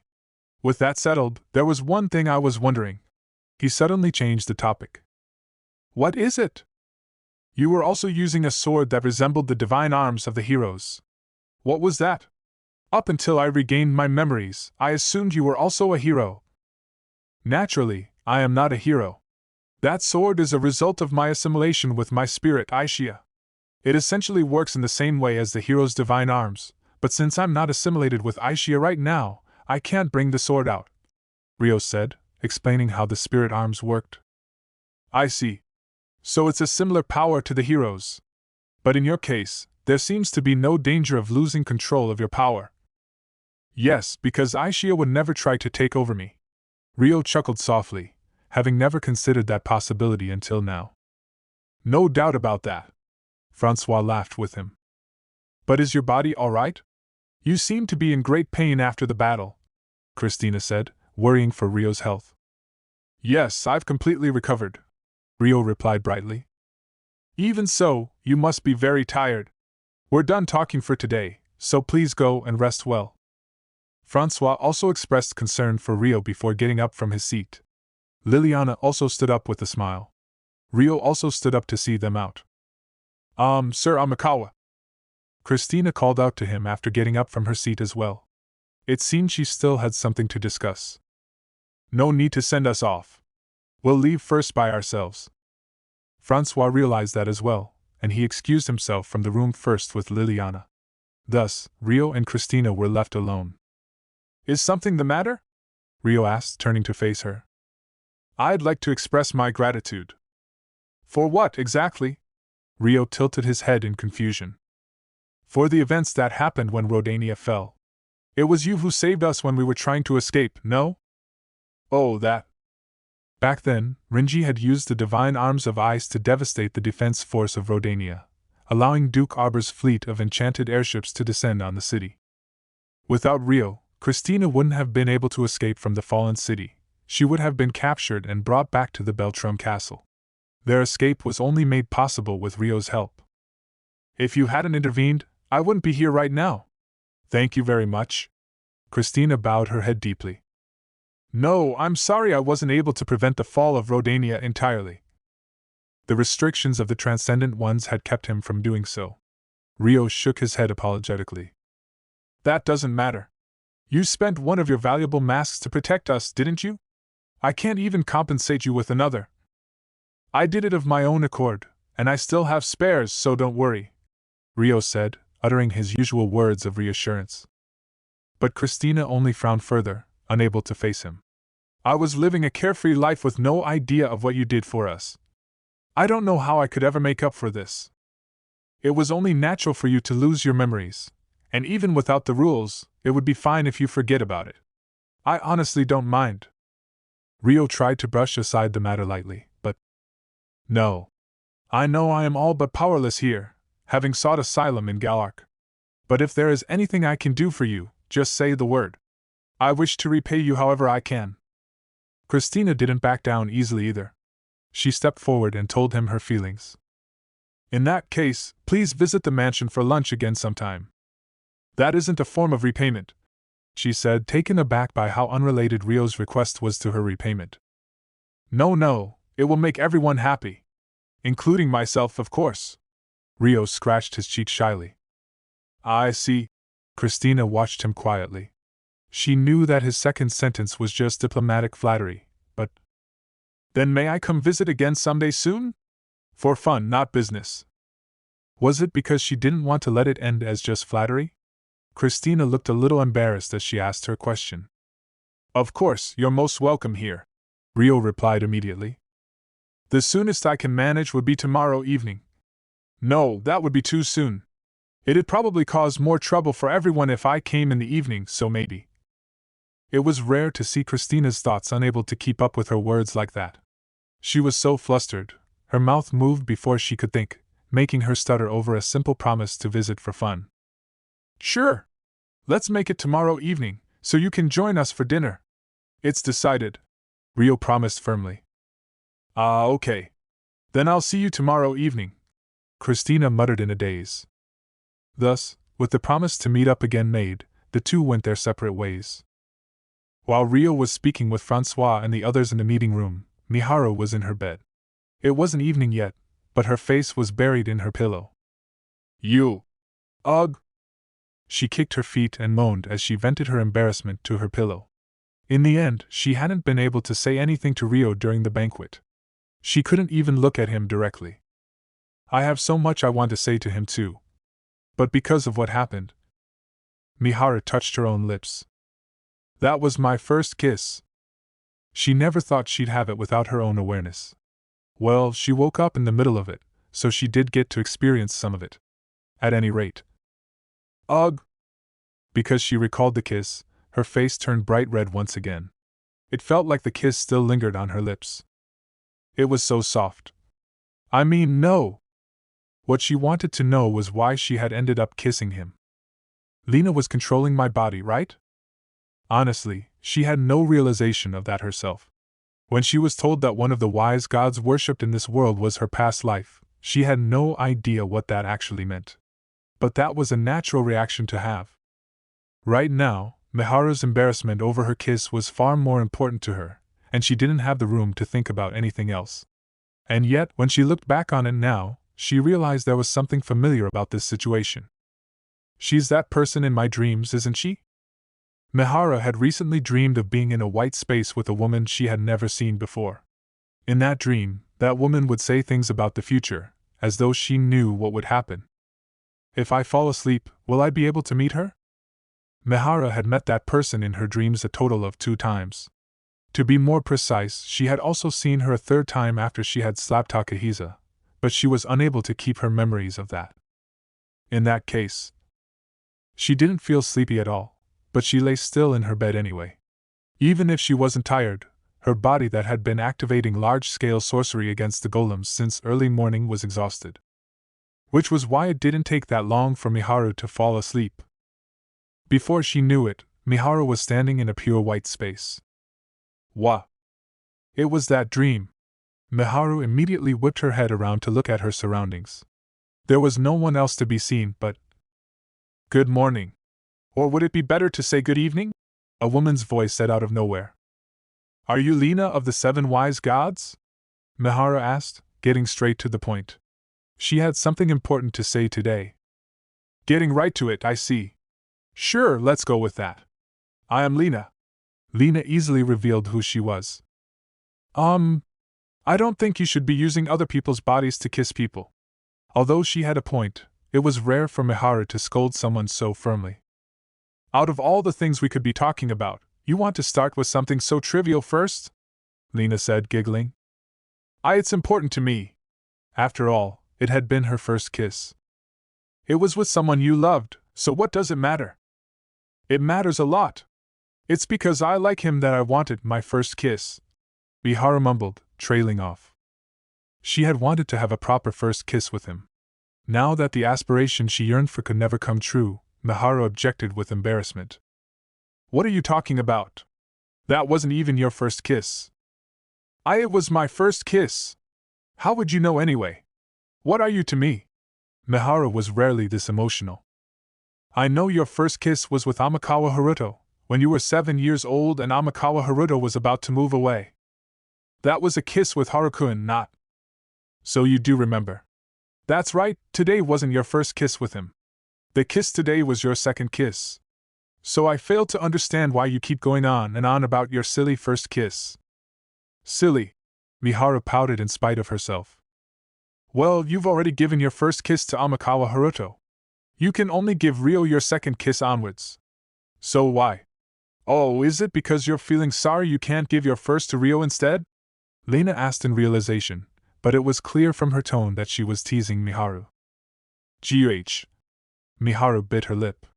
Anger filled her eyes and she looked like she wanted to argue with Lena, but she held her tongue. There was a part of her that knew she couldn't deny all of Lena's words. Indeed, Miharu's first kiss was with Amikawa Haruto. That's why today's kiss was actually her second one. But just because it wasn't her first kiss didn't mean she didn't care. Although it wasn't because she felt sorry over being unable to give him her first kiss or anything. Miharu's thoughts went around and around in loops. The possibility of Lena making her think about that on purpose didn't even occur to her. After all, you're not the sharpest tool in the shed. Huh! Miharu's head snapped up. I don't really get it myself, but human men are happier when they take their partners first, right? They seem to place value on the fact they're the first, and consider any woman who's had their first to be dirted. I wonder if he's the same? Maybe he wanted his first kiss to be with someone who hadn't kissed before too. Not with a woman who's had their first kiss. Lena said in an innocent voice, exaggerating her words in order to plant a sense of inferiority in Miharu. Miharu fell silent, unable to deny anything. That aside, I have something I want to ask you as well, Lena said, suddenly changing the topic. What is it? Miharu replied sluggishly, unable to keep up with her thoughts. Is the person you like Amikawa Haruto, or is it Ryo? Lena asked directly. For some reason, that question felt like a sharp shovel digging into Miharu's heart. While Miharu was sleeping, Ryo had wrapped up his meeting with Francois and the princesses and was on his way back to his own room in the mansion. He stopped before the door. It feels like it's been a long time since I've entered this room. With a hand on the doorknob, Ryo was immersed in sentimentality. Someone called out to him. Miharu? Sure enough, it was her. Ryo looked a little awkward as he recalled their kiss earlier today. I have something to talk to you about. Something I don't want other people to hear. Miharu's cheeks reddened in her usual Miharu-like way. It was clear from her attitude that she was still feeling the embarrassment of kissing him. All right. Please come in. Ryo scratched his cheek awkwardly and opened the door to his room. Excuse me, Miharu said nervously, entering his room. So what did you want to talk about? You can have a seat here. Ryo followed her in and closed his door. He then moved one of his chairs and went to sit down on his bed, when Miharu hugged Ryo from behind. Huh! Ryo was startled. My? Miharu pushed Ryo down on the bed. She then turned him over to face her, and leaned in as though they were about to be intimate. Wait, please, Ryo said calmly. Miharu froze. You're Lena, aren't you? Ryo asked hesitantly. So you noticed after all. Miharu, no, Lena ceased her act and giggled in amusement. She then reached up to touch her earring. It probably had transformation sorcery in it, as her appearance changed from Miharu to Lena. Ryo's eyes widened in surprise at her change in appearance, but he quickly drew back his emotions. Was this Lena's original appearance? Such questions flashed through his mind, but Miharu would never do something like this. Why would you do this? Ryo said, sighing. Who knows? Why do you think I would? Lena tilted her head mischievously, unmoving from above Ryo. I'd prefer it if you didn't answer a question with a question. You shouldn't expect an answer to every question you have. That's true. For now, please get off of me. No. Lena beamed from ear to ear as she refused him. Ryo didn't bother asking why. Instead, he considered what her possible goals could be. No need to be so cautious. It's not like I'm trying to attack you in your sleep, since you're not asleep yet. But I really didn't come to attack you, unless you want me to anyway. I can even return to Miharu's face if you want. I'm sure she'll be happy when she wakes up anyway, fait accompli and all that. Interested? Lena smiled alluringly, pulling down her clothes to reveal more of her cleavage. If you didn't come to attack me, let's talk properly, Rio said with another sigh, not falling for Lena's seduction. Oh, you mean you wouldn't mind if I actually came to attack you? If you actually came to attack me, I would resist. Rio sighed again. That's a lie. It's not. I would struggle, Rio said tiredly. Your body hurts, doesn't it? You may be enduring it by enhancing your physical body, but without that enchantment, you'd be too exhausted to walk. It's a side effect of using transcendent power and assimilation, Lena pointed out. Rio looked surprised. This is a warning. Assimilation that crosses 100% shouldn't be used consecutively or for long periods of time. Ignoring this warning will be a one-way road. He would be unable to return to being a human, is what she meant. I see. You came to tell me that. No, that's just the preamble, and I'm not done with it yet. With regards to the barrier surrounding the capital, it's currently in a stable condition, so there shouldn't be a problem. You can live within the barrier without worrying about the rules of God. I've removed the wall effect of the barrier, so people can come and go freely, but be aware that the rules of God still apply outside. Bring your mask with you, Lena added. All right. And now, for the main topic at hand. Yes? It was a little awkward to have her face right in front of his, but Rio looked her straight in the eyes as he replied.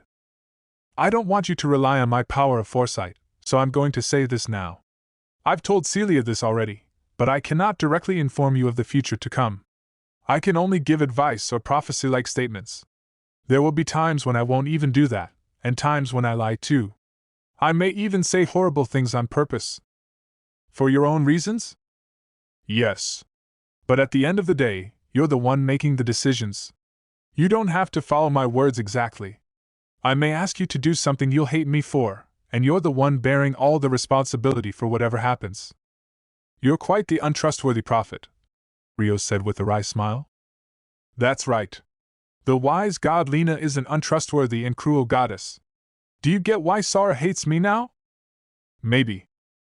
You really are kind, aren't you? In this life, and in your last. I'm not sure about that either. Rio's smile grew more strained. Well, that doesn't matter. Now, with that out of the way. Lena paused for a long moment. Yes? Rio tilted his head, encouraging her to continue. Even though I'm an untrustworthy prophet, are you willing to listen to my words? Will you believe in me no matter what happens from here? Lena said seriously, staring straight into Rio's eyes. She sat up and held out her hand for a handshake. To be honest, I don't think that's a question I can respond to immediately. Rio didn't move his hand. He had only just met Lena, and he didn't know enough about her to decide whether she was trustworthy or not. But I can vow to at least listen to what you have to say. You're the greatest source of information I have, and you did save everyone. He had already come this far. He strengthened his resolve and shook Lena's hand. I see. Then from now on, we're partners. Let's get along. Lena smiled with satisfaction, shaking his hand back. I agree. But if you're going to give your advice, I'd prefer it if you didn't do it through jokes like this. Jokes like what? Pushing me down like this while pretending to be Miharu. Rio sighed tiredly. Oh, it's not entirely meaningless, you know? This was the most efficient way of showing you how untrustworthy I can be. Don't tell me you did this just for that. And that kiss too? Convincing, isn't it? Lena grinned flirtatiously. Please do not do this again. Rio let out one more heavy sigh. Now, as new collaborators, I have 3 pieces of untrustworthy advice for you. That can also be counted as prophecies if you want. She held up 3 fingers while giggling. What are they? First, searching the labyrinth for clues to what happened 1,000 years ago is pointless. If you're going to look, you should search elsewhere. Where exactly should I be looking if not the labyrinth? Rio asked. I can't answer that, Lena said curtly. I see. What's the second thing? Wouldn't that make my search range the entire continent, making it impossible to find? Rio thought, but he asked for the next piece of advice instead. You should get more disciples besides Sora, Lena said, holding up 2 fingers. Rio fell silent with a grimace. He was rather negative when it came to getting disciples, as becoming a disciple meant becoming a transcendent one. He didn't want anyone to be forgotten by the world. I understand why you don't want to get more disciples. 1,000 years ago, he was the same as you. He hated forcing others to live like the transcendent ones. But even so, you should have more disciples besides Sora. Or you may end up regretting it. If I don't have more disciples, I'll regret it?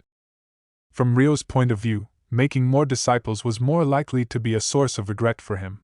What could possibly happen to make him think otherwise? He had a feeling Lena wouldn't tell him even if he asked, so he pondered the matter carefully. Now for my last advice to you. Then Lena held up one finger. In my opinion, the first new disciple you should get is Christina Beltram, she said, giving Rio the one piece of advice he was utterly unlikely to accept. Bonus short story. Precocious Kagaya-hime. In a hypothetical world where Amakawa Haruto was a second-year student at a Tokyo high school, the student council was putting on a charity show in collaboration with the drama club. As a member of the student council, Haruto and his friends were preparing to perform a new stage play. The show was called Kagaya-hime. One day, an old bamboo cutter goes into the mountains to harvest bamboo and comes across a single shining bamboo stalk. He cuts it out of curiosity and finds a cute little girl inside. It was a play based on the famous Japanese folktale, The Tale of the Bamboo Cutter. It was a hot summer day in August during the school's summer break, and Haruto and his friends were visiting the apartment Satsuki's parents owned for a meeting about the Kagaya-hime play. Welcome. You're the first to arrive, Haruto. The others should be here soon, so come on in, Satsuki said. Pardon the intrusion. Just as Haruto stepped into the room, the doorbell rang. Speak of the devil. Endo Susan, a student from the primary school affiliated with their high school, arrived next. She exchanged greetings with Satsuki through the intercom and waited for the automatic lock to open. A few minutes later, she entered Satsuki's room as well. Hello, Satsuki, Haruto, she said cheerfully, beaming with a carefree smile. There was another small girl who seemed to be in the lower primary years beside her. Welcome, Susan. Is this the girl you wanted to introduce to us? Satsuki turned to look at the other girl. Yup. I think she's perfect for the role of Kagaya-hime. Her name is Sora. She transferred here before summer break started. Yeah, she's adorable. She should fit the outfit we've prepared perfectly, Satsuki said brightly, looking at Sora with great curiosity. What? Sora's gaze was fixed on Haruto, who was beside Satsuki. She seemed to be so enamored, her eyes were practically sparkling. Haruto remained silent. It was his first time meeting her, so he was a little taken aback. He stood on the receiving end of Sora's gaze with an awkward smile. Not again, Haruto. What a sinner! Satsuki sighed tiredly. Wait, what does that mean? Haruto argued back. Hello? I'm Sora. It's an honor to meet you, Master Haruto, Sora shouted, greeting him excitedly. Master Haruto? Satsuki echoed, shooting Haruto an unimpressed look. Why are you looking at me? I didn't say it. Hee hee. Sora's been obsessed with Haruto ever since I told her about him. She didn't actually want to do the Kagaya-hime role at first. Susan giggled in amusement. I see. But it looks like she's willing to take the role now. Master Haruto will be the old bamboo cutter, right? Sora asked Satsuki. That's right. Then leave it to me. Sora will play the perfect daughter of Master Haruto. Haruto. What exactly did you do to this girl? Her devotion to Haruto was so earnest, Satsuki glared at him with even more suspicion. I'd like to know myself, Haruto protested in a near screech. Okay then, Sora. How about you change into the Kagaya-hime outfit right away and show Haruto? You'll look super cute, Satsuki said excitedly. Sora's reply was immediate. Okay, she said, and they promptly started their changing session. After that, Haruto waited alone in the living room while Satsuki took the girls to another room to change. The other stage play members like Miharu and Rika arrived while he was waiting, and roughly 10 minutes later. We're ready now, Satsuki announced, returning to the living room with Sora and Susan in tow. Wow! Everyone cheered in wonder at the sight of Sora in Kagaya-hime's kimono. How do I look? Sora asked, fidgeting before Haruto with a blush. Great! You look very cute, Boruto said bashfully under everyone's watchful gaze.